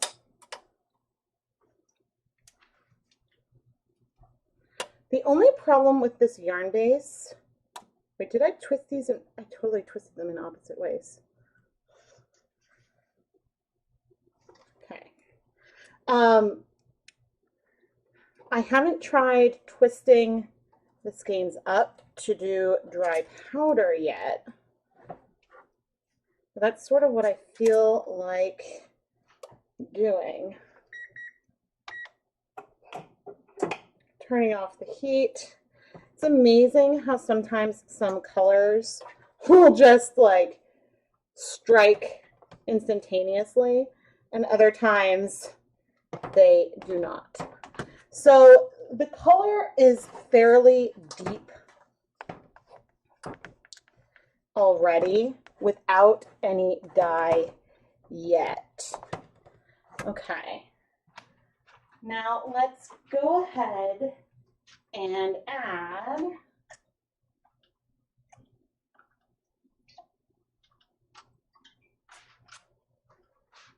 okay, I have here 8 cups of water with 4 tablespoons of white vinegar.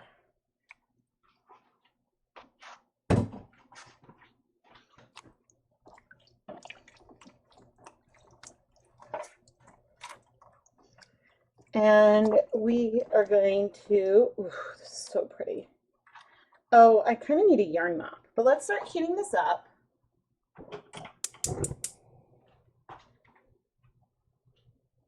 And I am going to dunk, let's see what I have that can yarn mop.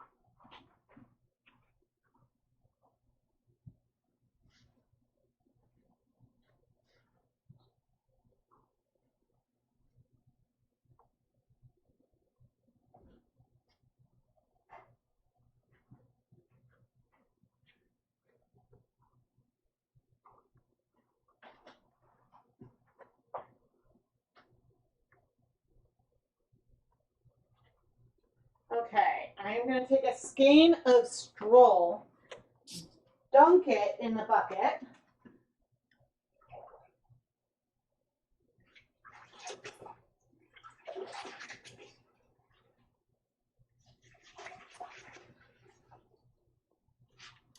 Oh, I know what I'll do. I will briefly dunk it in the pan of water that is nice and warm, and it got nothing off of that yarn. That is always a good sign. Ow. So it's like I don't have a pre-soaked bin that has acid in it at the moment.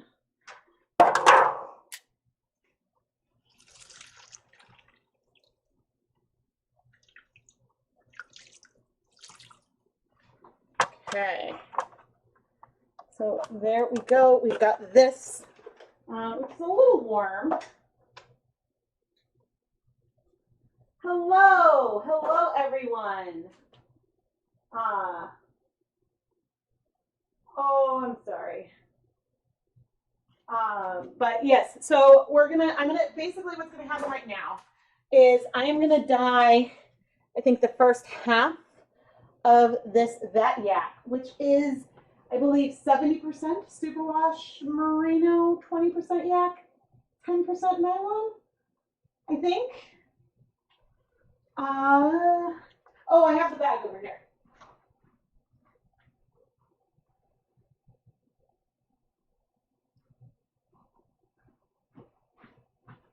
Yes, those proportions are accurate. Those proportions are accurate. And so yeah, I'm very excited.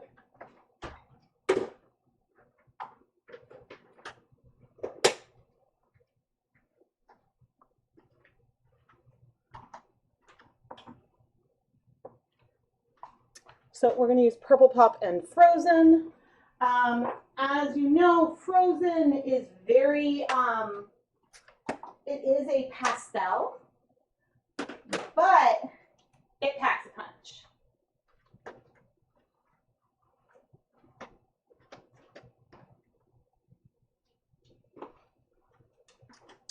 And I'm about to put my respirator mask back on.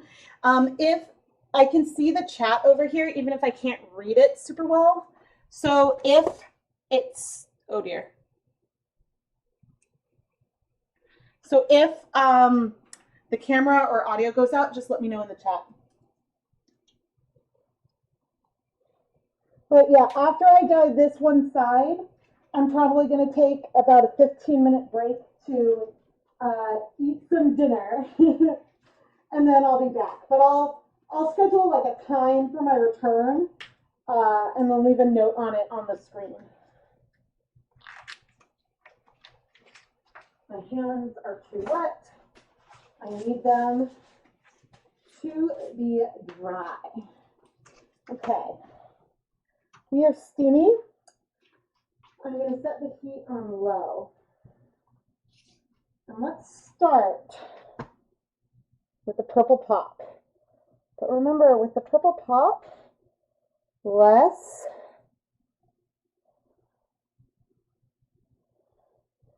is more. So I have never tried, and I'm not filming this as a Dyepot Weekly episode, but I have never tried speckling twisted skeins in a pan like this. So we will see. That's going to like shift the patterning and the spread patterns and stuff. So I'm excited. Okay, you can barely see it. Ooh. Yes, it was so steamy.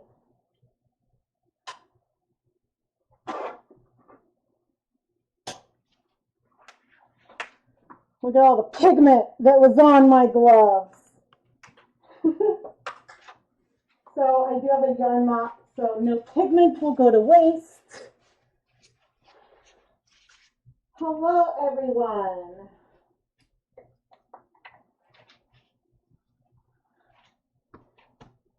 Okay, and now I'm coming in with the Frozen. And with this color, I can be more liberal than I would be with the Purple Pop. At least a bit, just because it is not as pigmented. And these are biggish speckles. Like, I can see these are not like fine. There's some fine ones, but there's also some that aren't.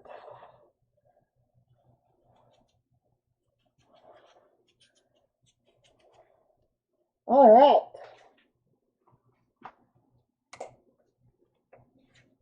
I always screw the lid back on the dies.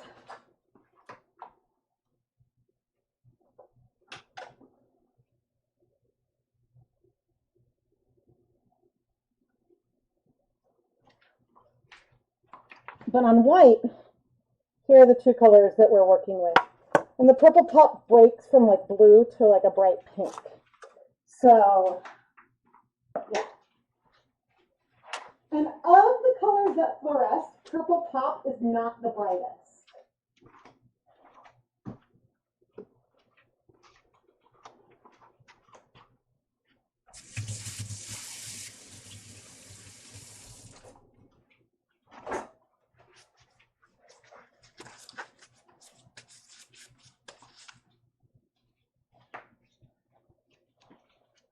What color is Frozen? Frozen is Well, the swatch has it be like a baby icy.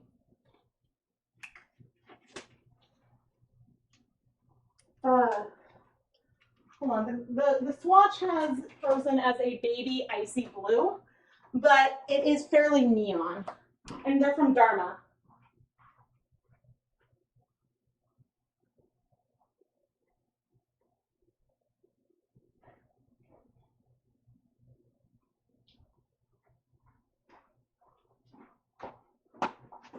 They are from Dharma. Okay.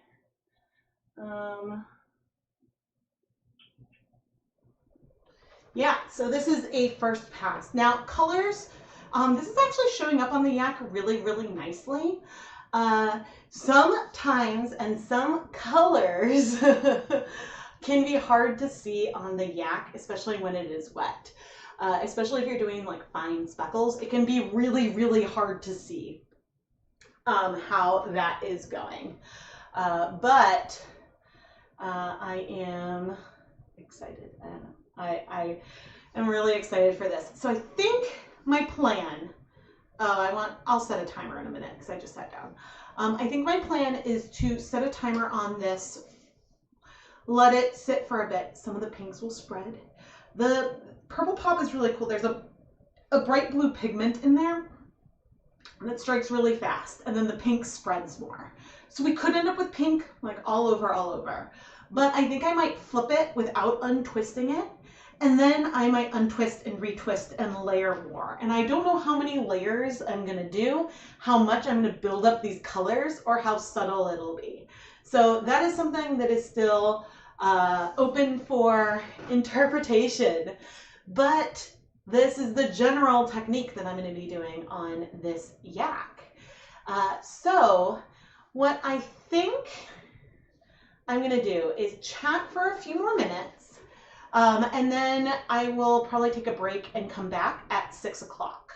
And so I'll take like a 15-minute break for dinner because I don't really want to eat on camera. I mean, I know some people do, but I don't know. I don't think I can talk and chew at the same time. So I think therefore I will take a break, and I believe I can on my pause screen add some text to say when I will be back. But then, yeah, I'll take a break and then I'll come back and we'll finish dyeing this. We'll do the super saturated colorway on the white nep yarn, and maybe we'll start doing the on the rainbow neps, that layered purple, and then we'll see. I can pre-soak more yarn, we can dye more stuff. We'll see where the evening takes us. But I am feeling great and am excited to dye up some more yarn. So I really hope that you are enjoying this stream. And that can go away. Oh. Okay, so I do still have a few, and there's some of the bases have a couple different colorways, but there is a pre-order for, there's some more of the, I think one more stroll, one white nep, and maybe one rainbow nep colorway. There may be some more that I release later on. The current option for everything is prototype, but once I have decided on what colorway, or probably one or two that I might scale up and do more of. I mean, on these 3 bases, I have a limit of 10 because that's how many I have. But we'll see if which ones I scale up. I am keeping notes on my recipes, and so yeah, we will see with that. But so I may add more later. So if you missed out on the base that you really want, then you know there may be more at some point. And yes, so I'm trying to think. Oh, right. So this listing is in my shop, but we are having a sale. So for today only, the sale ends at midnight tonight. There are these 2 coupon codes over on the far side of the screen. So you can you can save some money if you buy some yarn. And so for $60, that's probably 2 skeins and maybe a stitch marker. And then for the and then $100 is is like buy 3 get 1 free, almost a little less. So that's those are the deals that I have up. And I should still have some. Yeah, see, I've got these adorable little ChemKnits logo progress keepers. And so these coupon codes work on the entire shop. So I think that is really, really good. And yeah, I'm really excited. And or actually, I can come here and I'll pop that back up. So I don't think I can I don't know how to do a countdown timer on my stream window, unfortunately. So I'll be like, I think I'll write stream will resume on the pause screen. I'll probably write stream will resume at 6 p.m. is what I plan to write. I don't have like a countdown widget or anything. What do you do to get a rich saturated color on yarn? Use more dye. Well, it depends on the dye color that you pick. Some dye colors are more pigmented than others. And so if you use more pigment, then you'll get a rich saturated color. I do have a few videos on dyeing saturated colors. So, yes. But all right. I am going to go and take a 15-minute break, but I will be back and we will dye more yarn. So I will see you soon. I hope you guys come back. I've never tried taking a long break before and leaving the stream up. So fingers crossed everything works.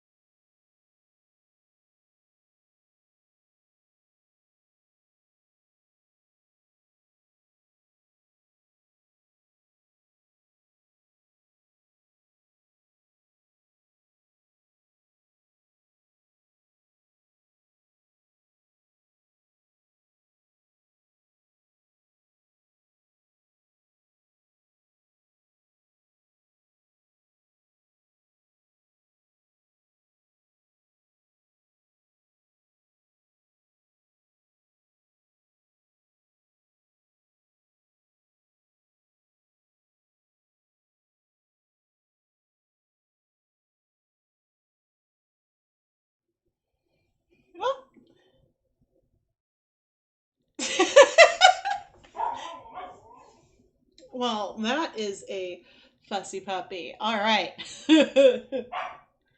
Oh my goodness. I'm like, no, I'm coming back. And he's like, but you ate dinner and you didn't bring me. So apologies. I'm about to get back to it. Let me get someone who's very angry with me.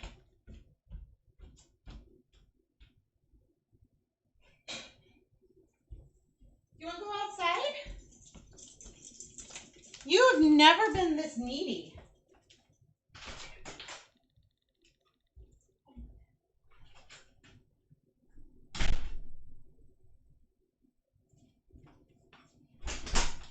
It's 2 hours from his dinner. I think he's just like, oh my God. I let him out and he's like, I come back in? Come back in? So welcome back, everyone. Thank you for your patience as I took a brief dinner break. But now we're gonna dye some more yarn. And so if you are finally off work and are just tuning in, we are celebrating the fact that I hit 10 million video views on this YouTube channel at the end of June. And so I'm dyeing up a lot of different colorways, and I'm having a sale in my Etsy shop. You can see the coupon codes right there. These coupon codes are just valid today at midnight tonight. They will go away, and then, you know, it'll be back to normal. And so it's off of the entire shop, including the mystery pre-order, which is not entirely, oh, excuse me, I am so sorry. Which is not entirely a mystery because you guys are watching me dye the yarn. There are only a few left, but there will be a couple colorways that I will at some point, maybe tonight, maybe tomorrow morning, that I will restock, and I will announce it on, I guess I'll do like, I think there's like a YouTube story as well. I'll announce it on stories when I restock. A couple of the colorways. I'll decide which ones I'm going to dye up more of, and yeah, I'm keeping track. Oh, my voice is double? Huh. Let me check.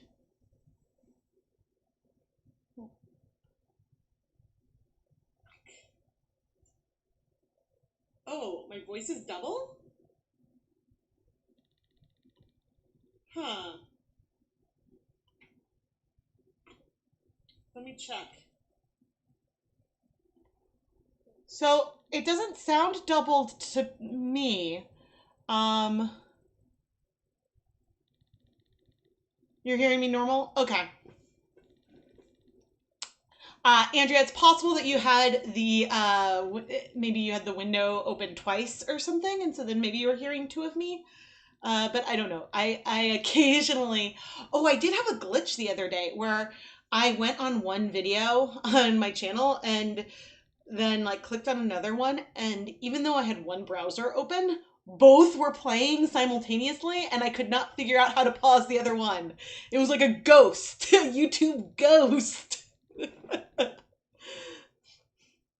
Yeah, I am still going. I am still going. So, I guess maybe I'll do a little recap. Well, maybe I'll do a little recap in a little while. We are in the middle of a colorway before I took my dinner break. So if you just tuned in, did the like I'll be back at 6 p.m. Did that work? I don't know if people noticed that. So hopefully that kind of message worked. But let's go to the stove. And this is the colorway that I'm working on. It is a That Yak base, 70% superwash merino, 20% yak, 10% nylon. And I am speckling on dry powder in frozen and purple pop. Excuse me. Purple pop, and the skeins are twisted up in the pan, which I haven't ever done before. So I am excited. But yeah, Neil, still going strong. I was like, oh, the difference between starting a stream at 1 versus starting at 8:30. Although tomorrow I will probably crash. And I haven't had caffeine since like noon. All right. Let me get the dog away. Actually, I can do a tiny recap. Nope. Okay. That can go away. So I've dyed up with the rainbow neps. We've done this beautiful, like blurply purple colorway. And this is in progress where I think the rainbow neps will pop more once it is washed and dried. Oh, nope. Oh, we did do some color mixing. We did yellow, pink. No, sorry. We did pink, blue, and orange. And so that is currently setting outside. But I don't know what that one is. It's not showing. Okay, one of them is like disappeared. Oh, we did some prototypes for a colorway, and that's that one. I guess those are all the ones that I have brought on so far.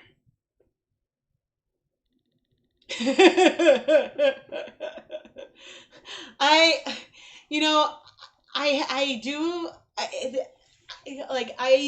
had a really good night's sleep. I woke up naturally.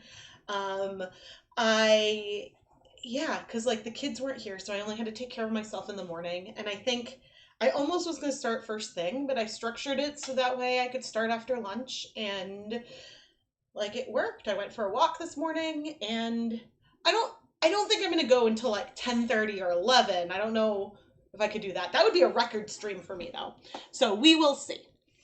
We will see. No promises. But my goal was to go at least somewhat into the evening. Oh my gosh. Ugh. Yeah, but I'm doing a bad job taking pictures of everything, so the recap might just be a mess.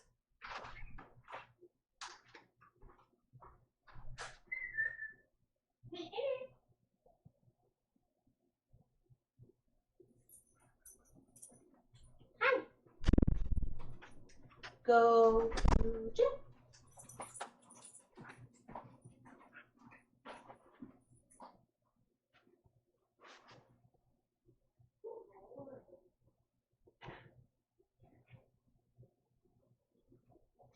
All right, I'm gonna get suited back up. Make sure I have, actually before I suit up, make sure, how's the, ooh, I may need a plug for the iPad. Don't know how I'm gonna deal with that.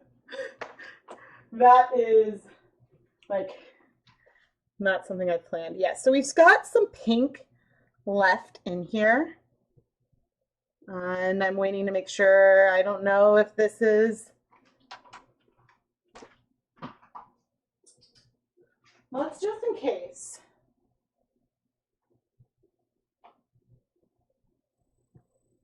Okay. This camera can freeze, and yes. So there will be some pink spread, which is something that we knew.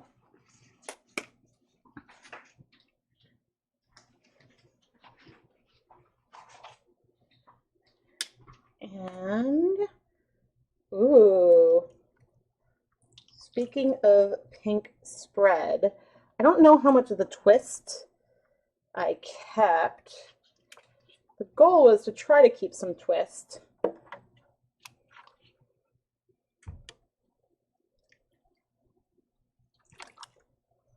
But I think flipping, this one worked a little better. Flipping twisted is a little hard.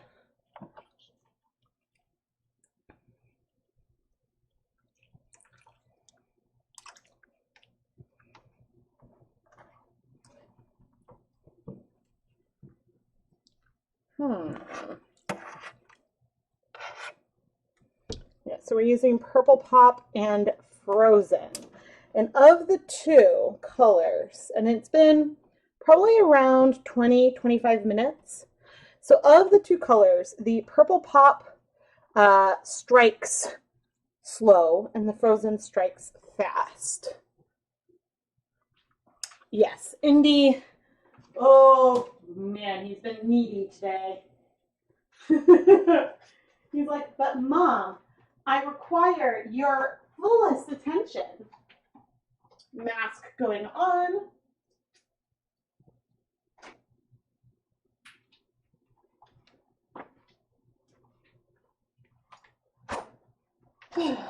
So the mask I wear is a deluxe rubber respirator from Dharma Trading Company.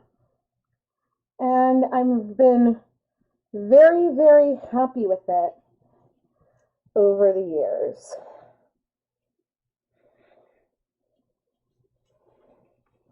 So please make sure you have a proper respirator or dust mask of some kind.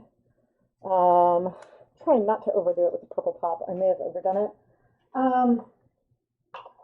Please make sure you have a proper respirator mask and don't use, like, a cloth mask is not sufficient. You want like a dust mask of some kind. Okay. Gotta get my fingers dry. Now the frozen, the color I can go a little heavier with because as a more premixed pastel, it is hard to overdo it in powder form.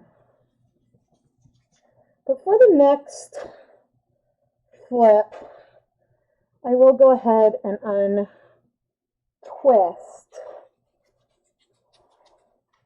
There we go.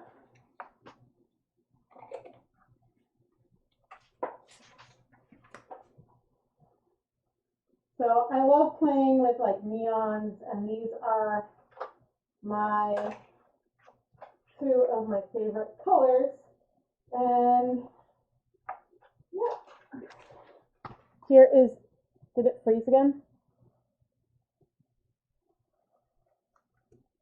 I don't know.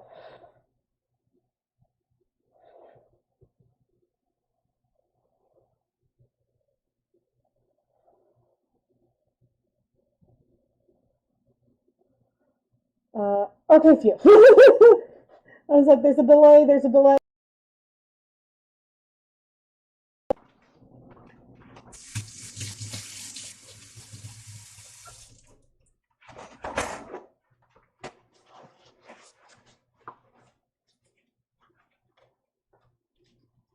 Okay.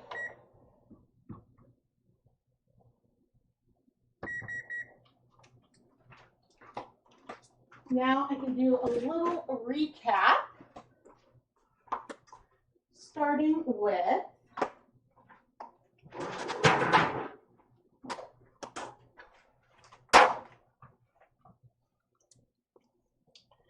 the not broken violet, broken violet.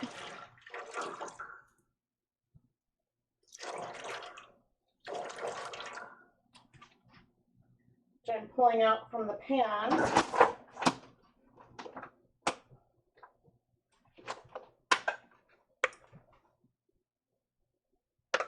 Oh my God. Did it freeze this one? Yeah, it froze. Okay, thank you. Did the audio keep working? Okay, at least it wasn't frozen for very long.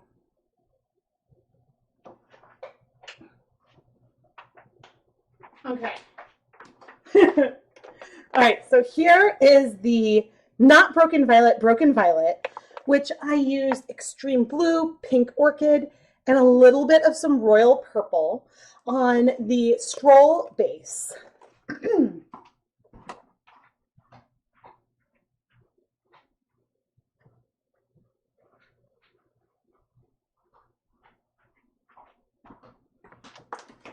On the Swish DK, I used sour apple, extreme blue, and chartreuse. and layered these colors on for twisted skeins in a pan. And I'm just like, did it freeze again? Okay, no. 4 twisted skeins in a pan and use large volumes of water to create these colorways.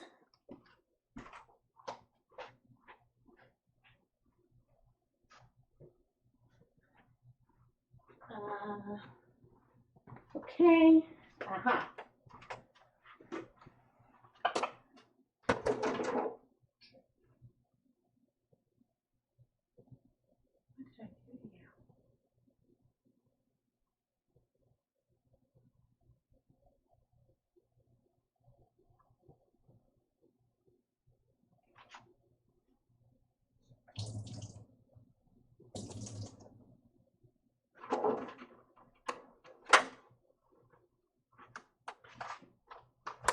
So this still needs to be rinsed.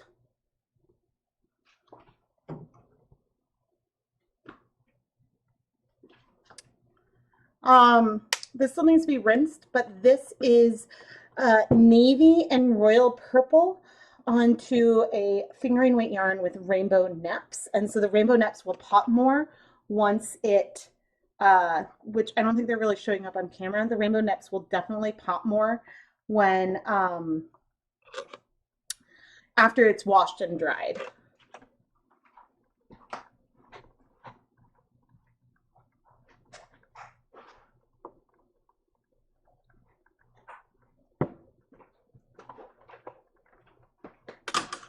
Okay, and we're gonna come over to the messy counter.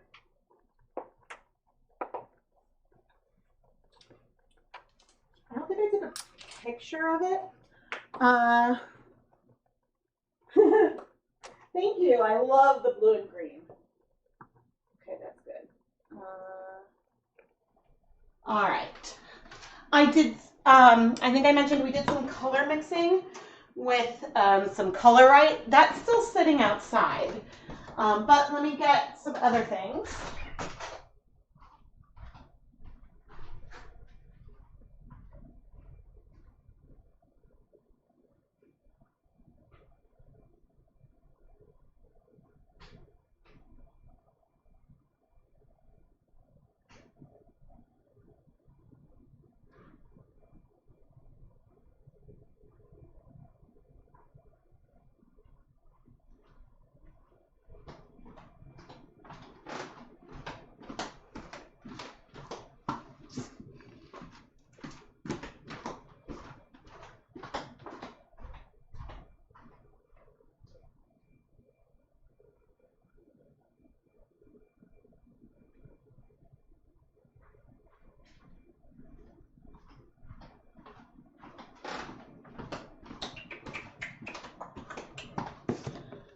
Here.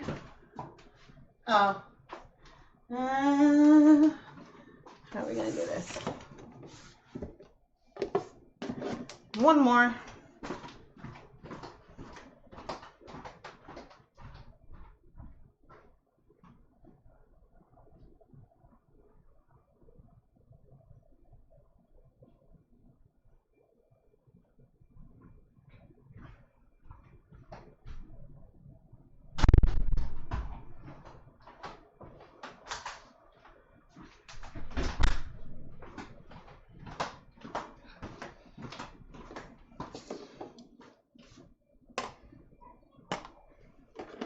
Okay, 3 cool vats.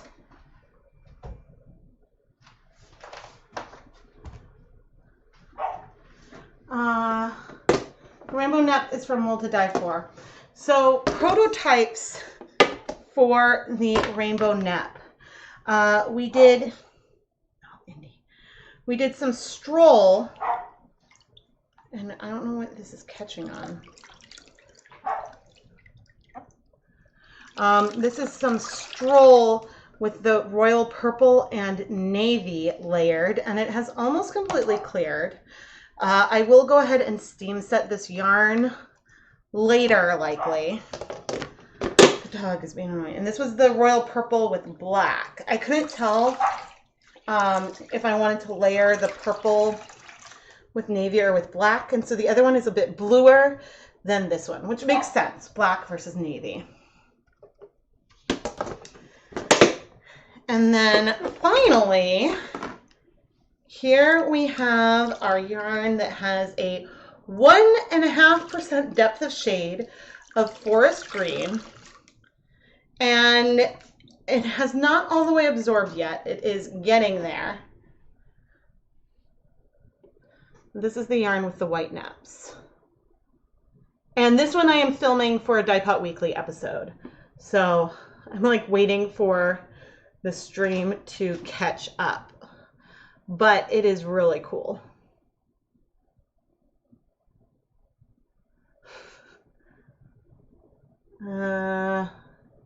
Bring a little closer. I'm not sure how well you guys can see it. But yeah, now I have to figure out where I'm going to put these. I guess I'm going to pop them back outside. Just because I don't have a lot of space. Yeah, so we're going to overdye more with the white neps in a little bit.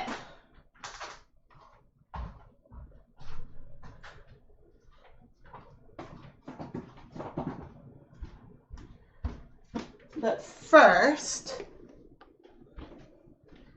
it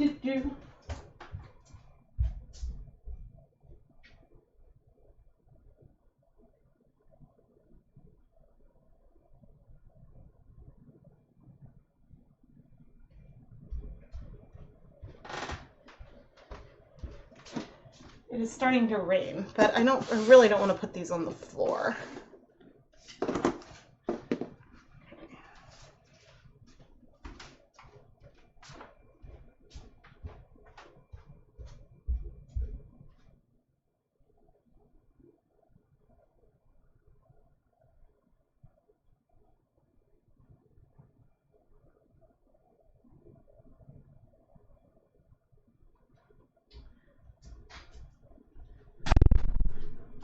Yeah, so that's been the day.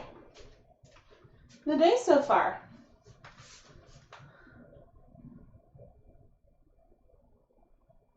I love that it held that comment. Oh my gosh. I mean, it doesn't hurt to ever reach out to Will the Dye For to ask what's possible.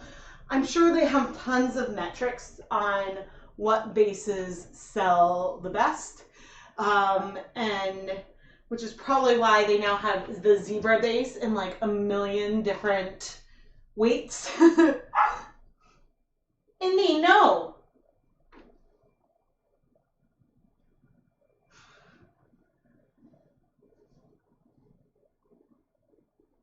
I'm now reading silently. Yeah, so they're all bases from Will to Dye For.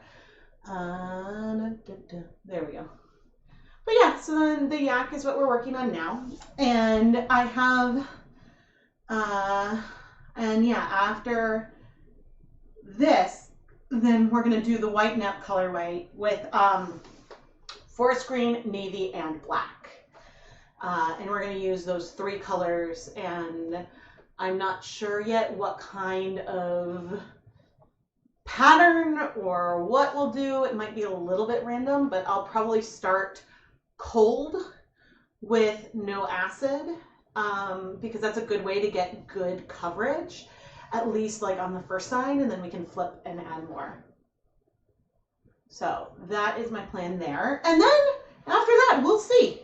We'll see how I'm doing, and what other yarn I have to do. And so I'll go as long as I think I can. And so, okay. But what I don't have is a good inventory. Can you try glazing the black or blue on the green. Ooh, that isn't a bad idea. I don't think that's what I'm going to do for the white neps, because I want a little bit more variegated with the deep tones, but I'm going to write that down. Oh, I'll just open up my Google spreadsheet where I have all my ideas. Because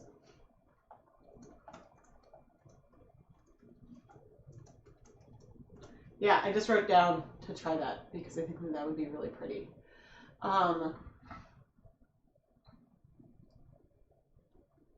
Where, okay. Yes, I'm getting my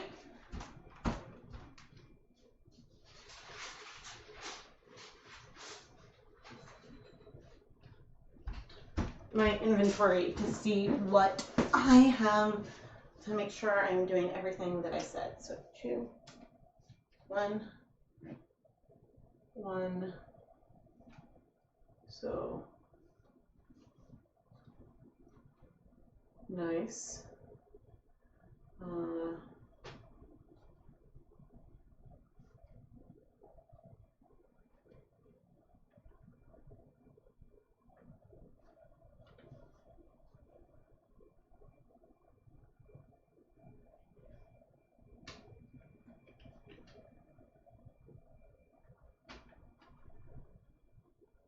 Cool.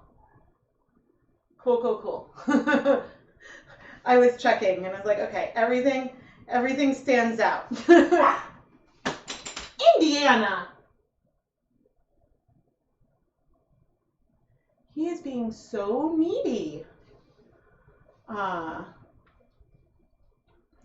Yeah, I use Google Sheets, like, and the Dyepot Week, or like my schedule release goes all the way back to like 2017.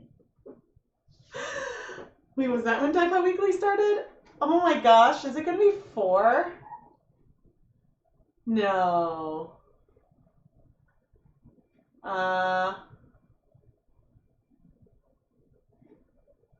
Yeah, 2017.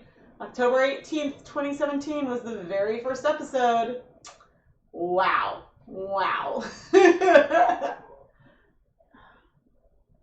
I'm sorry about Indy. I'm gonna go get him and see, because I have to put him away when I'm doing the speckling, and so he's used to not being out. Hey. What? What do you want? What? I don't have anything. Yes, I'm coming with you. What do you want? You want to go outside? Okay, you can go out. Indy, okay. Indy, go outside. Indy, go.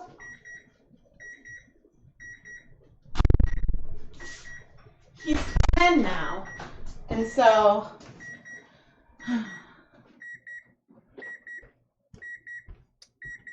as a 10-year-old man,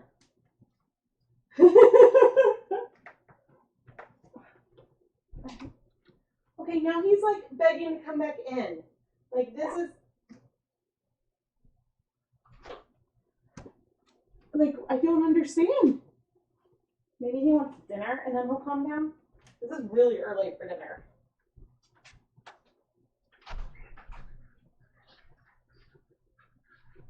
Hi. Andy, are you hungry? Andy, are you hungry? If you're hungry, up. Lay down. Wait.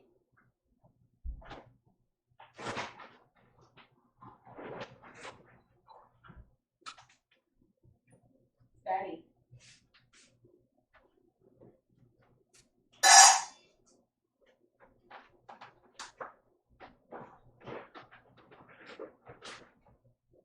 I can't hear you whining. Steady. Gotta get you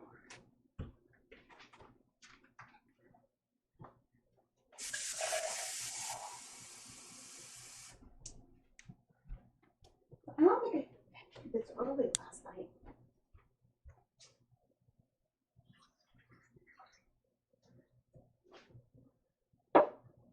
Okay.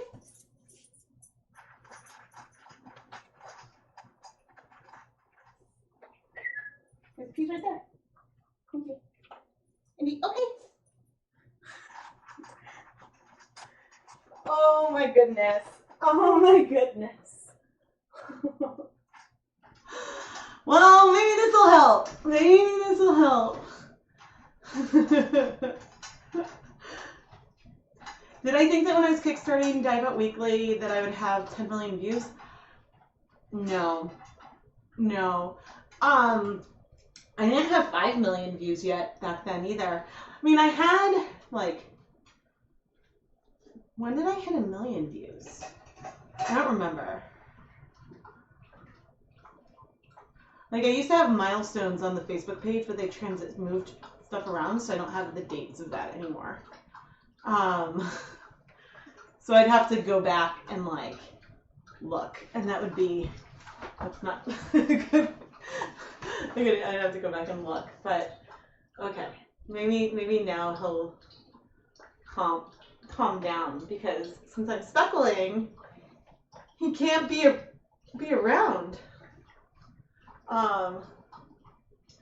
So yeah, I mean, I was like, okay, I'm gonna commit to 30. At first, it was 25 episodes. I was like, I will commit to 25 episodes, and then it extended to 35. And so I'm like, okay, I'll do this.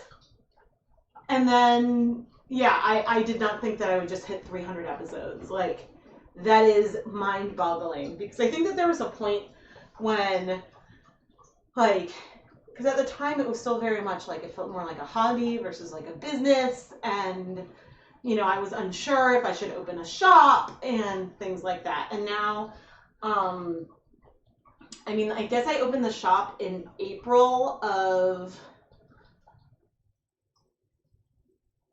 where's the window? So I opened the shop in April of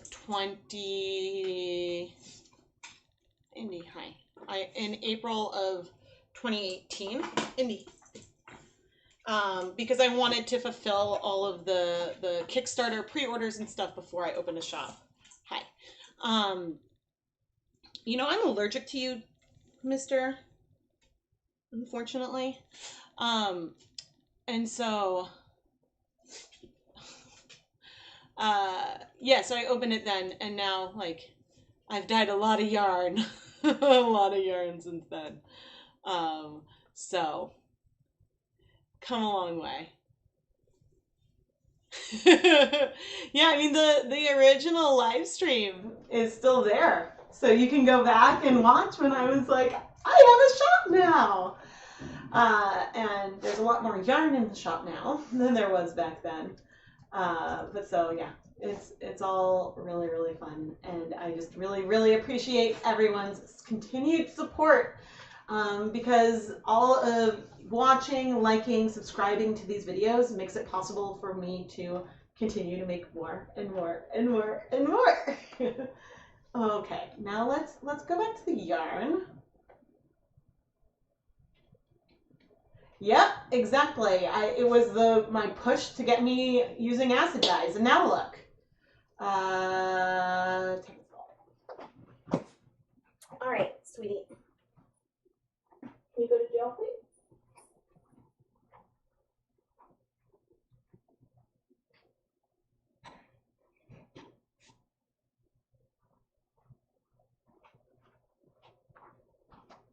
But he never complains as much. Oh no. That looks frozen to me.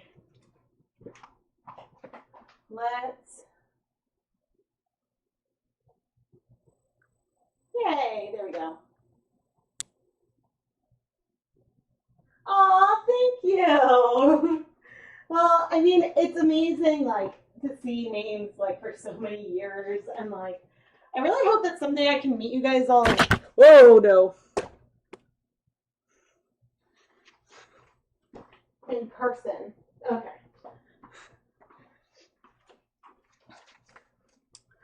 All right, so now I'm going to untwisty and see what I think about the coverage. And actually, what is this sorcery?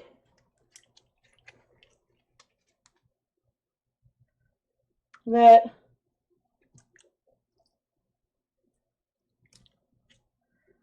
what? The coverage can't be that good already. Let's try opening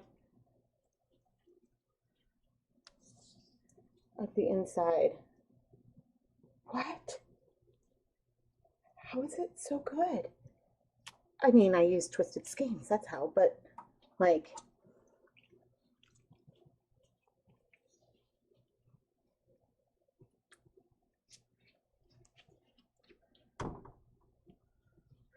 the problem with doing this, and I'll have to try this again as a Dyepot Weekly episode. The problem with doing this on this particular yarn base is that it's really hard to see if I have long stretches without a lot of pigment or color.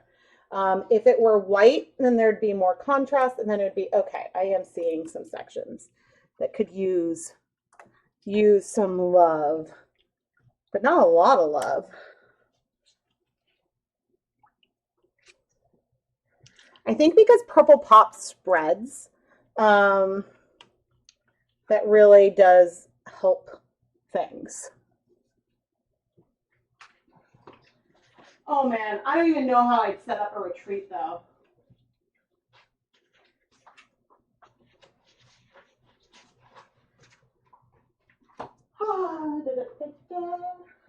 Okay.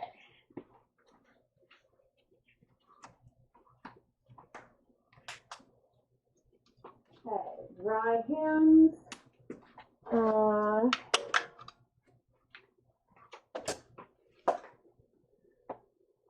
What the other?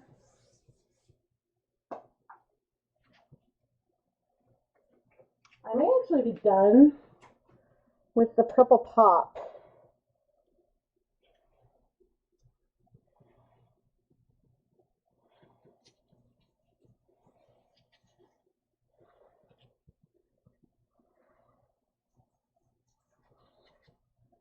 And it might just be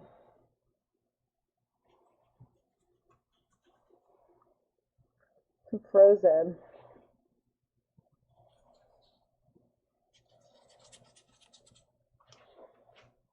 I mean, it wasn't very much.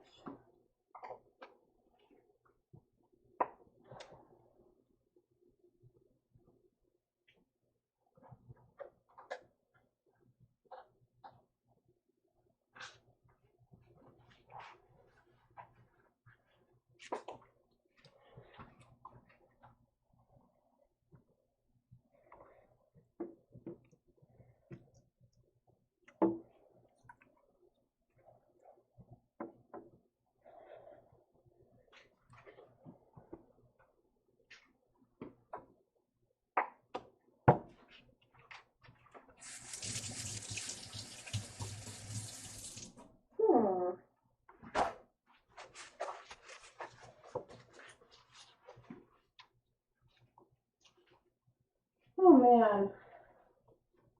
I could start washing some yarn tonight, but I might not. I might not.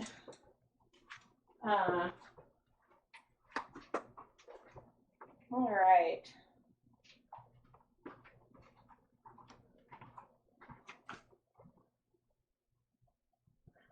Okay, I'm going to set a timer for 15 minutes.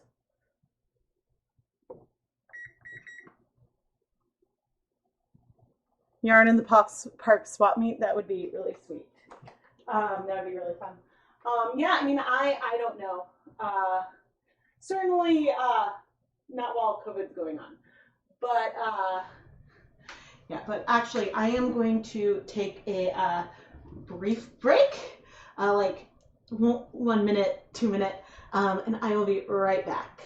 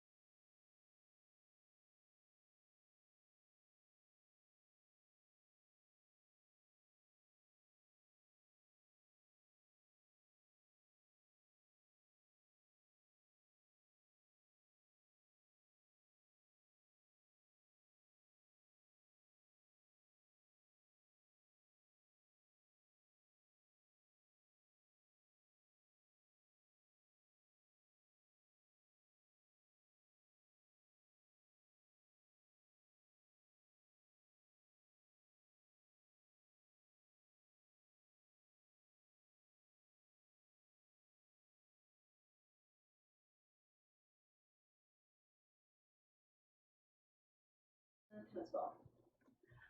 Yes, this colorway is Purple Pop and Frozen. And Actually, I popped the water from this other steam pan into a container that I can eat. And what was I gonna do? Oh, right.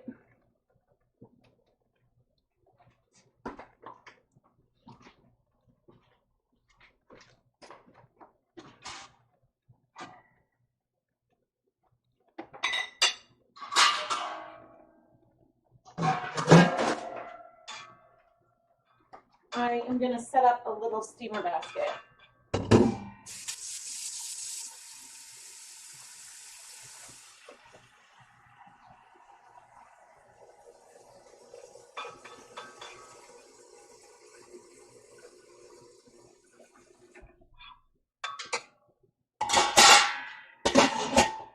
So I can be ready to steam that yarn mop.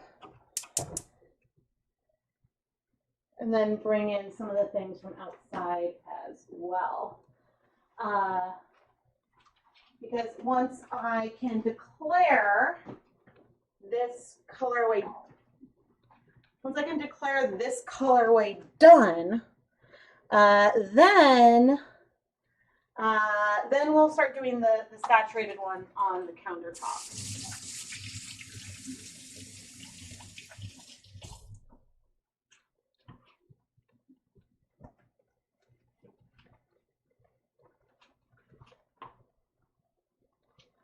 Wow. Having them twisted really did help me get coverage that I'm happy with. Ooh, Broken Violet on the Yak would be, Broken Violet on the Yak would be really, really cool. I mean, clearly that's what I'm emulating here. But I didn't want everything to be like purple today. Lots of purple. Purple Pop breaks very easily. I believe that the pigments in there's like a blue pigment, which I don't know if it's the same thing in Frozen or not, but I don't know. There's a blue pigment in there, and then I think it's basically fluorescent fuchsia is that pink. And so the pink takes a long time, needs heat and time to absorb. Like this yarn will sit in this pan, which I'll probably move it to the other side of the stove at some point, but this yarn will sit in the pan overnight to cool off, or at least it'll cool off completely, so that way it won't bleed. So that way it lets the cooling off really lets the pinks absorb. And so that is, sorry. Yeah, so it breaks really dramatically. It has a blue pigment that strikes quickly, so you get basically you get purple speckles surrounded by pink. It's very beautiful, but it goes a very long way. 1% of the shade is way too much. I have yarn with Tencel in it. Let me see.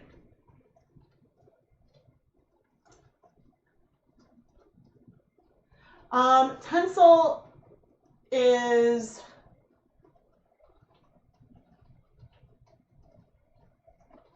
it's a cellulose-based fiber. It's made from wood pulp, and so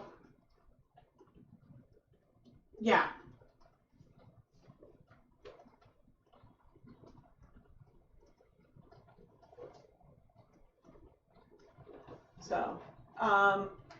So I would, yeah, I think it should be fine with fiber reactive dyes.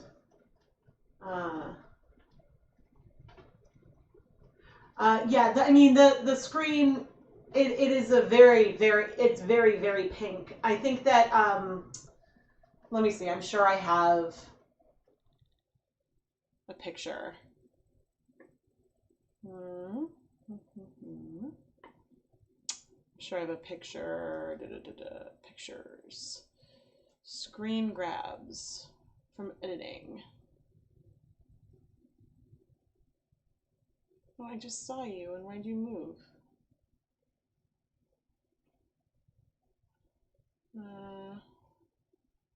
Here we go.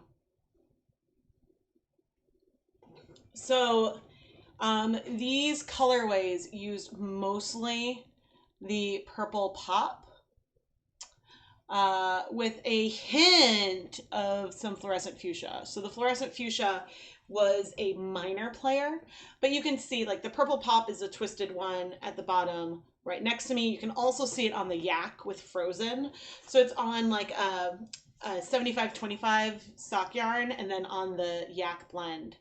And so the fluorescent fuchsia is way more pink than the purple pop, but the purple pop can break and give you that pink. But here I did citric acid speckles followed by steaming, so there wasn't nearly as much spread as what we potentially have here. Yeah, so I mean, it's also really hard to tell when the yarn is wet. So that can be hard to tell. But the actually, while I am pulling images, image, I should have a, oh come on, I should have basically this with the black light.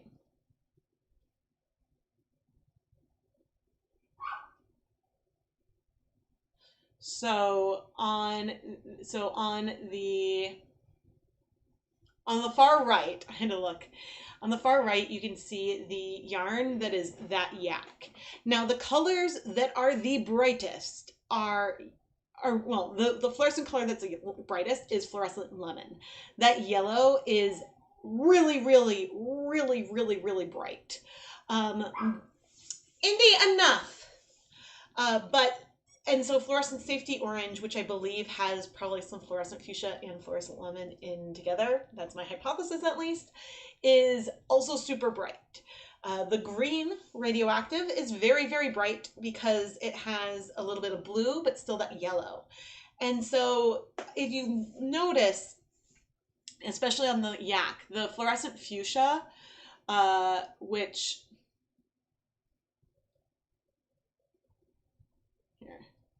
the fluorescent fuchsia, which is just a little bit towards the top, that doesn't glow that much. So the purple pop will glow.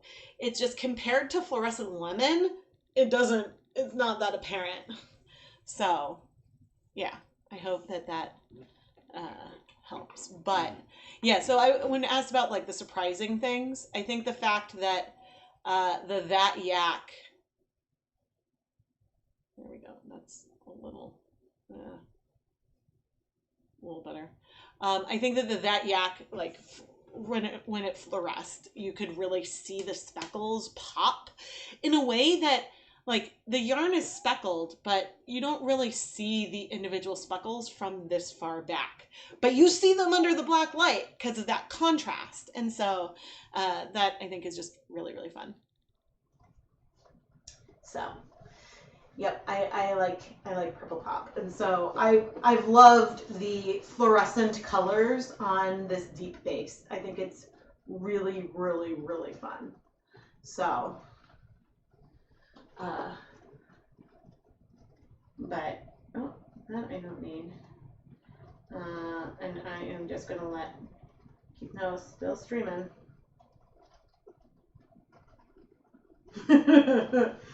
So I'm able to do this long without an end time because Keith took the boys to the beach for the night, and so therefore I get 2 nights of sleep. With actually, I will have to probably get up at my regular time tomorrow because they're going to come home first thing in the morning, so that way Keith can work tomorrow.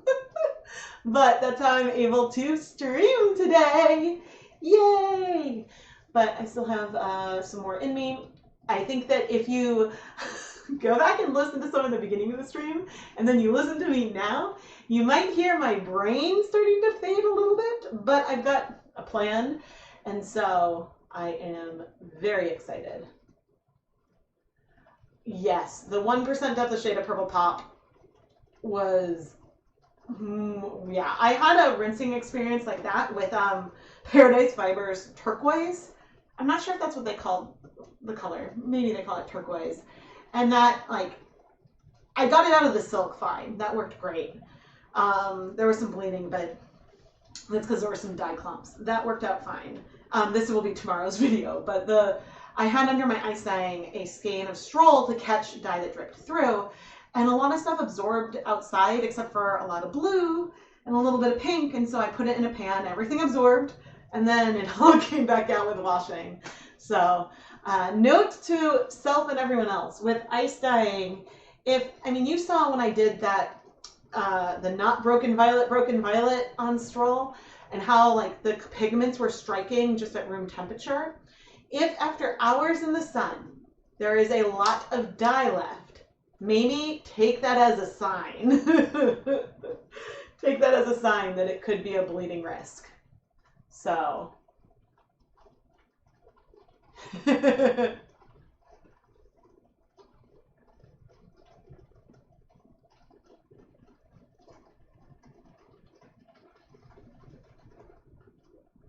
thank you.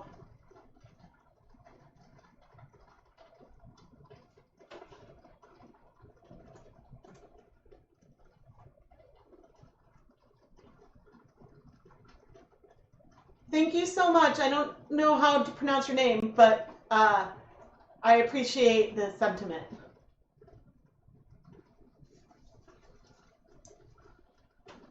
Yeah, so I don't know. It's fun. I think this is officially. I think I now have an unofficial goal to have. Oh, it's 6 hours. Yes, I think I have an unofficial goal to make this the longest stream I've ever had. I believe I've done 6.5 hours before. So, you're Korean? Hi. Sorry, I don't read or speak Korean, but thank you for saying that the yarn looks good. So, but yes, I don't know how much time is on the timer. And so then, yeah, we've got the deep colorway. I will start setting some of those that were outside. The Cool Vat color mixing, which I didn't take a picture, but it's very much near the beginning. So if you like rewind, then you can see. But that came out well, and I'll microwave that probably on Saturday. I'll probably have some time for work on Saturday morning. So, but I also have to get the boys ready for camp. It doesn't feel like it's been that long, although Indy is normally it's enough. Normally it's the human kids.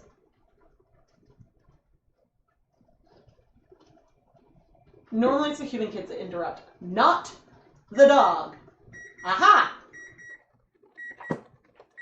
Let's see how we're doing. Wait, why is this one flipped this way? So the thing about this and I've already mentioned it a little bit, the thing about this that's difficult, I think we're pretty good. The thing about this yarn base that can be really hard, I don't know, maybe I want a little more. It can be really hard to know if you have good coverage because since there's already so much color on the base, it can be hard to see if there's anywhere you sort of wish that there was a little bit more. And I'm seeing just like a handful of places.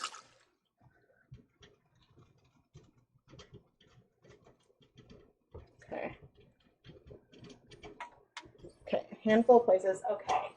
Steamer basket, you are a little out of control. So what we're going to do, oh my goodness. Okay, I'm going to put the mask back on.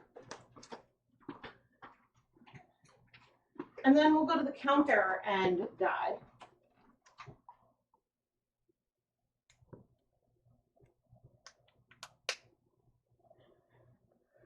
First day of schooling.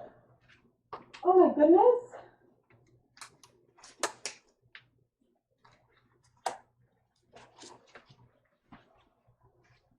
We don't start school out here until like September, really late this year. September 9th, maybe. It's unusually late.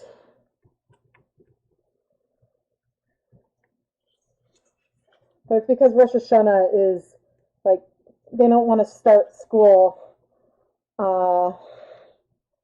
Rosh Hashanah, so.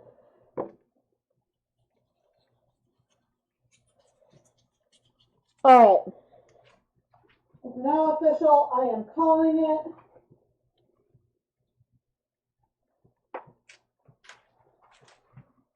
And this last bit.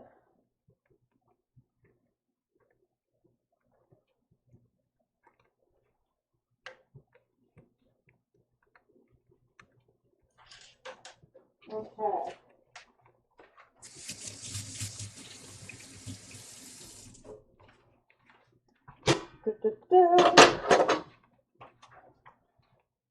Yarn mop in the basket.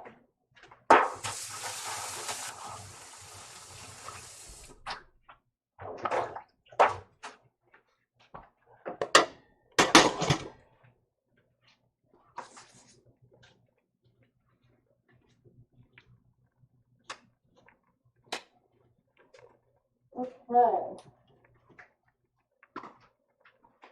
All right.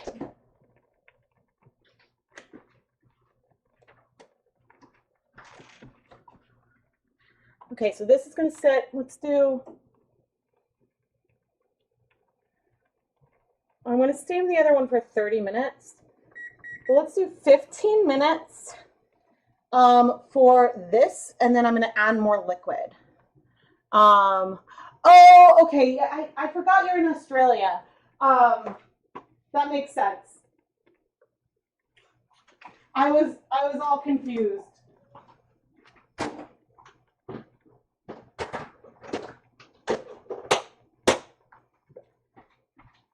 I know that like Sydney just had another lockdown recently.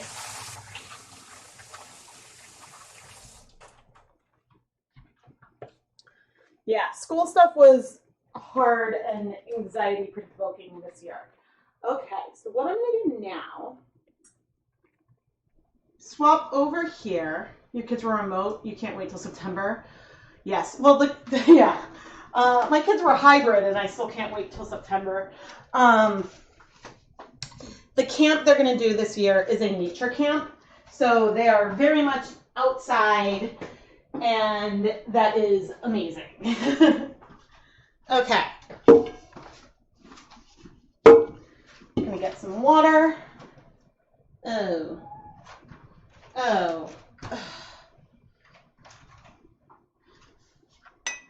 Well, too bad this is like the purple I need.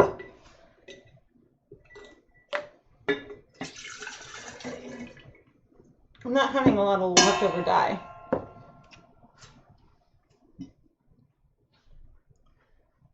Oh, okay. August 6th. Oh my goodness. You managed to have enough days in person to give our receipt. Aw. Yeah, it like Ryder, since he was in private school, was in school all year except for a couple shutdowns. But the good news is that his classroom teacher got sick and none of the kids did. So,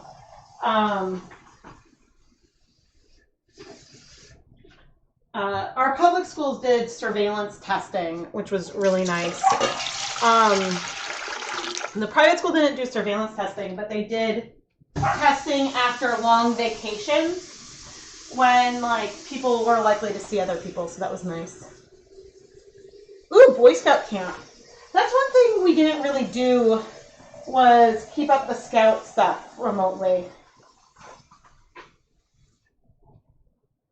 So there weren't many troops in Newton that would accept kindergartners. So for kindergarten, we had Lucas join a troop that wasn't associated with his elementary school. And so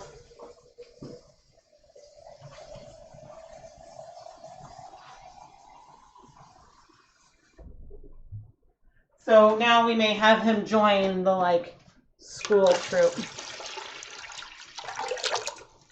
But Keith is an Eagle Scout, so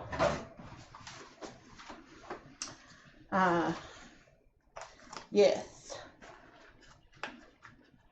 And I guess like an amazing man who I guess is like almost he's more like an uncle, but it's almost like another set of grandparents in that like we see them not quite grandparent, but uncle, was a troop leader.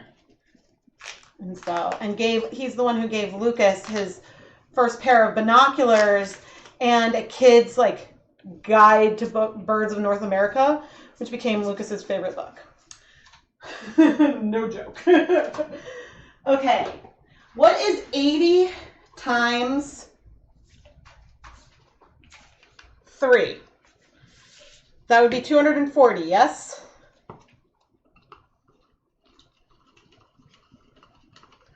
$80 times 3. I'm going to set up this colorway before we do the deep one. But I'm not doing the navy yet, so don't let me forget. Okay, so 100. I should have 3 skeins of the 100. I put in 24 cups of water.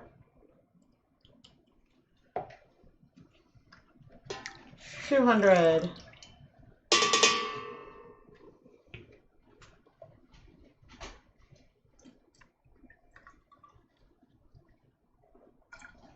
Oh my gosh, how is that for a nearly perfect amount? Nearly perfect amount.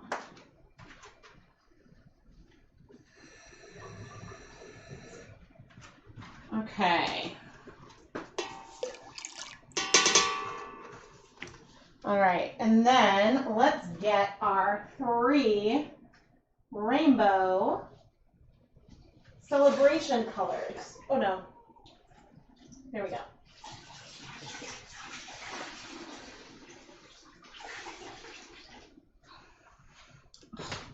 This base is so pretty. These will likely have a little bit more tonal variation just because there are 3 skeins in the pan. And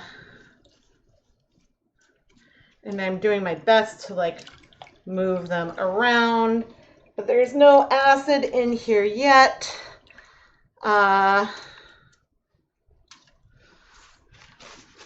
And let's remedy that. So how much acid did I do?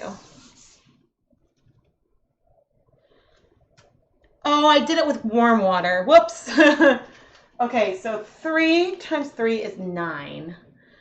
9 times 15 is... Let's just do 9. I was like trying to calculate. And yeah, 1, 2, 3, 4.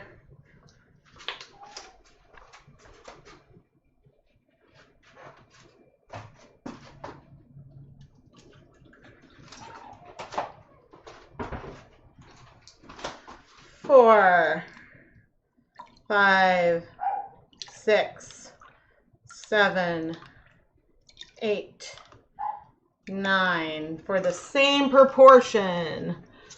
Okay, and we've got 300 grams. Hey, Indy, just a minute.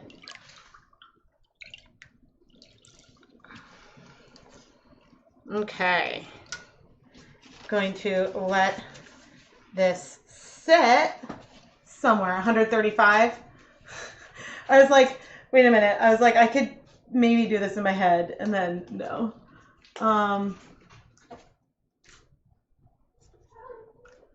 You know, I lived like 2 blocks from IU's campus in Bloomington when I was growing up.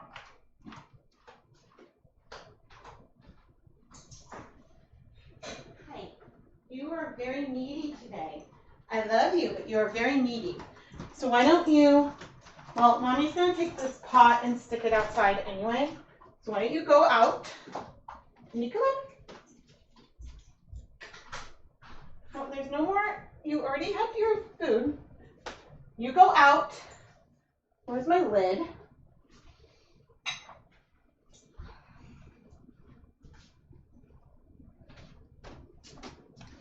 And it's not that it's that warm outside anymore, but I am going to, this is just the first part. There'll be some navy added to it later on.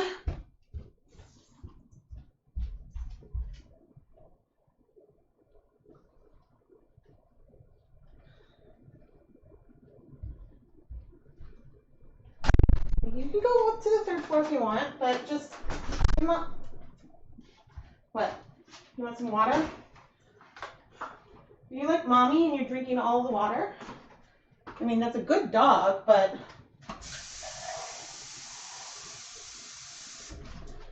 Okay. Come here, buddy.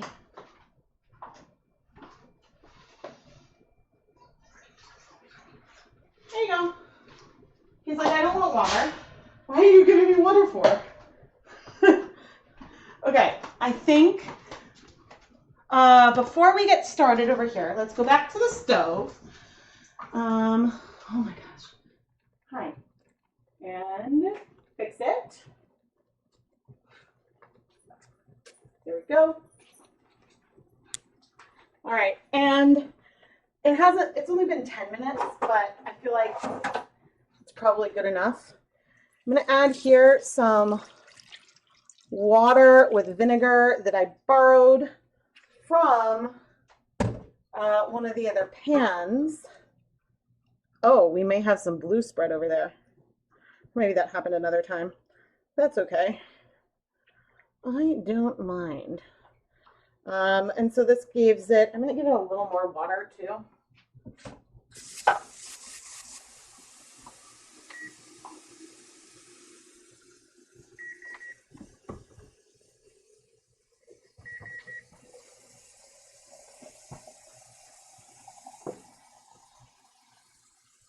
Okay. I'm going to give this 8 more cups. Ooh, actually no. 4 more cups. Okay, I can lift that. I want to be able to lift and move this. That is something I want to be able to do. So now I am going to wipe down the counter.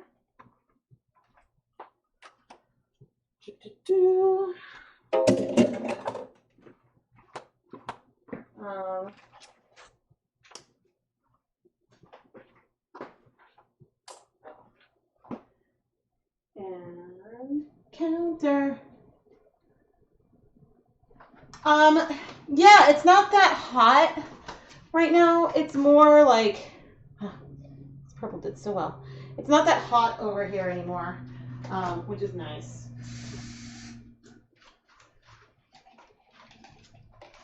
I'm gonna add what's left of this purple. Whoa, check that out. That's pink. So today was like very moderate.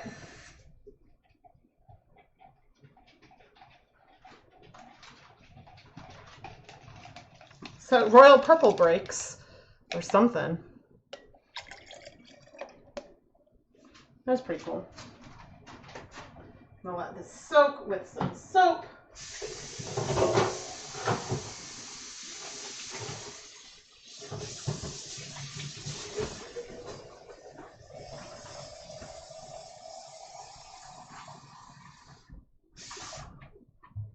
Okay. I have some water. And, you know, it's possible, and if I did that, then it would be reproducible. So, maybe not. All right, we are gonna dye 300 grams of yarn with white neps. And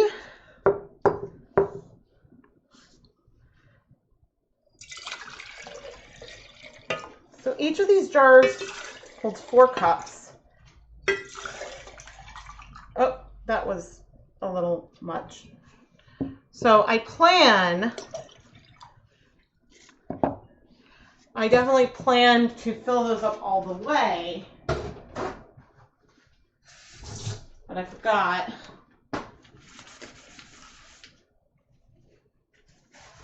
wanted to wipe this down.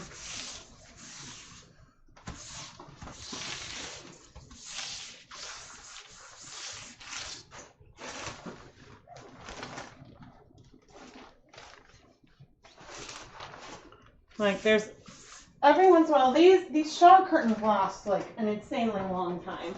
So I'm very fortunate for that. Okay. We are going to use, so we've got 300 grams of yarn. And I want a deep color. I want something deep. So, where is, okay, so I think that the order I'm going to do this in is navy, green, black. And it's okay if the colors mix and blend together. That is not a problem. So I am going to take, we're going to dye 300 grams of yarn. I am going to take 200 milliliters of a 1% stock solution of dark navy. So this is equivalent of 2 grams of dye.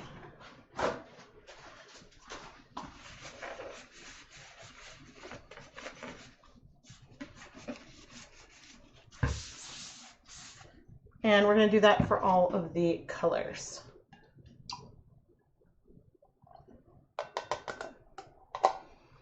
But I'm not going to worry about rinsing them out.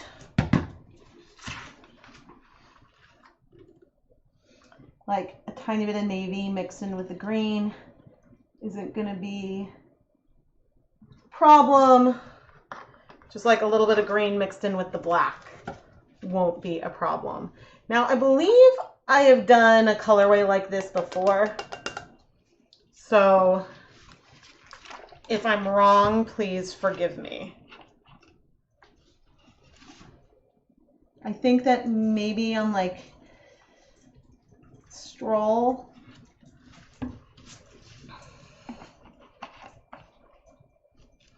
So we may end up with more dye as I make a colossal mess.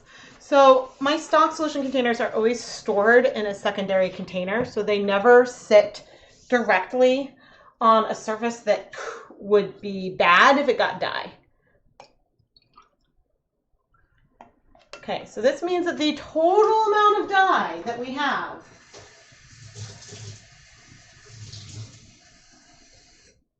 is going to be 6 grams for 300 grams of yarn. So in total, we will have a 2% depth of shade. Okay, and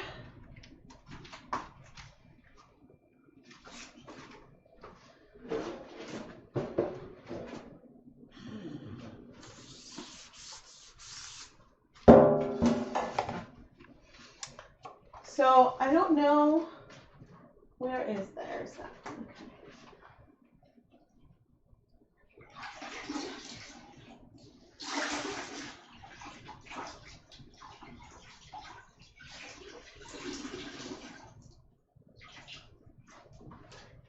It would be really cool to do this twisted where, so this is the yarn with the white neps.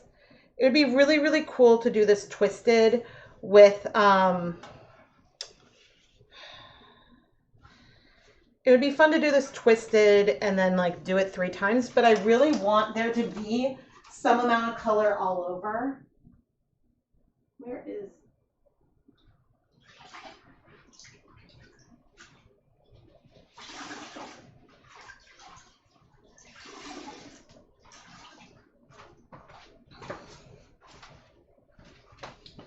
So I haven't decided how I'm gonna layer these colors yet. I don't think I'm gonna do like stripes.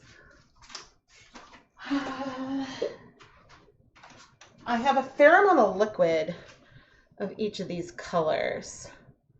So maybe I'll do something like this.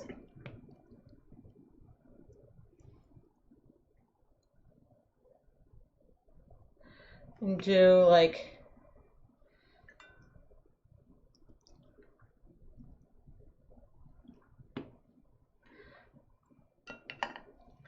because it's not going to go through. Ooh, it's going through pretty far. Okay. Okay, that's not bad.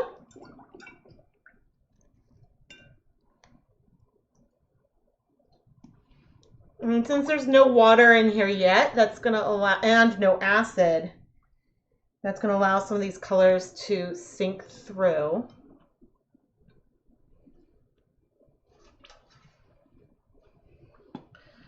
And we aren't going to see the white neps quite yet. The reason why we're not going to see the white neps is because if we could see them right now, then that would basically like they're acting like a sponge, and so they're going to hold some of this liquid, and then yeah, so that's the big reason. I'm not really sure where I am going yet with this colorway, but the plan is I don't want it to be like perfect, but I do want it to be saturated. And so I will move the colors with my hands at some point. And the colors just will all layer together. Now, I do have more of these die stocks, so if I need more color for the other side, I can have that. But hopefully this will be good as well.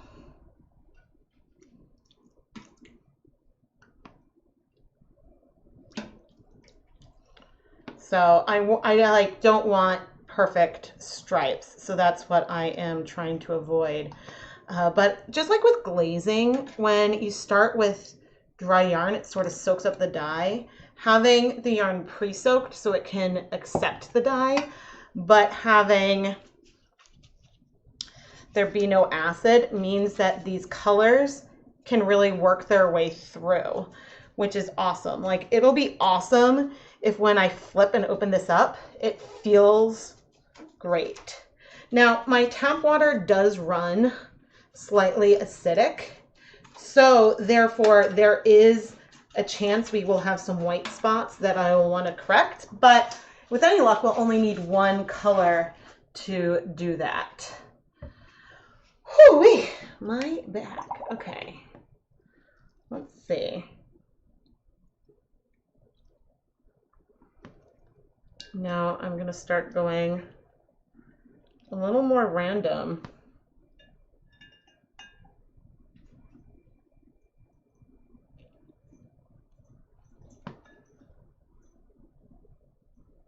Looking for spots. Like, I don't want a perfect repeating colorway.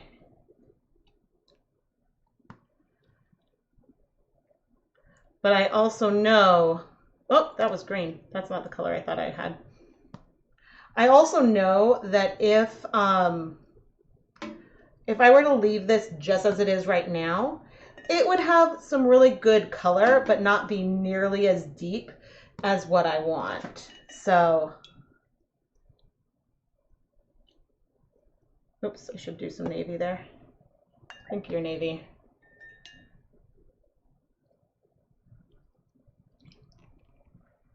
And over here, I need some black.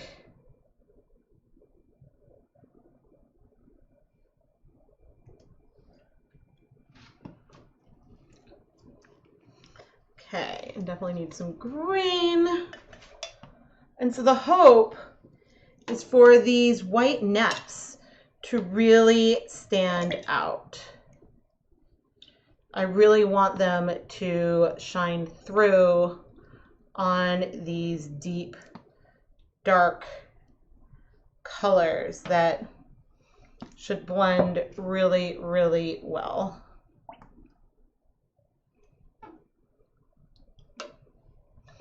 And as we get more liquid,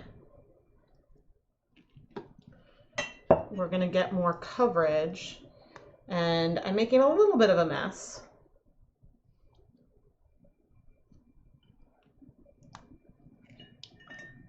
But the goal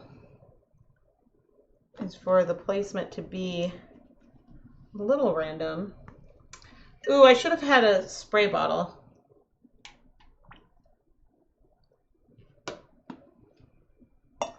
All right, I have all three colors left.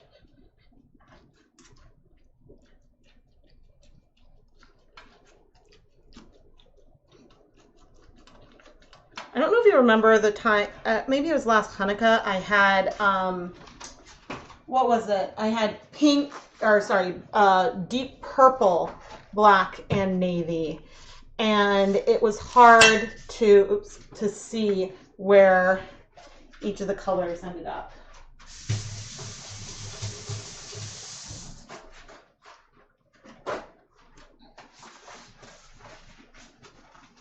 Okay, let's add vinegar. That's 1 tablespoon. Oops. 2.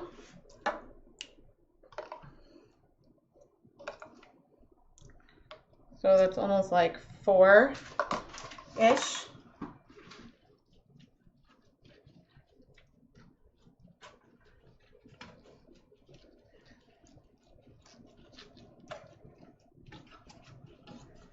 And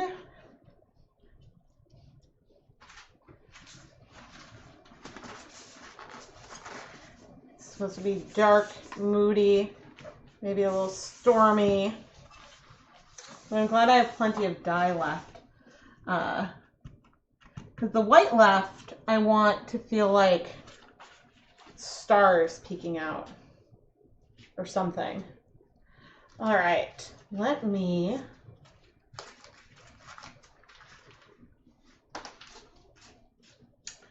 come and sit down. Oh, no bubble, no bubble.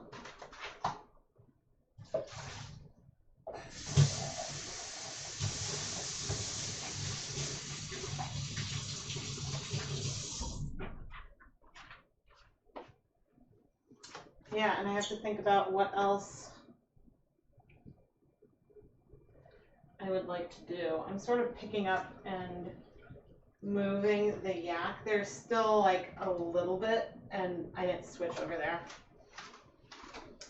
There's still a little bit of pink. Oh, thanks for joining.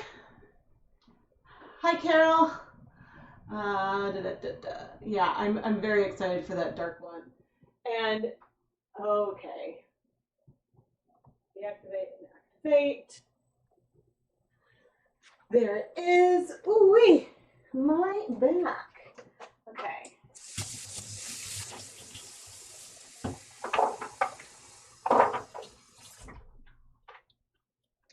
All right, so there's like a hint of pink in here, which like is not bad at all.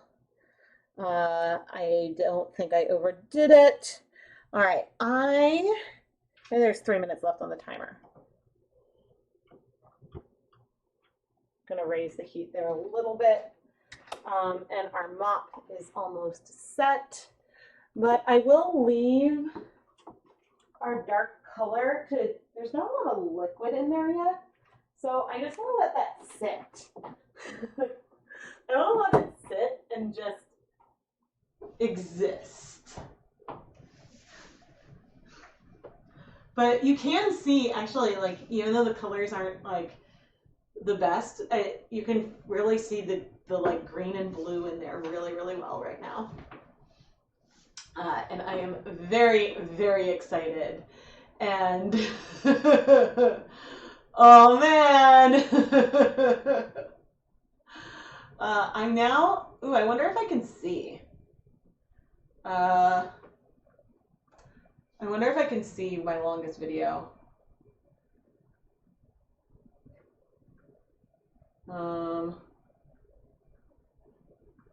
Filter. There's not a content.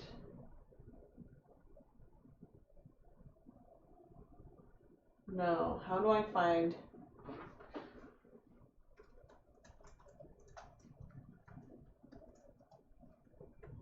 How do I find my longest YouTube video?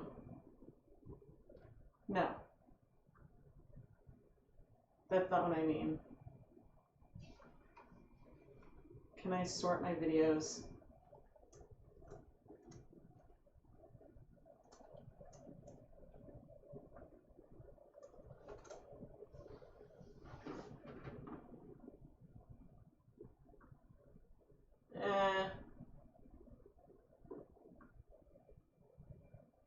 Nope, doesn't seem like there's something I can easily do. Under analytics? I don't know. I don't know. Oh, I know. Sock blank special. I'm pretty sure it was a sock. Nope. Sock blank special. Show all. Because one of those. Is it? Oh, live. Okay, fine.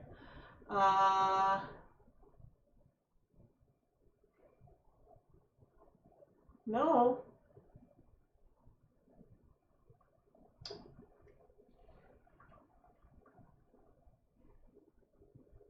Use sock blank. No.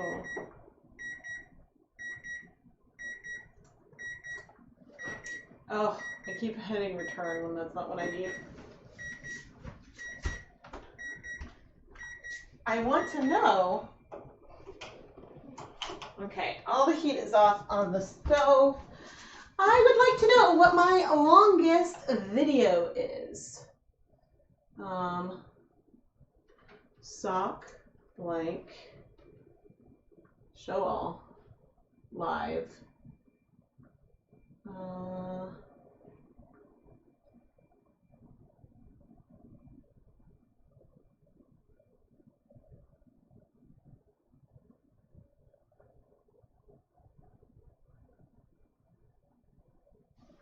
Could I just be super wrong? I'm now very curious.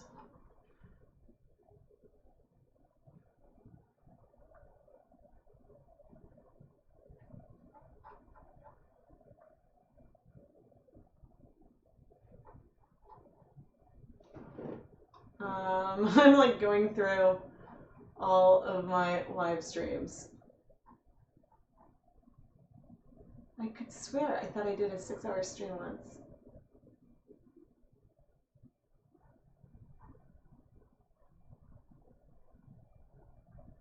Sorry, everyone.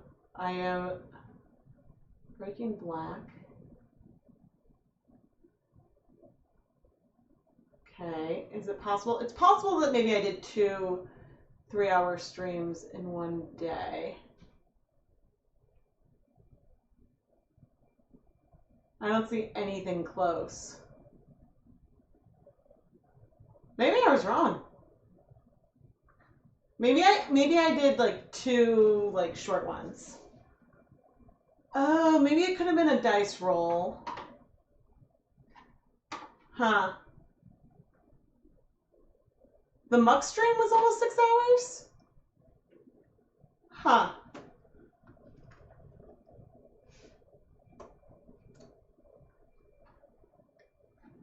Well, that's not what I wanted. Studio. Nope, content live. Let's see. The muck was 5.5 hours. Okay. And let's see if I had mystery. Okay, I had a 4.5 hour mystery dip dye live stream. So maybe I misremembered. And so maybe this is already a record. The muck live stream was the mixing all 40 Jacquard acid dyes. That was that one. That was a long one. There's an overdye. Couldn't it be the 5 million celebration one?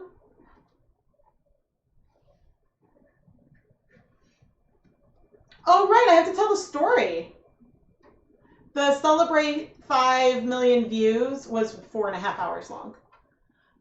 Maybe in my head I inflated it. All right. So when I hit, oh wait, and when was that video? When did this come out?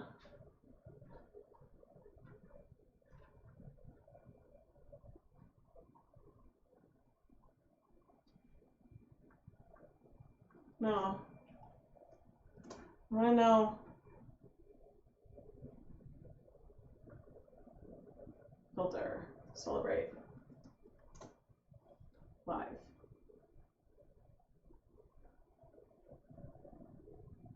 Why was it not showing up?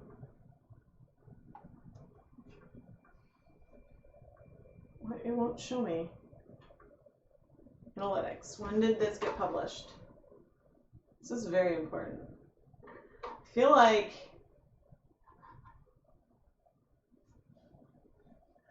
okay, it came out in April 2018 or May 2018.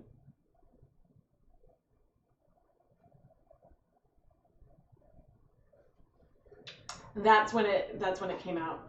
And so I scheduled the live stream after we hit 5 million views, and I was so excited. But then there was a problem.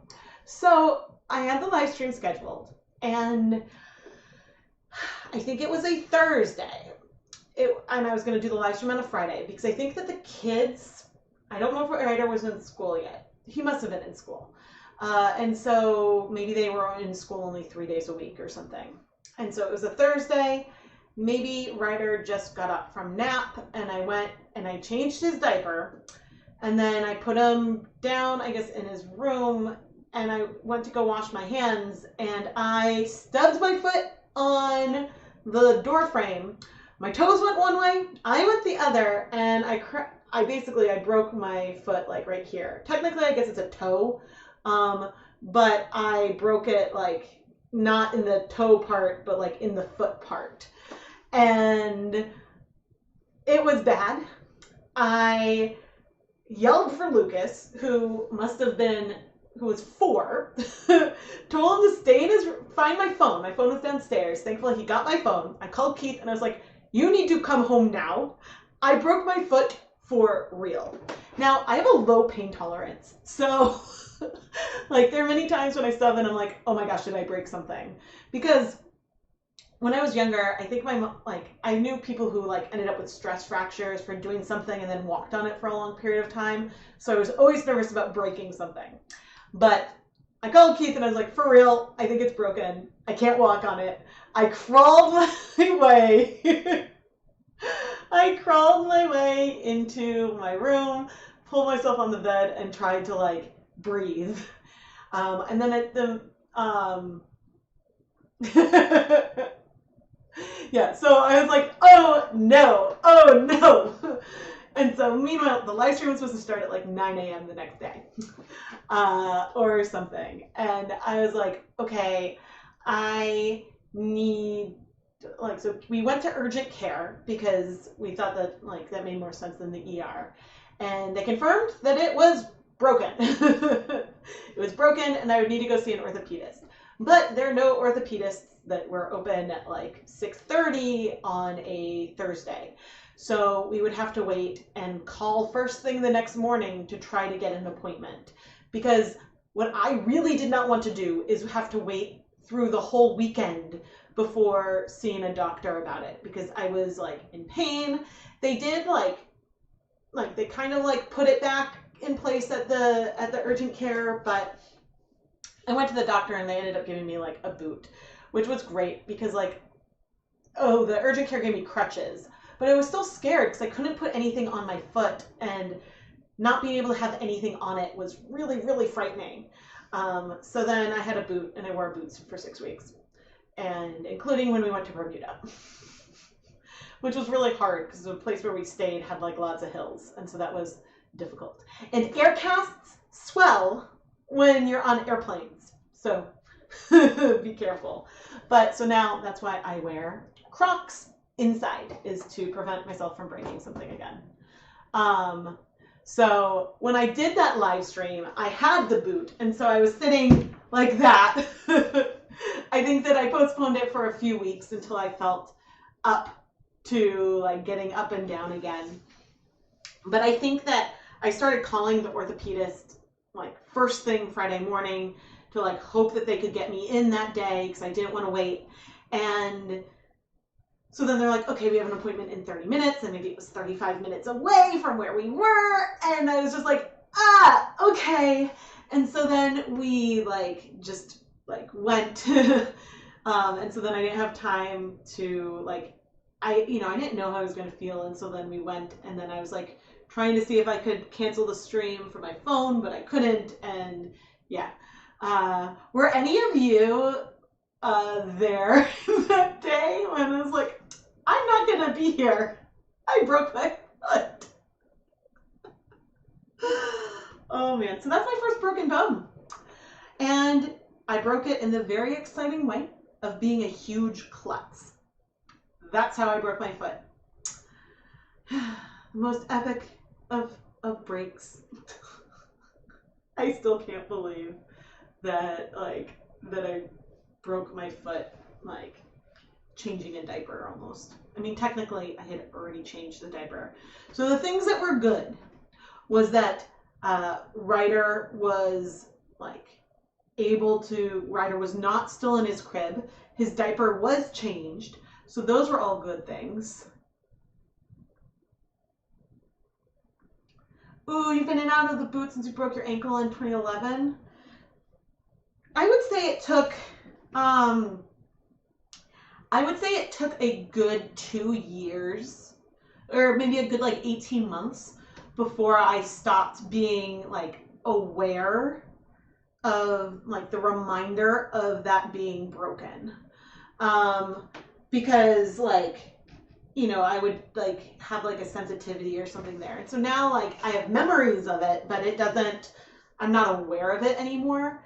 So I'm lucky that it was like the outside of my foot, and like I was able to keep it isolated, and so that was good. But it wasn't a break, but I did like, when you have a knee injury and you need knee surgery because your knee like won't go in all directions. I did that to a toe on my other foot, and like it was hurting really bad. And at one point I went to a doctor and they're like, well, it's not broken. And basically, if this were, so like it moves in, yeah. They're like, if this were your knee, we would give you knee surgery. But it's your pinky toe. So we're not going to do surgery on your pinky toe. And so that has no feeling. That toe has basically no feeling in it anymore. Aw, thank you, Carol. Diaper changes are hazardous. You didn't hear it from me.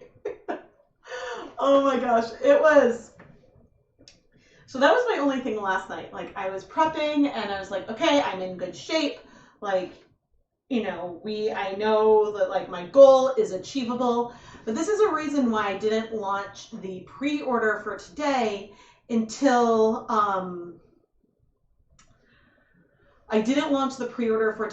this morning, because I was afraid if I did it last night and then not knowing when I could do a huge long stream again, because the kids don't have school until September, and so then the timing. And so I was like, all right, I'm going to wait until the morning because if I put up the listing at 10, there's only 3 hours. Hopefully I won't hurt myself in 3 hours. You have a boot on right now? Oh. We still have, like, I'm glad we've used my crutches since then. So, I mean, it's not great that we have them. I mean, it's good that we have them. It's not great that we've needed them. Yeah, so that was my first broken bone. I've had, like, surgeries and stitches and stuff, but, Lucas broke his bone so Keith and my dad have the same birthday. Giving some story times. Keith and my dad have the same birthday. And so I was in the city to spend the day. Like Keith drove us in. I was spending the day with my mom. And then we were going to go out to dinner with Keith and my dad to like celebrate both of them. We go to a playground with my mom and we're in downtown Boston. And Lucas, this was the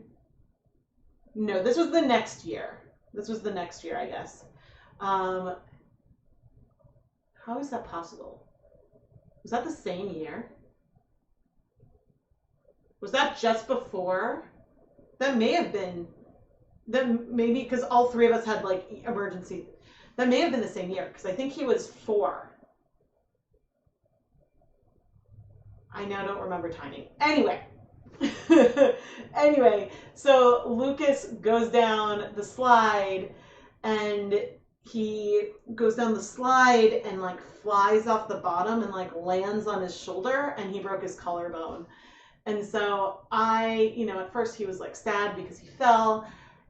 I wasn't aware that it might be broken until he was still upset. We're in a stroller coming back and he was like wincing when it like hit any bump. And so that was another call Keith. I think he was lecturing. I was like, 911, we need to take Lucas to the emergency room. So he drove, because he had the car seat. We didn't have any car seats because we were downtown. He drove and picked us up, took us to Children's, and then went back to work, and then came and got us, and yeah. So Lucas broke his collarbone, which, again, like it healed really well. I don't think I can even feel like a bump in it anymore. And he is not even aware of which arm it was. So, yeah, but I remember he was annoyed. Now he's annoyed when he looks back on it, but at the time he didn't really care at all. And actually they were studying the human body. Why am I not in focus? They were studying the human body at school that week. And so I was like, I sent in pictures of his bones. And so he was very proud to show his own bones to the school.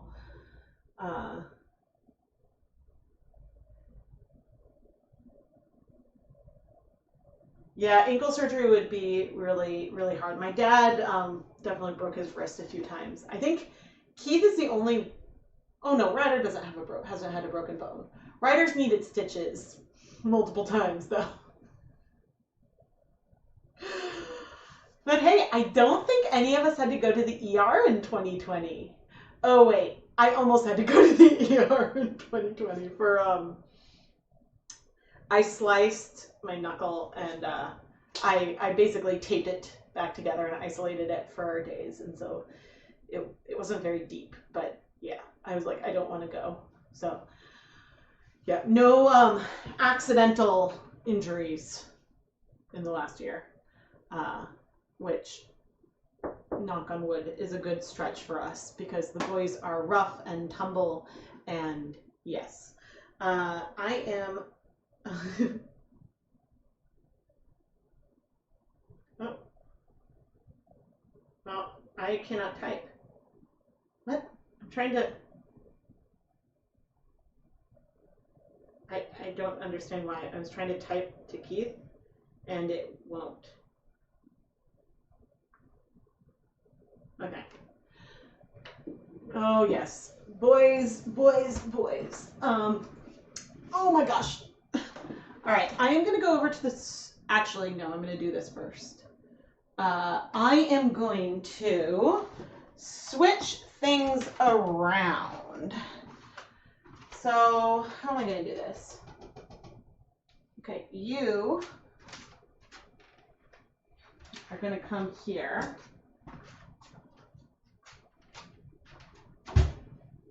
Nope, that is not enough space. Oh, you can come here. Fine, that's enough space. Okay, and this is going to move over. And then this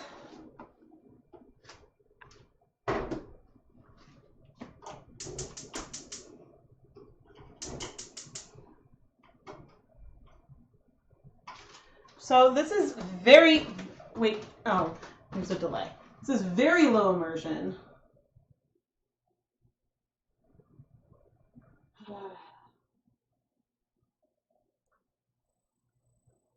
There we go.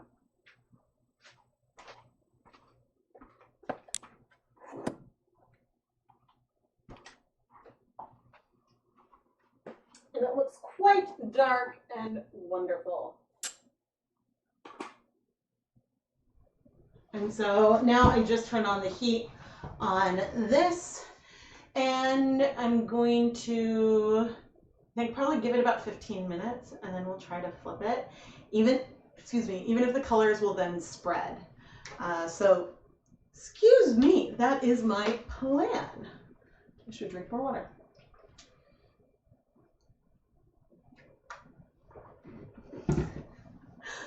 You know, there are people who do 24-hour streams. I don't think I have that in me. I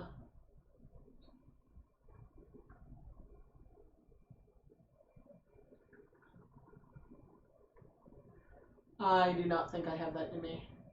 I think that, but, oh, I should say, to be fair to myself, I mean, I don't think I could play 12 hours of a video game. I'm not saying that that's not work, because that is a lot of work. And, you know, I struggle to play games for many hours, but this is pretty physically demanding. So, oh, I'm going to have to get up in a sec to reduce the heat. But at least I can see it. I'm trying to think if I have any like sneak peeks or anything that I can show. But yeah, oh man, I guess that's just 2 episodes of Dyepot Weekly. I think I'm gonna not steam set anything else until the morning. This is probably gonna need to cool overnight. Oh, I know what I need to do. I need to go get the purple pot in.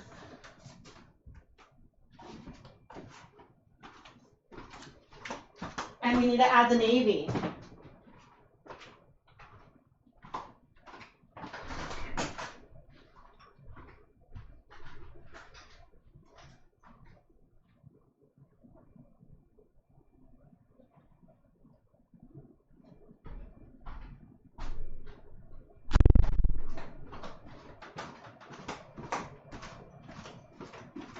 Okay, I've definitely filmed this many hours before.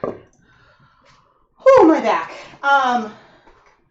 So that's not unusual, but I haven't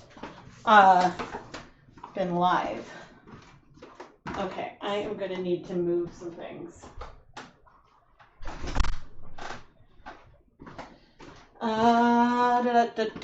Okay, let's move you guys back to your secondary containers. The kids love watching me dye yarn. It's really cute. Oh no. Oh, that's an old bottle of vinegar. Okay. Holy cannoli, I'm still going. I'm still going. Okay. Oh, maybe, oh shoot, I need the graduated cylinder back. going to need to get 75 milliliters of dark navy.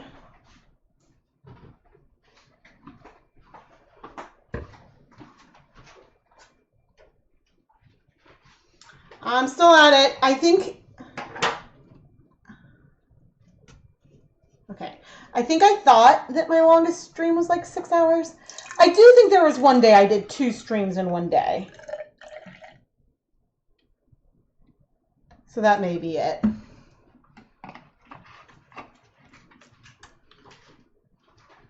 Because I had the 6-hour number in my head from somewhere. So.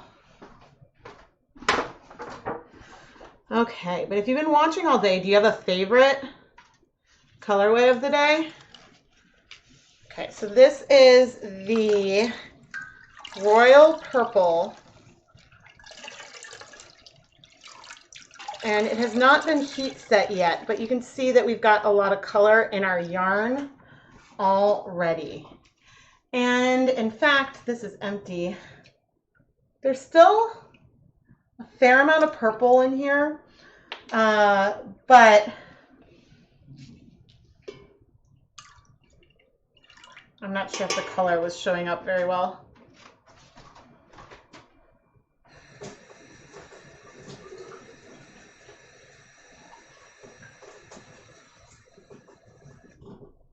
Yeah, I think normally when I have a really big filming day, like I'll sit on, I have a rocking chair. Oh yeah, that's much deeper. I have a rocking chair that I like to sit in. It takes like pressure off of my back. That's nice.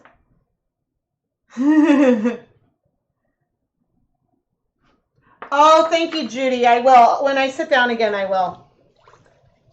But you're right. People have come and gone from the stream. So I am I'll say that when I sit back down. Okay, but I just added not a lot of navy.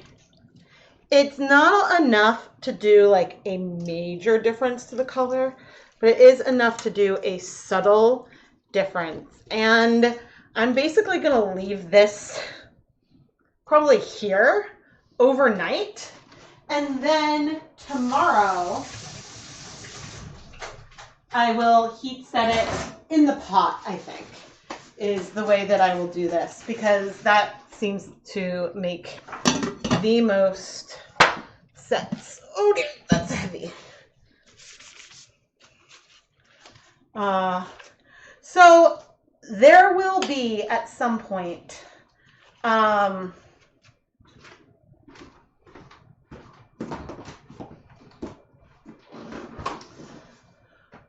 Chantel, thank you so much for the super chat. Thank you. Thank you.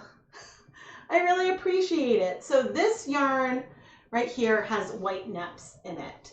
And so they won't be pure white, but they should be dark with like light neps on the background.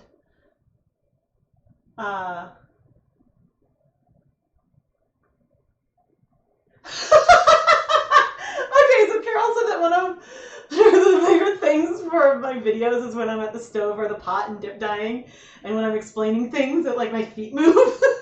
I know I cannot sit still. I mean, I'm sitting, but yeah, my feet are always moving around. I love that. All right, so I am having. Oh, I probably have the window minimized. There we go. I am having a special in my shop, and I'm going to refresh it because I think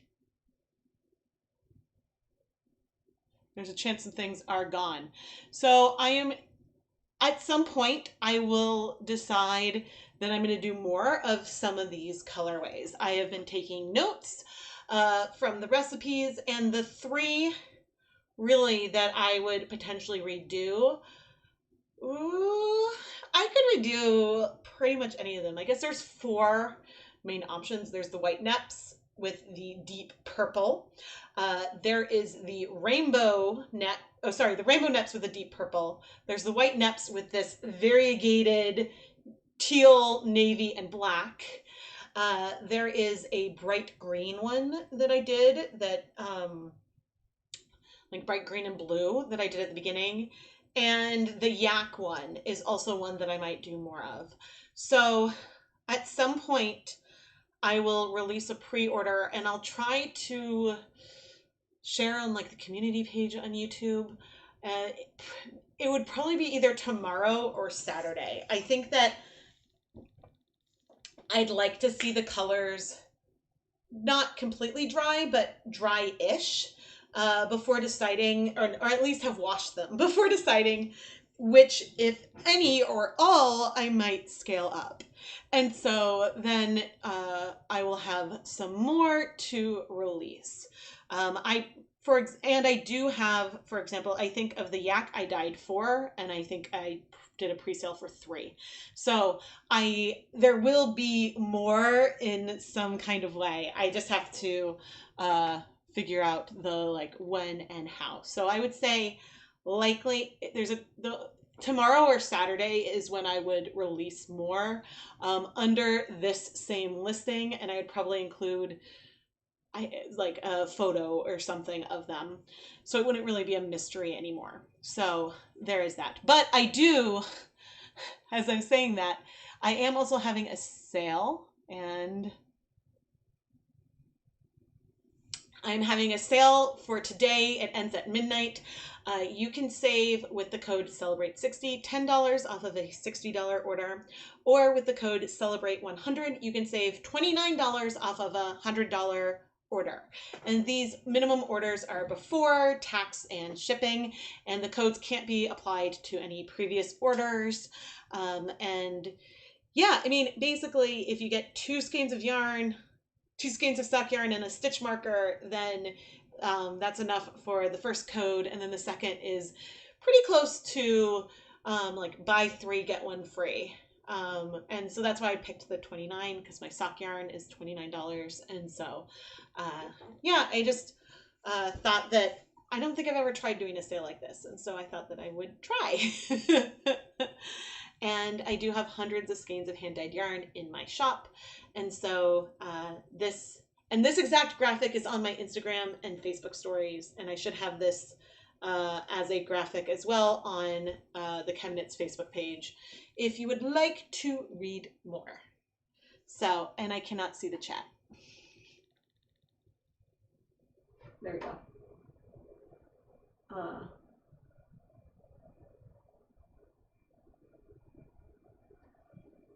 Rebecca Toes. My favorite video is when you're dyeing blue yarn with food coloring. Wait, my favorite video is when I was dyeing blue yarn with food coloring. It looks like it's the middle of the night and you snuck up to do it. Wait, do you know more about it? Was it a Dyepot Weekly or? Huh. What was I doing? I don't know which video that was. Off the top of my head, at least. I have a few videos. I think I have like over 1,000 videos. But that includes like unboxings and stuff. Carol, thanks for hanging out for so long today. I hope you have a good evening. Yeah, I can't read the timer from here. I need to figure out how to make... Wait, can I make a timer in OBS? No, I need to like have a video that is just a countdown timer that I can put up when I need something. That would be really, really cool.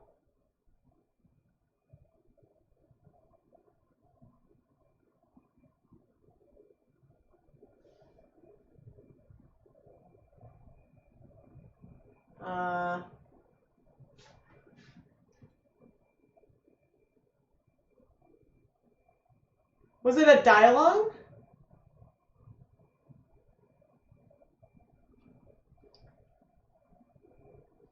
There's like a blueberry one.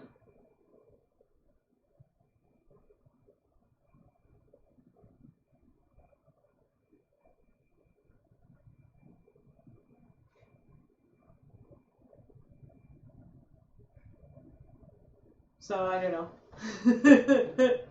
I just know that I appreciate you all hanging out and watching and subscribing. Please subscribe and turn on notifications by pressing that bell icon. It really does help the channel grow and be seen, and it is like really, really the biggest way you can help support the content here is by engaging and joining, watching, commenting, things like that.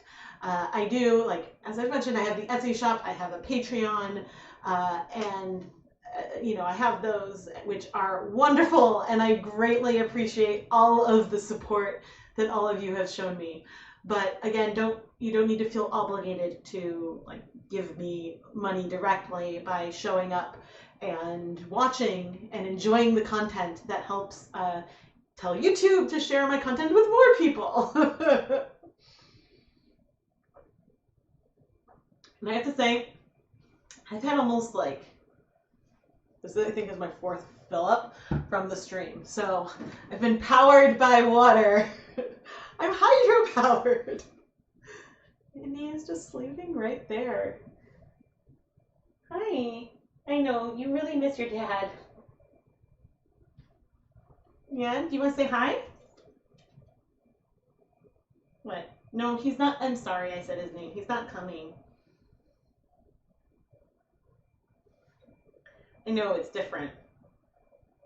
Because also your brothers are gone. But he's, no, I'm here. I know. You have been a needy little boy today. Normally you just sleep and bark all day and you give mama space. But I imagine I might not have much voice tomorrow. Loving every second of this. You have no intention of leaving the ChemKnits record smashing stream until I do. Woo-hoo! I mean, probably what I imagine is I will probably flip. If you want to be in my lap, just be in my lap. I'll probably flip this yarn, dye the other side, and then that'll probably, I'll probably turn into a pumpkin. All right. Just go there. Yeah. It's okay, Indy. I promise. Uh-oh. And you know, the iPad is low battery, which I've been using as my monitor. It's good to know it's been working so long. Listen, bless you all for putting up with me for so many hours. I mean, I would totally do this again someday. I think that, you know, the thing that's kept... Ooh. Ooh. I think that the thing that has kept me from doing something like this more in the past and in the future is really like the kids and school. That is fairly prohibitive for, ooh, this is great. That's fairly prohibitive for dyeing for like huge extended periods of time. This is really good. Just because, like, which color are you? Black? And it's hard to do that for so long with kids, just because, like, if they have school, and so then if I have to pick them up, then that means that, okay, then I have like a hard stop. And so that's all. It's not that, yeah, that's been absolutely a limiting factor for me in the past. And so, and then when like Keith and the boys go to the Cape, they usually will give me, like, I'll get a weekend, one weekend a year where it's really just me. And it's a weekend when I'm not supposed to work. And so that's when I like quilt, or I'm hoping to have time to, I have a new rigid tunnel loom, which I haven't had just the chance to set up, and I really want to learn how to do it. And so if I get a weekend,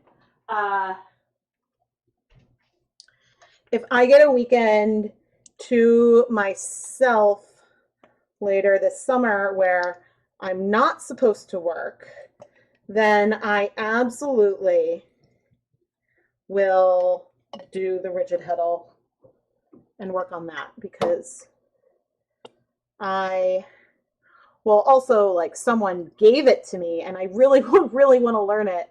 But when I was going to set it up, I had to order a piece for it, and so then that just meant that that was some time that I didn't have, the time I thought I would do it, I couldn't. And so then, things get busy. I might lose some of the green. It's hard to know. Okay, I'm going to save the rest of the navy and black. I'm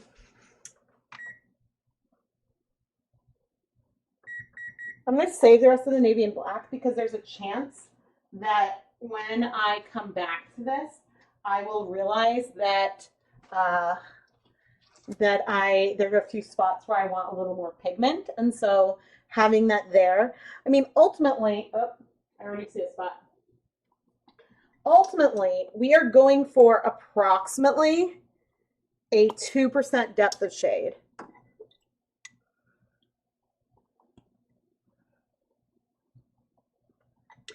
Which is 2 grams of dye per 100 grams of yarn. And again, this base is the white neps base. And so tomorrow, with the exception of the few things that are also being filmed for Dyepot Weekly, everything else I will wash. I can do that while the kids are around. They can hang out with me. They love doing that. You have me playing on the tablet and computer. Woohoo! Thank you. Yes. Well, quarantine didn't really complicate my streaming schedule as much as it definitely did some, because it meant that, like, someone was here all the time. But hello, camera. Okay. And I'll make myself bigger because that is just so dark in the background. It definitely complicated things a bit, at least, because it meant that, like, the people were around, but otherwise the constraints of, like, when they're at school and when they're released still stand. Who else has recently dyed yarn for the first time? Woohoo! Ooh, solar dyeing cotton would work really well. Okay, I guess I haven't tried it, like, solar dyeing. I have dyed cotton and then, like, let it sit. So not quite the same thing, but hello. And we are approaching the end of this epically long stream.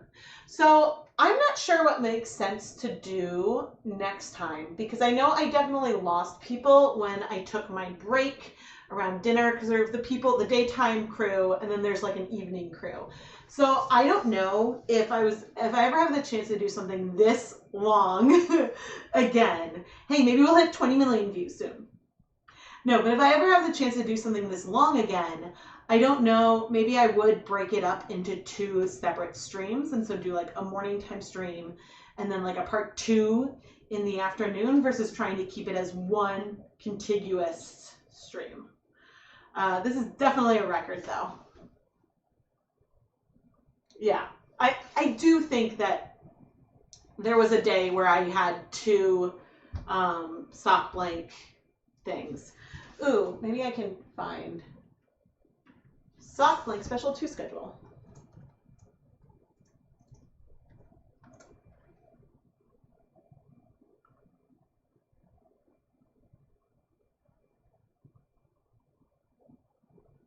Sock blank special. Monday, Tuesday, Sunday, Monday. Oh, that's a live stream Tuesday, live stream Wednesday, live stream Thursday, live stream Friday. Okay, so maybe it's that I had a live stream Sunday, Monday, Tuesday, Wednesday, Thursday, Friday. That's what it was. That's intense. I don't know if I could do that again. Yay! Dyeing yarn with food coloring is super fun, and that's how I got started with my first colorway. It is a great way to learn to dye yarn. Just remember that you need to have your artificial food coloring, some acid, which could be vinegar or citric acid. You need heat. There's many different options for heat. And then make sure that the yarn that you pick is wool-based or another protein-based fiber. So food coloring won't work on synthetics like acrylic or cellulose fibers like cotton. But I did start out dyeing a 20% wool, 80% acrylic blend with Kool-Aid. So that's where I got my start. Awesome. Yeah. Kayleen, I'm still going. Not for much longer. I'm about done. But the white neps yarn, it's hard to see on camera, but it is forest green, dark navy, and black, all layered. And so there is still some of the green peeking through. It's just on camera, it's not. The OBS, yeah, doesn't like the things, but yeah, I decided, I was like, we need to go for a record. And I did tell, people who had worked today, I was like, I'm going to try to keep going into the evening. Oh, awesome. It deserves a nice tea. Ooh, yes, I might have some tea. Or, I mean, honestly, I might also just go faceplant on my bed. Oh, thank you. Yeah, it was fun to try something so long. And I guess the longest break I took was about 15 minutes. But I mean, and other short ones because oh, that's why I'm drinking so much water, because I'm talking.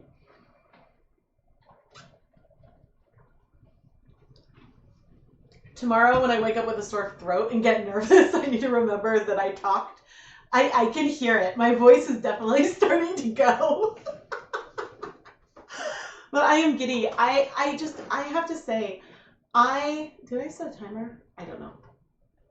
And I'm not in focus again. Hello, Kyo. I have to say that I love being able to share my joy of dyeing yarn with all of you. And so when I get comments saying I just dyed my first skein of yarn, or I'm about to try dyeing, it makes me so happy, because whether you decide to dive on in and really make yarn dyeing a hobby, or maybe even try to make a career out of it, or it's something that you like to dabble in with time and time again, I think that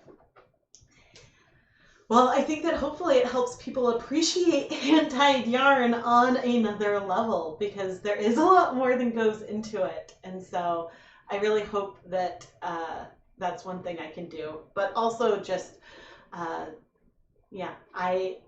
but in each time I make one of these videos, I come up with more things I want to try, more questions I want to answer, more yarn bases. What I always think of the elephant and piggy book. It's more bananas. So I've got more to give and more to create, and I am so excited to be able to continue to share this with all of you. I technically have the ChemKnits Twitch thing held, but I don't know. I know that there's a lot of spinning stuff that happens over on Twitch, but I don't know about yarn dyeing. And so, I mean, it makes sense to do it over here. And thank you so much. Thank you. Yeah, I mean, I do talk to myself, but not quite this much. Not quite this much. I am definitely a little, I think I'm tired, and I will likely As I said, when it comes to opening up more skeins and some of these colorways, I do want to at least wash everything to get a feel, to make sure something isn't a massive bleeder, and therefore I don't need to try to make a replacement or something. I think everything should be fine, but I do want to like quality control before I open up more. But so I would say either tomorrow or Saturday I will release more pre-order slots, and I'll figure out. I think that there's still YouTube stories, right? Maybe those are up for like a week, so I'll try. I'll try, but I'm not in focus again. Use honey and lemon. Would lime work? I don't think I have lemon, but I have limes, and I move too much. That's another reason why like I wouldn't do well as a Twitch streamer, is like I move way too much, and so like if I had a camera that's just like figuring out where I am, I'd blip in and out. Aw, thank you. But all right, I think I officially have to turn off the iPad because it's about to die. But that actually works really well for a monitor. And so the one time when like the video froze and I didn't notice in advance, then I was able to catch it. And either my eyes are blurry or the camera is blurry again. So I'm going to take this as a sign that oh wait, I don't know how much time is on the timer. Let me check that first. Whew. Spoon. I have spoon.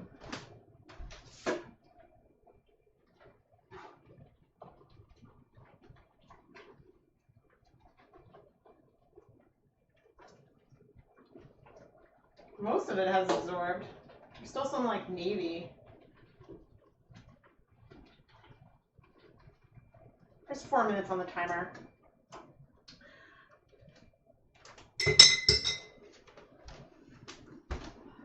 I think what I will do with that yarn is I will likely set it, or when the timer goes off in 5 minutes, there's still some color in there.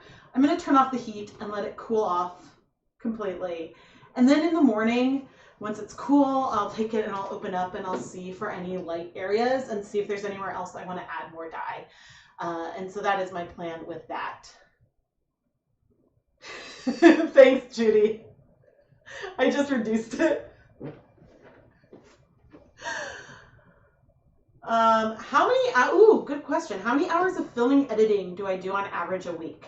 It varies a lot from week to week. I would say like there are some weeks where I will film like 6 videos, which would be, so I regularly release, assuming a month is 4 weeks, I regularly release 9 videos a month, and then have, I would say I regularly release 10 videos a month. And then I do probably at least 2 unboxings, a dye-along live stream, and a behind-the-scenes live stream. So in a month, I would have 8 episodes of either Dyepot Weekly or Leave No Dye Behind, 1 dye-along recap, and 1 Dyepot PS video. And so, yeah, so on a good day, I can do like, on a good week, I can do easily 6 videos, at least the dyeing portion. But each video has, usually has at least 3 days of process, sometimes 4. So there's the dyeing, which could span a couple days if it needs to cool overnight or something. So there's the dyeing and the washing.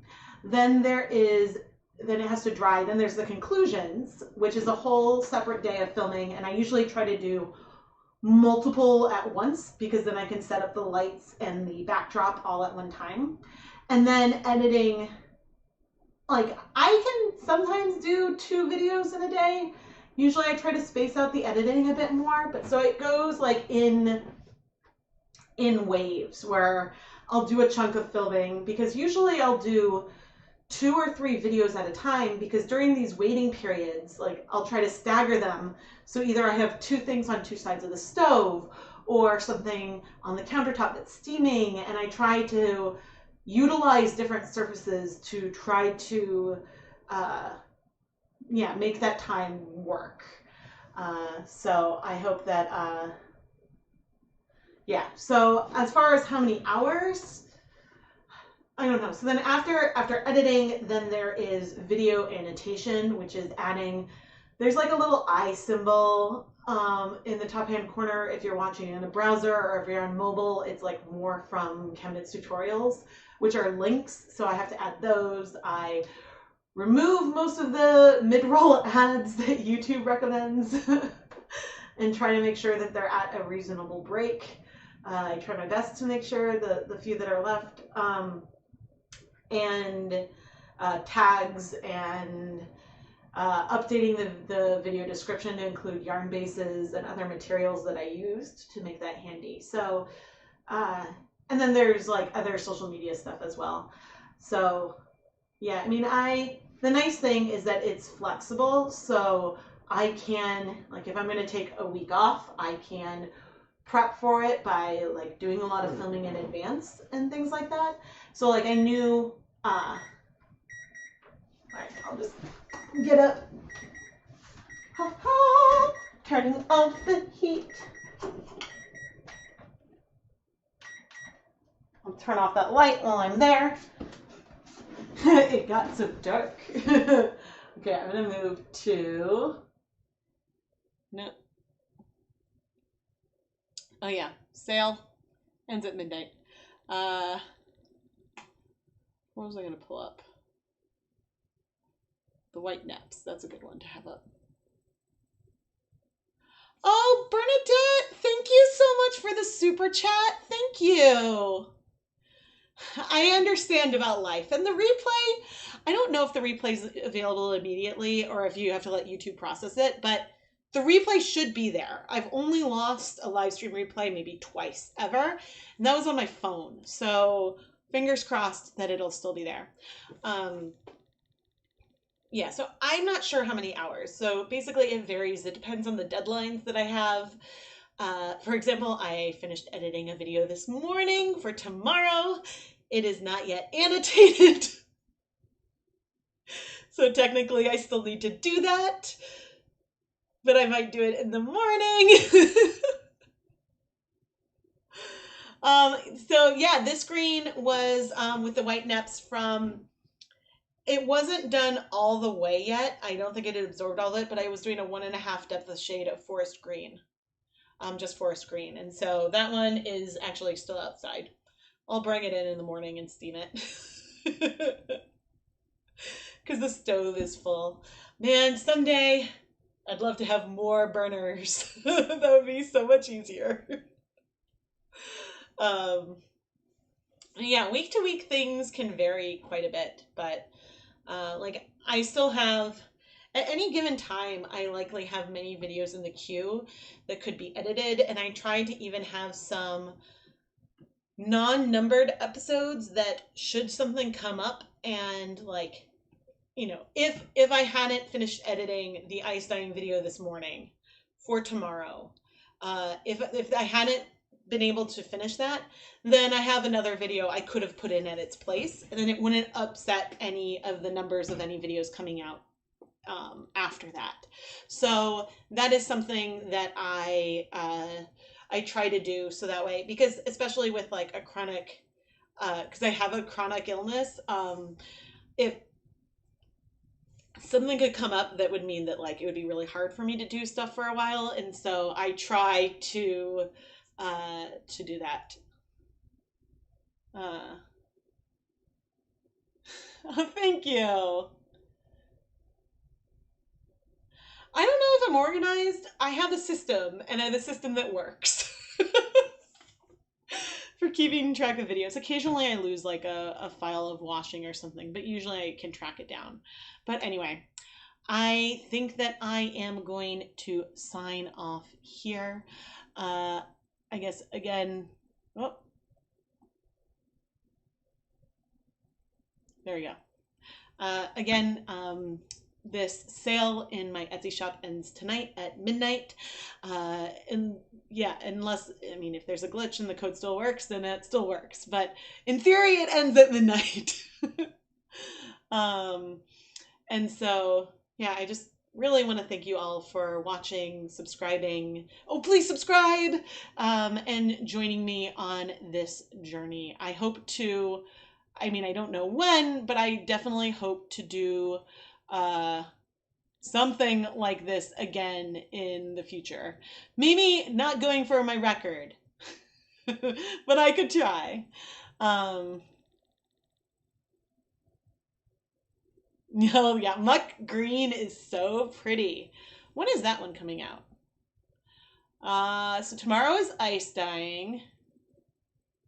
Wait, no, muck green just came out, right? Muck green came out on Tuesday, I believe. Thank you all so much. I really appreciate it. I appreciate you all coming and hanging out with me. This was so much fun. I had so much fun. And I started 2 episodes of Dyepot Weekly. So, I mean, I got some things done for that will like help out for like later on. But anyway, I am Rebecca from ChemKnits, and thank you all so much for watching, and thank you for encouraging me to challenge myself and try out new things when it comes to yarn and color. And I am so thankful for all of the beautiful colors that I have been able to create thus far, and I know that there's going to be so many more that I can create, and I cannot wait to share it with all of you. Thank you so much for watching. Bye!